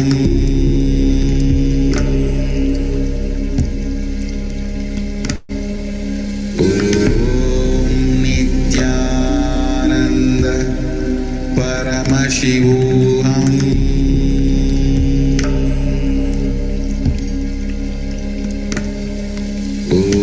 Nithyananda Paramashivoham. Om Nithyananda Paramashivoham. Paramashivoham.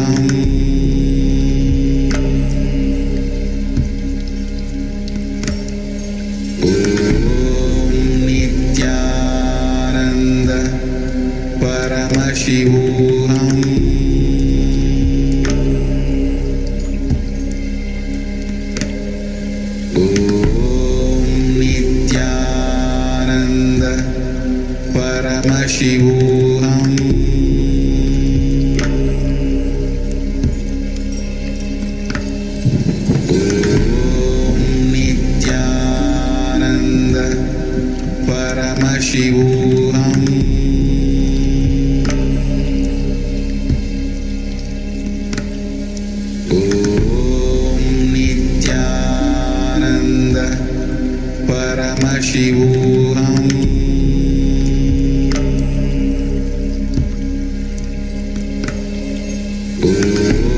Om Nithyananda Paramashivoham.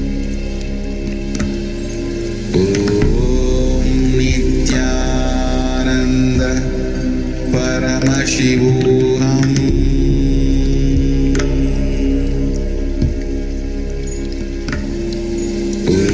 Om Nithyananda Paramashivoham.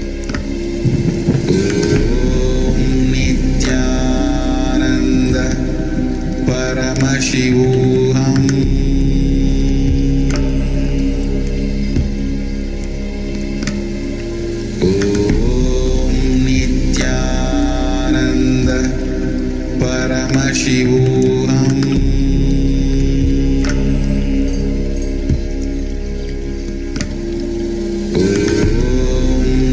Nithyananda Paramashivoham.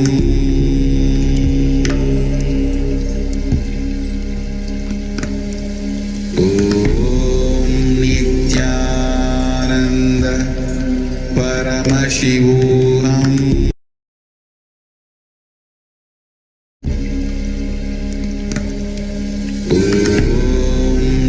Nithyananda Paramashivoham.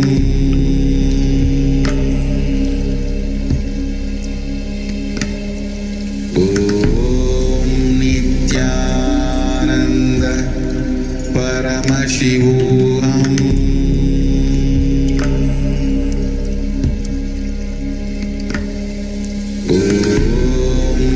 Nithyananda Paramashivoham.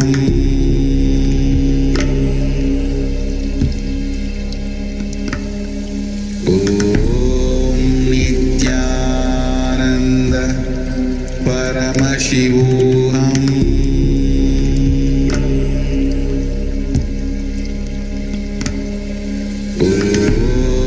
Nithyananda Paramashivoham.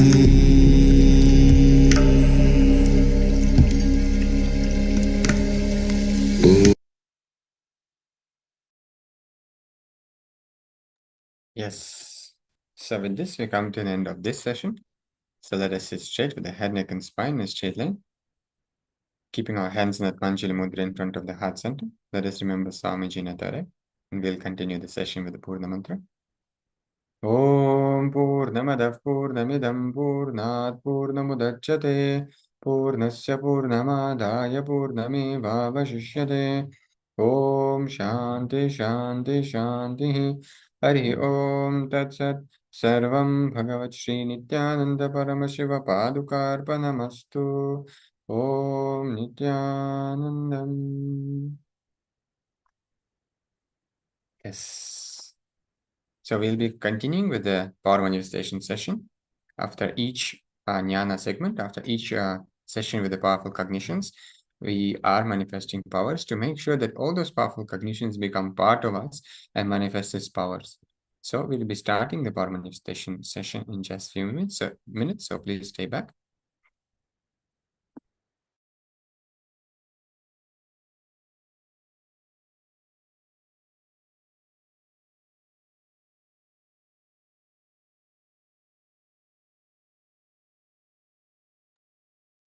Yes. So let us begin the power manifestation.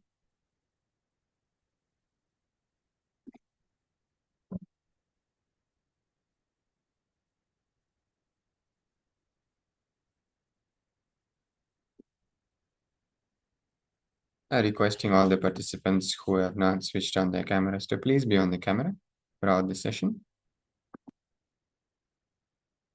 With this, let us begin the session. So let us sit straight with the head, neck, and spine in a straight line, connecting with Swamiji in our third eye.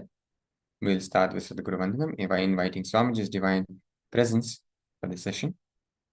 Nithyanandam Paramasukhadam Kevalam Jnanamurtim Dvandvatitam Gagana Sudrisham Tattvamasya Ekam Nityam Vimalamachalam Sarvadi Sakshibhutam Bhavatitam Trigunarahitam Sadgurum Tam Namami.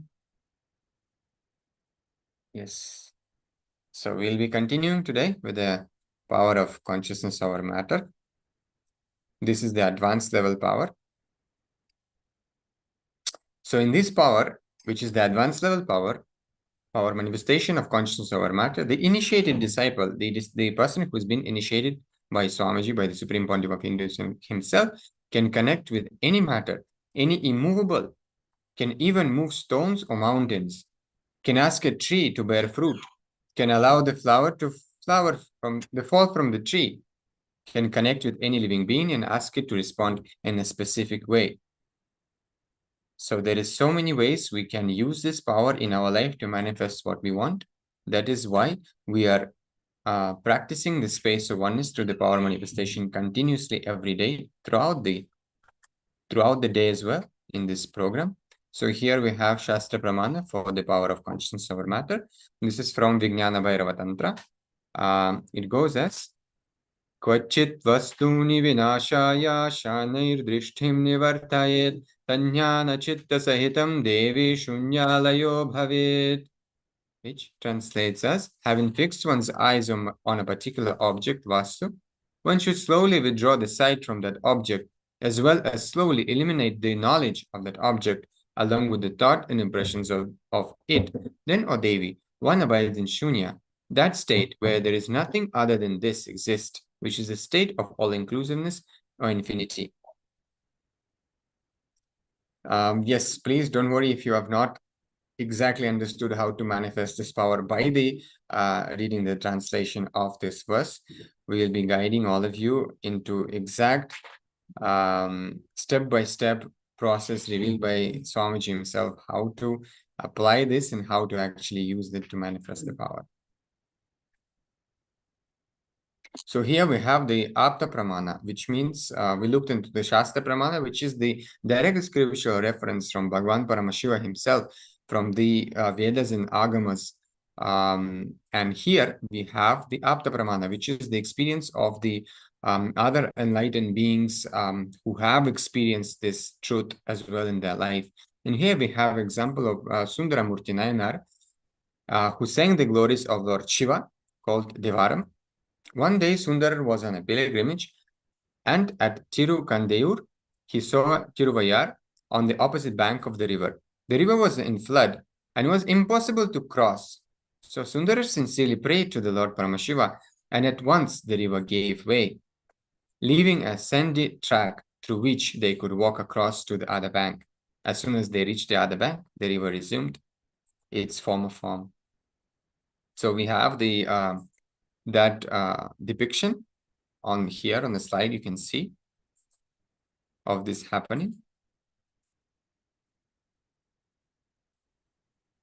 With this, let us move to the next slide, and we have the Atma Pramana, which means our own gurus, Swamiji's experience of this truth.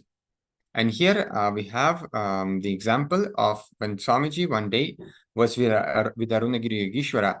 He was explaining a Yoga Sutra to Swamiji. He said, when you feel one with nature, nature listens to you. Swamiji asked, how can that be? Arunagiri Yogeshwara told him to feel one with nearby rock. He just held Swamiji's hand and moved it suddenly. And then boulder, the big stone, the huge boulder, without even touching it, just moved. When Arunagiri Yogeshwara stopped his hand movement, the boulder also stopped. So this is a very powerful example from Swamiji's own life and the pramana, which means the authentication of this truth from Swamiji's own life. Now we have the Sakshi Pramana of this power, which means our own experiences, the Swamiji's devotees and disciples' experiences of this power, how they have been able to manifest this power in their life. So with this, let us move into the power manifestation. So we'll start with the basic level of consciousness over matter, which is we will be feeling the vibration of the any round object which we will be placing on our hand. You can use a coconut or any other round object. It can be orange, it can be apple, any such fruit or vegetable you can also use is okay. You can also use, you can obviously use the bottle also with water, but it is suggested to use something more organic for this kind of power manifestation. So you'll be able to experience that in a more better and easier way.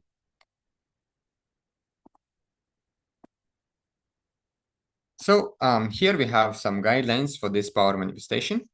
So you can use the Living Enlightenment book if you want. You can connect to Swamiji because Living Enlightenment is a deity. So means it was being energized by Swamiji himself. So we can connect to Swamiji and open at any page, and the book will respond. Swamiji will respond to us through the book and reveal exactly a solution for us in our life. So you can use that to manifest a powerful cognition, which later we will be using for manifestation of this power.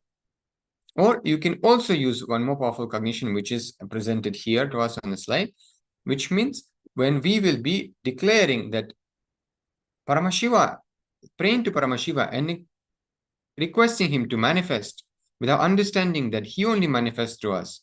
And we will be consciously declaring, let all the confusion and delusion which we carry inside will be wiped out. Let you manifest. And then with that, surrender to Paramashiva, we'll be declaring for the coconut to move or for the coconut to vibrate.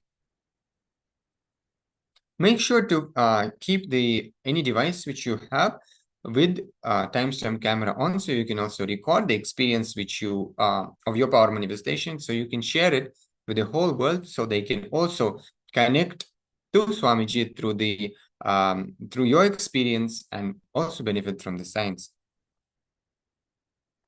So let us begin with this power manifestation. We'll be playing Mahavakya for you at the background, so that it will be easier for you to be in that ultimate space of oneness with Swamiji, from where all the powers are manifesting. So we can begin the power manifestation. Let us begin. And also, if you have any questions about the power manifestation or any doubts or anything you would like to share, you can also share here in the Zoom chat, and we will help you to manifest this power. So let us begin.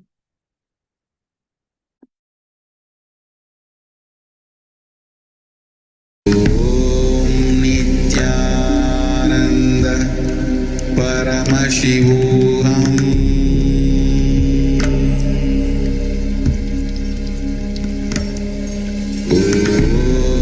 Nithyananda Paramashivoham.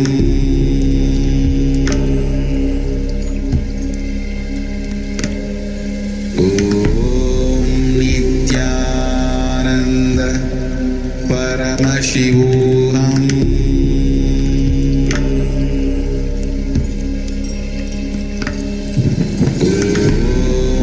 Nithyananda Paramashivoham. Nithyananda Paramashivoham. Nithyananda Paramashivoham. Nithyananda Paramashivoham.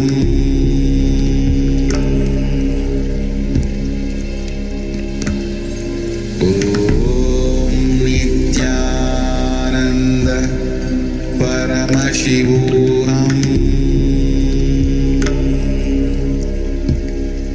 Paramashivoham. Nithyananda Paramashivoham.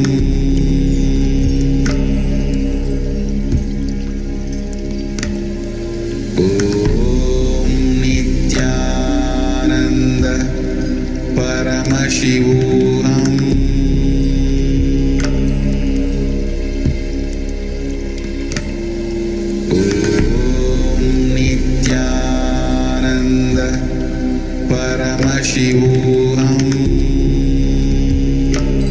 Nithyananda Paramashivoham.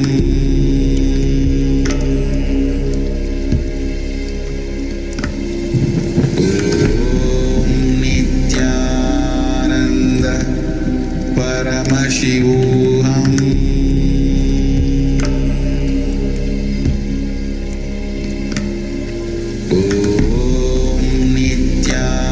Nithyananda Paramashivoham.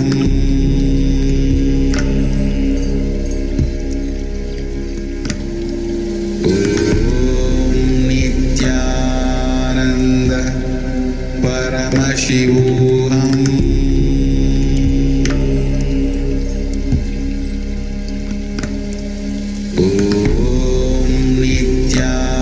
Nithyananda Paramashivoham. Paramashivoham.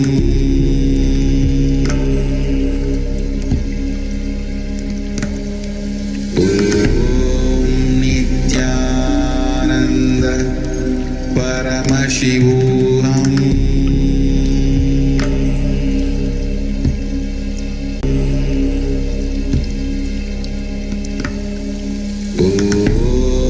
Nithyananda Paramashivoham.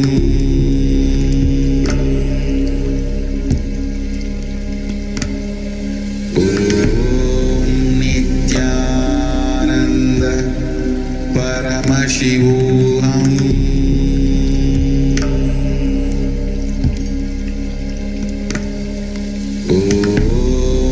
Nithyananda Paramashivoham.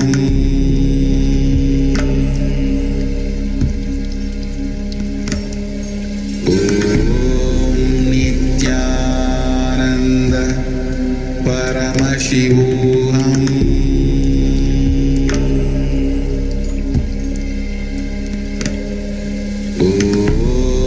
Nithyananda Paramashivoham.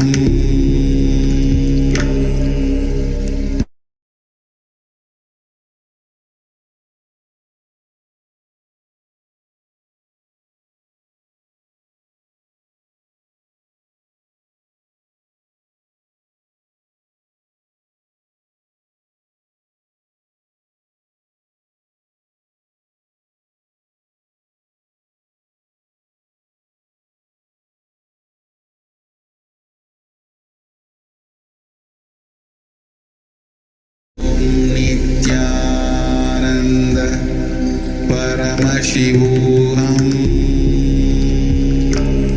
Nithyananda Paramashivoham. Nithyananda Paramashivoham.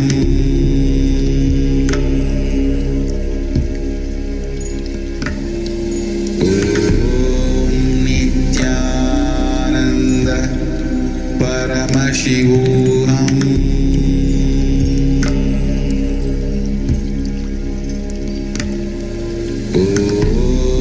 Nithyananda Paramashivoham.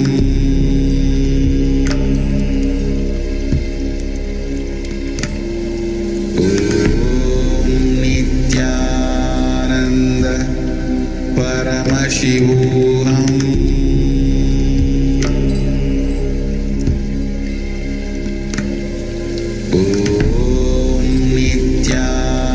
Nithyananda Paramashivoham.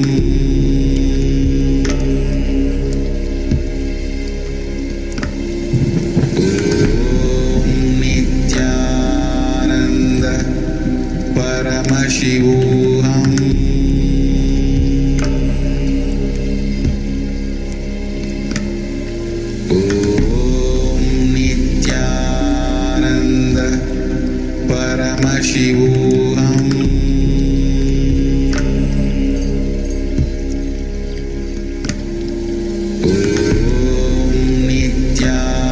Nithyananda Paramashivoham.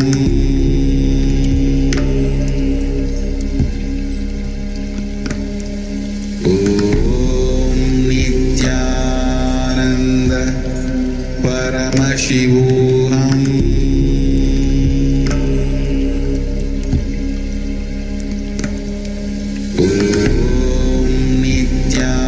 Nithyananda Paramashivoham.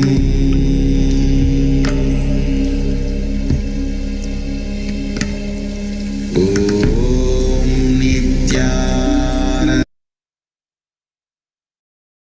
Yes. So now you can stop the power manifestation for now, and you can head to KAILASA's HTS Nithyananda Paramashivoham Facebook page. You can go to event section and share your Sakshi Pramana, the experience of this power manifestation and the video which you have recorded with the whole world. So let's spend a few minutes on this exercise, enriching exercise, before we move to the next session on the Upanishads.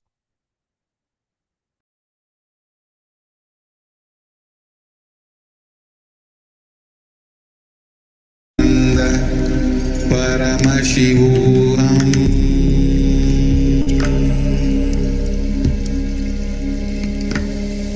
Om Nithyananda Paramashivoham.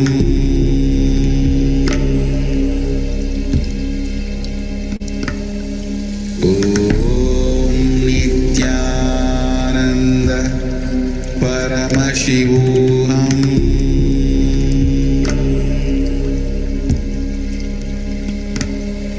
Om Nithyananda Paramashivoham.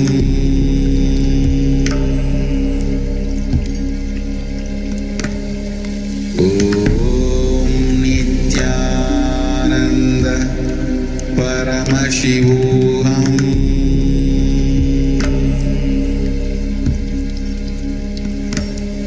Om Nithyananda Paramashivoham.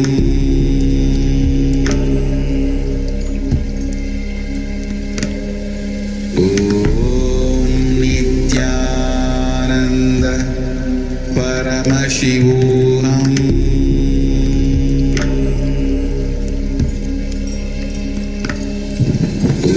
Om Nithyananda Paramashivoham.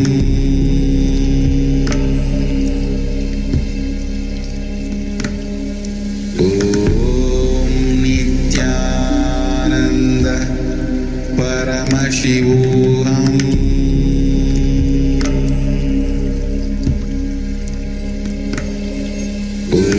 Om Nithyananda Paramashivoham.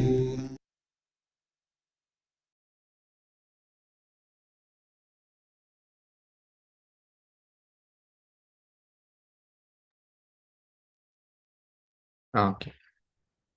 So hope all of you guys enjoyed the power manifestation session and connecting with Swamiji in oneness and experiencing all these amazing powers of Paramashiva. So we'll be doing more power manifestation sessions throughout the day. So with this, for now, we'll conclude this power manifestation session and we'll move to the next session. So let us sit straight with the head, neck, and spine in a straight line, connecting to Swamiji in our third eye. And we'll be chanting the Purna mantra for the completion of this session. Om Purnamadah Purnamidam Purnat Purnamudachyate Purnasya Purnamadaya Purnamevavashishyate Om Shanti Shanti Shanti Hari Om Tat Sat Sarvam Bhagavat Shri Nithyananda Paramashiva Padukarpanamastu Om Nithyanandam. Yes, so with this, we'll move to the next session.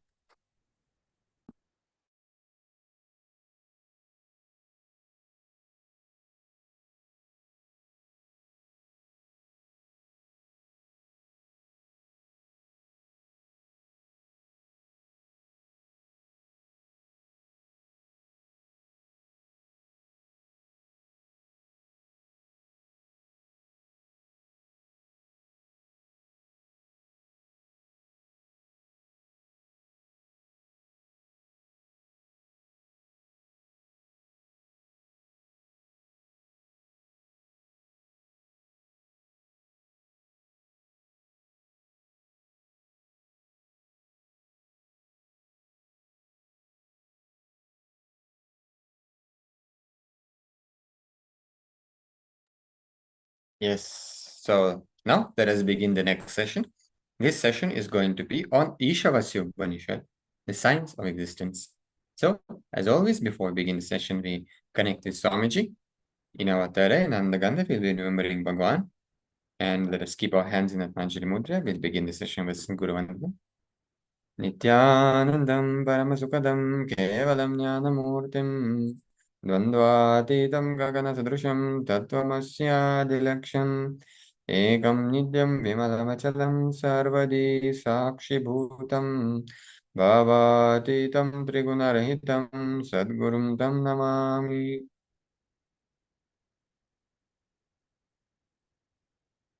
Yes. So let us begin the session. requesting everyone to please be on the camera and attend the session sincerely so you can have the most benefit from all these sessions and imbibe all the great truth that Bhagavan is revealing to us in these sessions.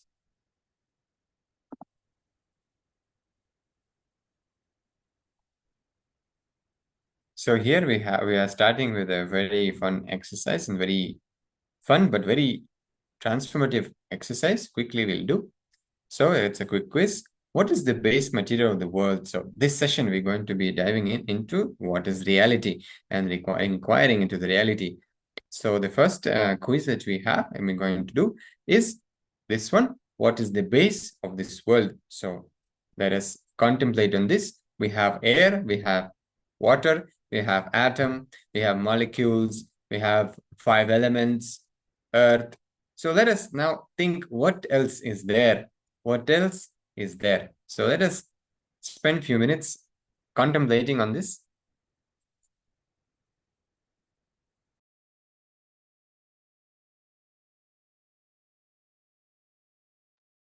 So requesting all the participants also, once you contemplate on this, you can post your, you can post it in a Zoom chat also.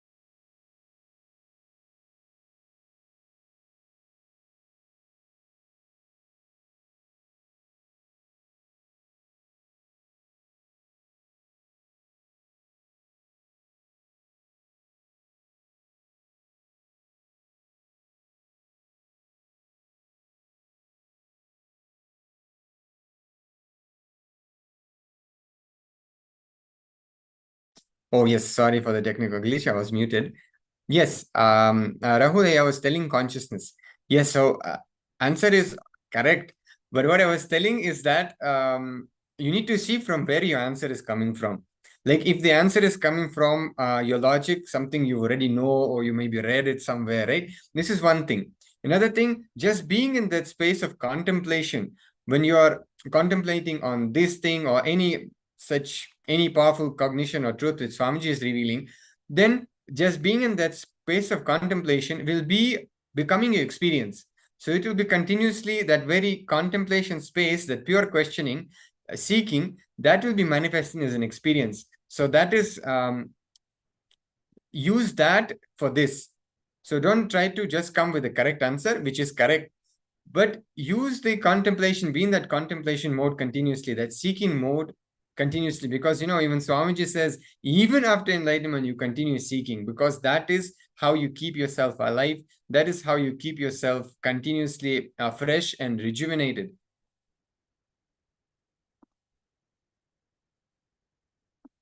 Yes.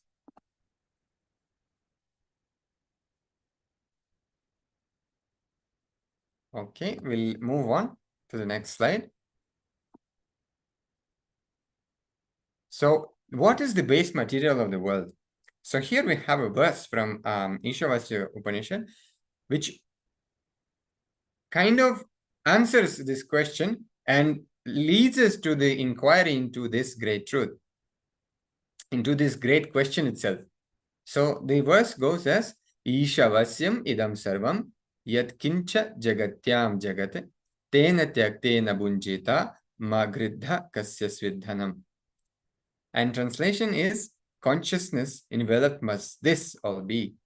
Whatever moving thing there is in the moving world, with this renounced you may enjoy. Covet not the wealth of anyone at all. So Isha, let's see What is Isha? The consciousness which has all the auspicious qualities and which is causal, actual, material, source of everything. It is not just the source of these planets, stones, us. It continues to permeate, fill all of us in everything, is even when we are in this form. The consciousness is not just the source, it is the base, not the base material, not just the base material. It continues to be the base which keeps the material together in this shape.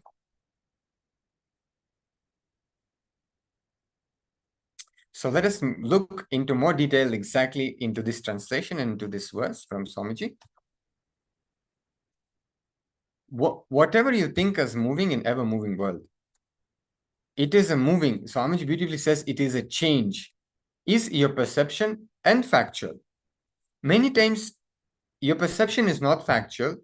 Your factual is not your truth. Your truth is not reality. Let us now understand what is perception, what is fact, truth, and what is reality.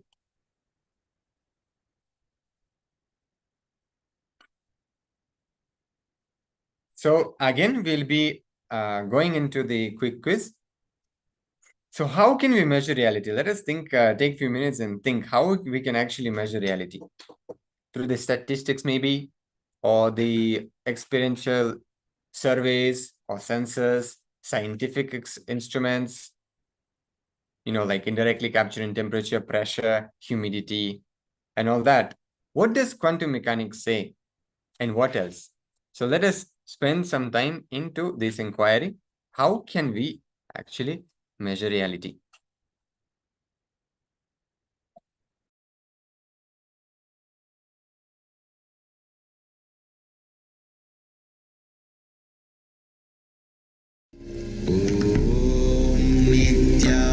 Nithyananda Paramashivoham.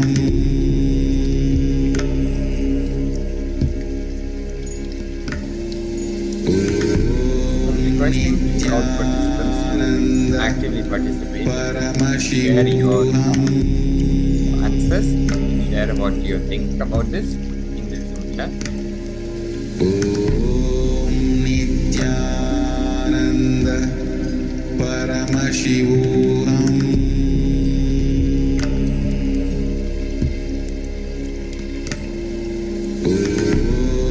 Nithyananda Paramashivoham.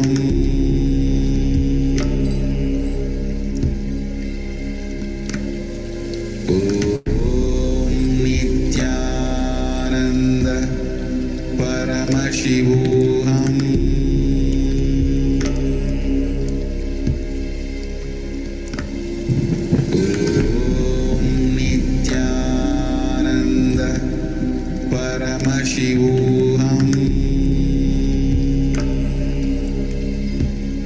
Paramashivoham.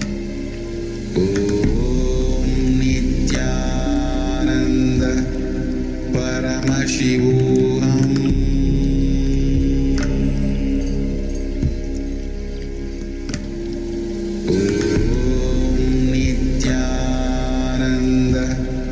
Paramashivoham. Nithyananda Paramashivoham.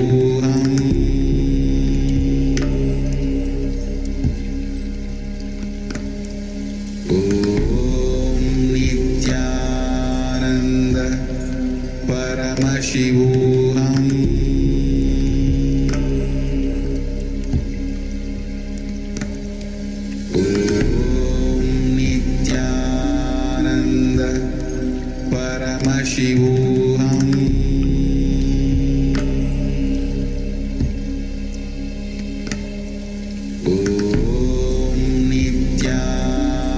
Nithyananda Paramashivoham.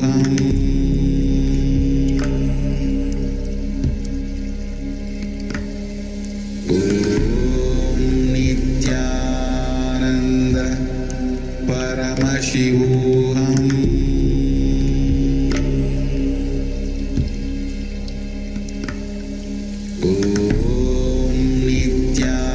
Nithyananda Paramashivoham.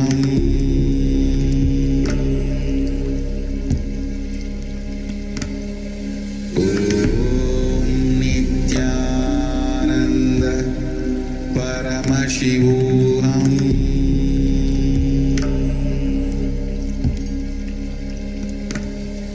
Om Nithyananda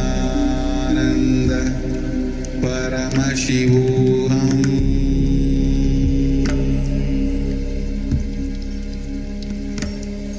Om Nithyananda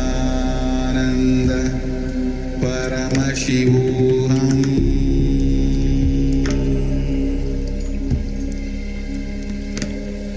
Om Nithyananda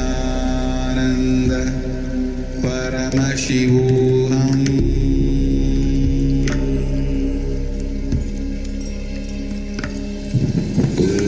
Om Nithyananda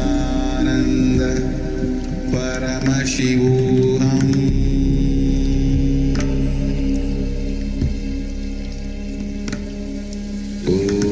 Om Nithyananda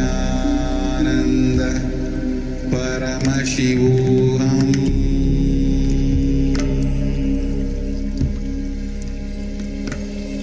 Om Nithyananda Paramashivoham.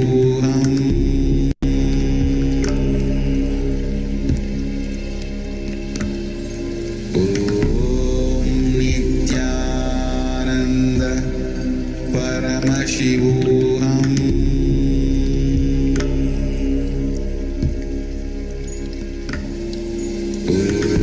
Om Nithyananda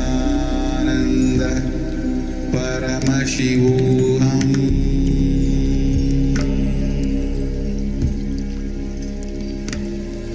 Om Nithyananda Paramashivoham.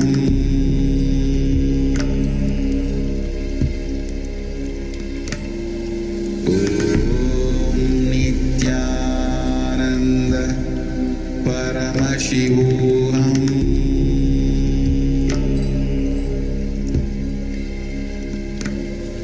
Om Nithyananda.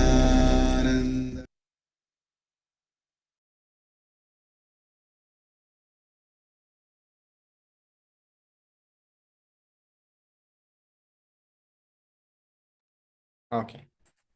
So now let us see from Swamiji on how we can measure reality and different various definitions of and levels of measuring the reality. So we have the perception, we have the fact, truth, and the reality.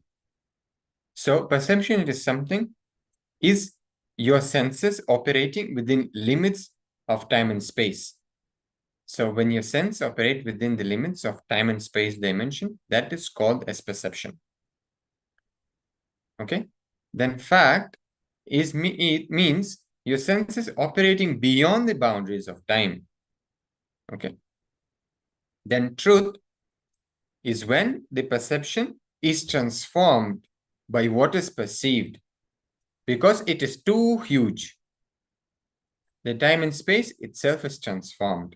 So when we perceive something which is too big for us or very too beautiful, for example, or like a deity, for example, or some great truth that we read, and we understand that it is too big, that is when we move to the truth. And the reality means perception beyond the boundaries of the perception itself and time and space. So reality is something which cannot be perceived by us at this moment in time, and it is beyond time as well. So this is something completely beyond our mind.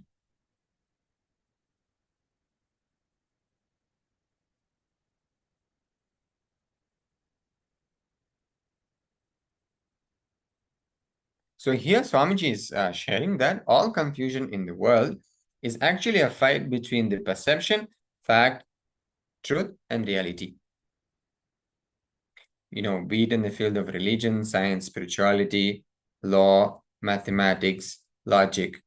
So all in any field, the confusion is only the fight between these four things.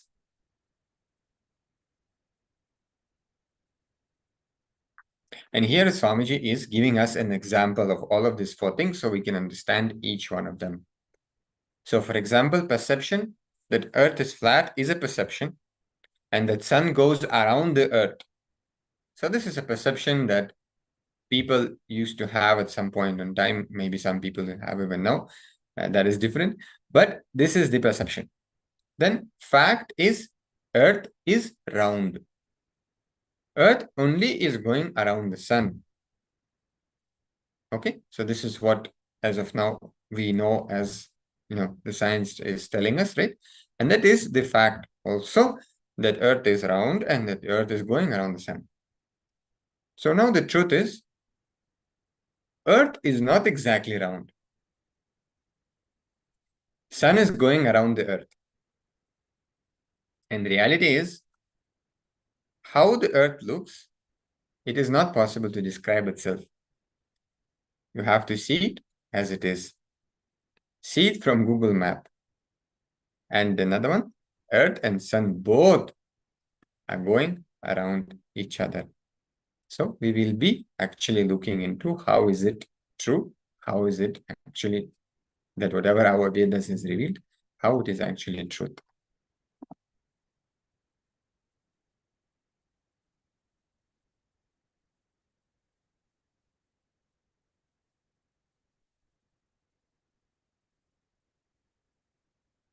Rahul is telling, I have one doubt. Numerology and astrology is reality, a perception, or truth? See, we can not generalize just like this. We have to see everything, like every statement, how we looked right into this one statement. Something of this, if you look like it is a fact, then if you go deeper, it is a truth, and like this, and then to reality. So you have to see each, statement of whatever you want to kind of understand and put it into where it's reality, perception, fact, or truth. You have to see each statement. You cannot generalize something, okay, whole astrology is like this, or whole perception is like this. So personally, I would be thinking, if it is truth, Swamiji always says that truth is something which leads you to reality. So if it is revealed by the, if it's authentic science revealed by Paramashiva, so naturally it will be leading you to the reality. So it will be falling under the truth. I hope that answers your question.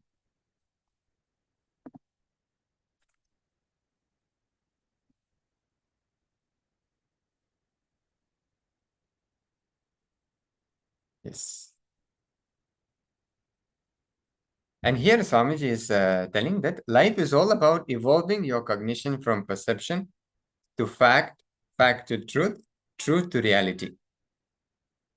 And that bliss, love, renunciation, devotion, yoga, all these are just side effects of this evolution.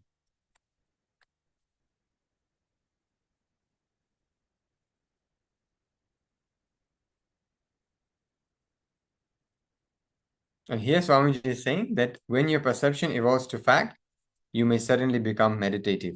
You may suddenly become yogic. You may suddenly become loving. You may suddenly become blissful. And when you're moving from fact to truth, you may become suddenly active. You may suddenly become more loving. You may suddenly become blissful. You may suddenly lose your cunningness. Now we'll do a quick quiz. How would you apply this knowledge of fact versus truth to measure reality? What does this translate into? What kind of sensing equipment is ideal? So let us spend some time internalizing this. We'll also be sharing a link to the video where you can, in the comment section, you can share this. You're sharing there as well.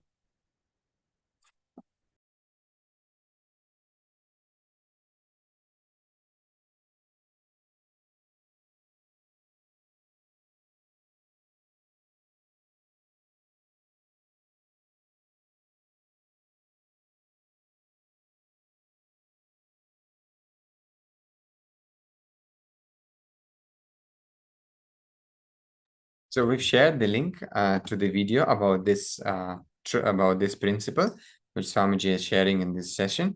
So once you internalize this and answer these questions, you can go ahead and share those in the comment section under that video, please.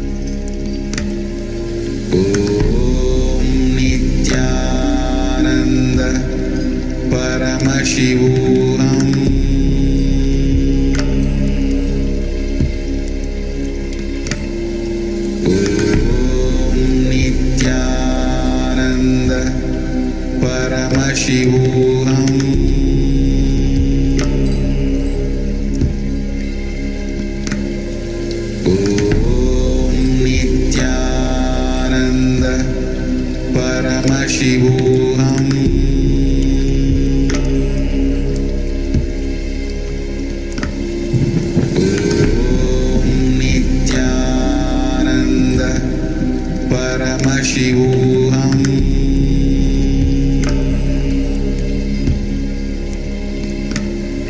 Om Nithyananda Paramashivoham.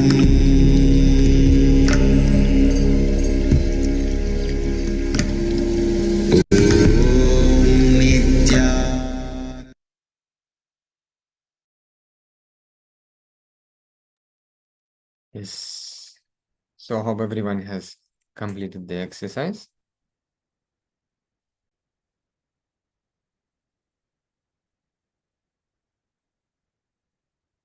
So here we have a small story which Swamiji has shared with all of us about this exact truth and perception, how our perception can impact our actions, and it's just a very beautiful story, kind of depicting a difference between perception, truth, fact, and reality. So let us have a look through.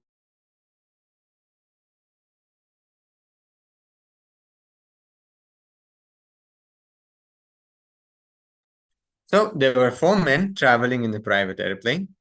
Suddenly, there was an emergency at the tail of the aircraft caught fire. Unfortunately, for the 4 passengers, there were only 3 parachutes available. The first person is in a panic took a parachute saying, "I just got married, my wife is waiting for me," and he jumped. The second person declared, "I am the most intelligent person on this planet. Planet Earth needs my intelligence." He jumped as well. One of the passengers was an old man, and he told the other remaining person, "I am old already, but you have your whole life ahead of you. You take this parachute and jump." The young man quipped, "You can also come, sir. We can both go. The most intelligent person on this planet just jumped off with my backpack." Yes. So this is by this story we can see how there is a difference between, what is the perception of the person, what is the fact, what is the truth, and what actually is the reality. So now let us listen from Swamiji directly about these great principles. So we'll be playing the video for you. Just a minute. Just give me a minute.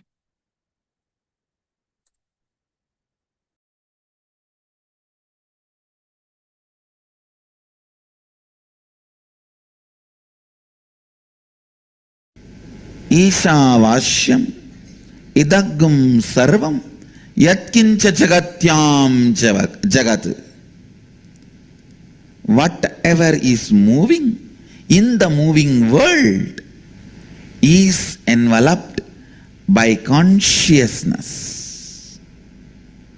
I should use the word filled.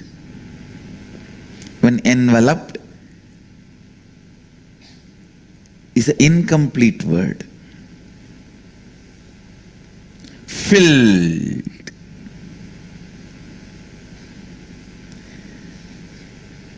Enveloped means something which is getting enveloped is away from what is enveloped.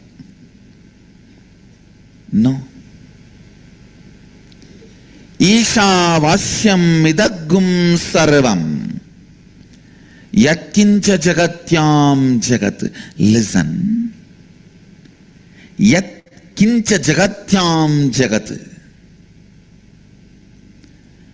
Whatever you think as moving in ever-moving world, it means moving, change is your perception and factual. Listen. Many times your perception is not factual, your factual is not truth, your truth is not reality. Listen, I am organizing words. Perception, fact, truth, reality.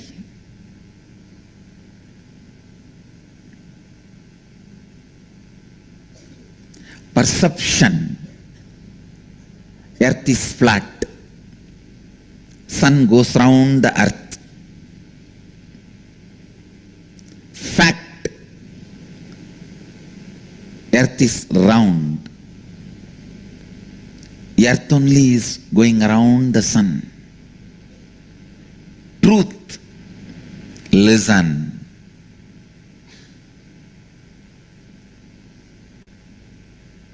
Earth is not exactly round and sun is going round the earth. Reality. How the earth looks, see it from Google Map, and earth and sun both are going round each other. Understand? Perception, fact, truth, reality.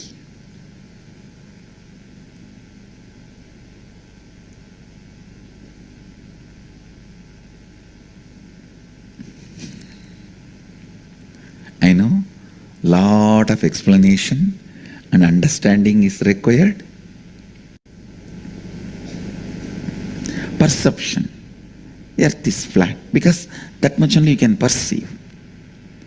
And sun is going around the earth because you see sun one side in the morning and the other side in the evening, and he has literally gone round. Then comes truth. Fact. Fact is, earth is not flat, it's round. And sun is not going around the earth. Earth is only going around the sun. Means little expanded perception. The perception, when it goes little more than your perceived time and space. See,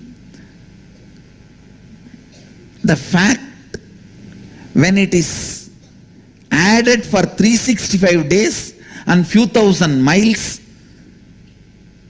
listen, perception is because you can see only few kilometers and few hours. When you can see few thousand kilometers and few thousand hours, it evolves to fact. Perception evolves to fact. And when you can see few million miles and few million years,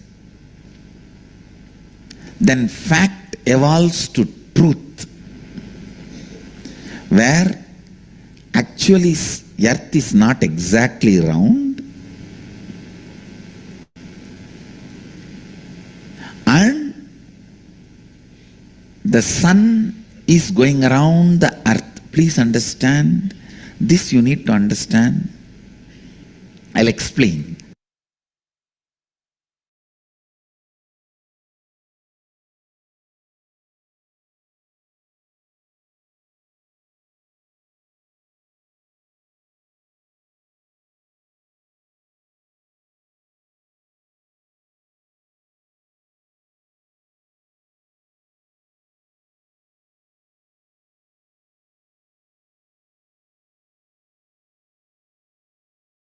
Yes.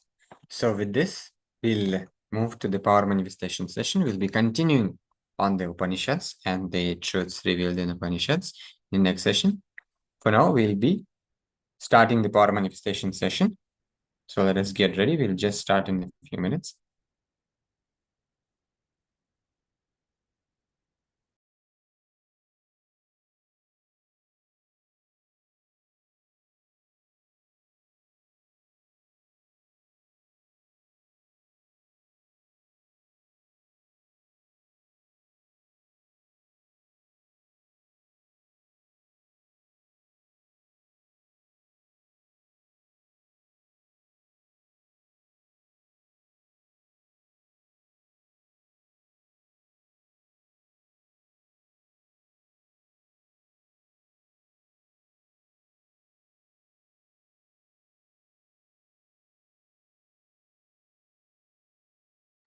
Yes. So we'll be beginning the power manifestation.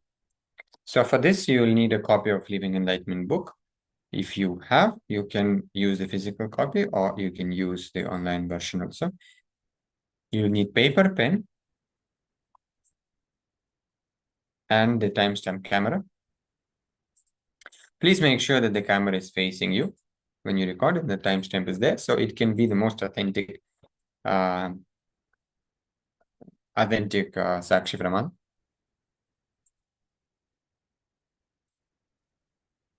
So you can take a few minutes to set this up.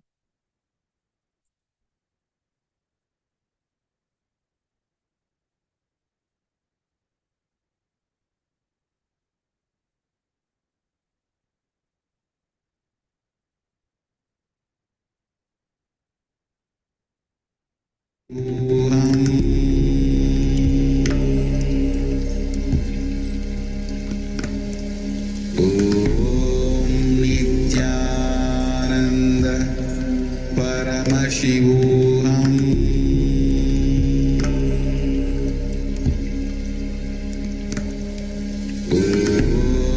Nithyananda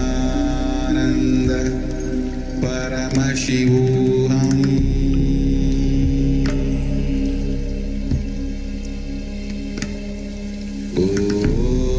Nithyananda Paramashivoham.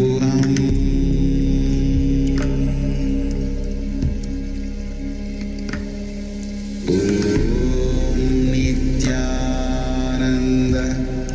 Paramashivoham.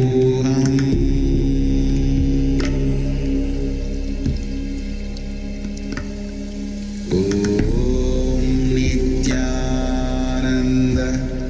Paramashivoham.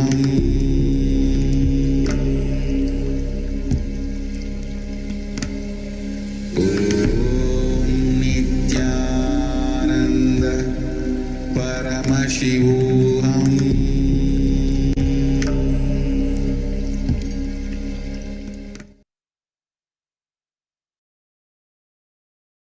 Yes, so for this power manifestation, there is some guidance which is there, how to manifest the power. So first one is, we'll be sitting cross-legged on the floor or on the chair. If you can, it will be best if you can sit on the floor in Padmasana. If you, otherwise you can use the chair also, that is okay. Just make sure that your head, neck, and spine are in a straight line to allow that flow of Kundalini energy be without any obstacles, and the most optimal way for Kundalini energy to rise to your third eye and to manifest these powers is when you have your head, neck, and spine in a straight line. So visualize Paramashiva has come down as Bhagwan Nithyananda Paramashivam from the space of Sri Kailasa. And remember Paramashiva in your third eye. Sit with this powerful cognition and meditate on it. Think intensely that you are Nithyananda Paramashiva, that you are Swamiji. Everything else you think as your identity is delusion. Drop it. You are Nithyananda Paramashiva. You are Nithyananda Paramashiva. So keep that as your cognition when you manifest this power. So we'll be continuing with the power of consciousness over matter. So this is the second level of consciousness over matter. We are going to be progressing in this power today, step by step, to where we will be moving the objects on the ground. Any objects on the ground also we will be moving. So we are taking it step by step. So you can use the coconut or any other round object. It can be apple, it can be orange, it can be tomato, anything is okay. So you will be basically feeling that energy. So before we focused on the experiencing that the coconut or that object with which you manifest the power is vibrating, this time we will be experiencing, focusing on that, or being aware rather of that energy experience, energy flow which is happening in us when we manifest this power of consciousness over matter.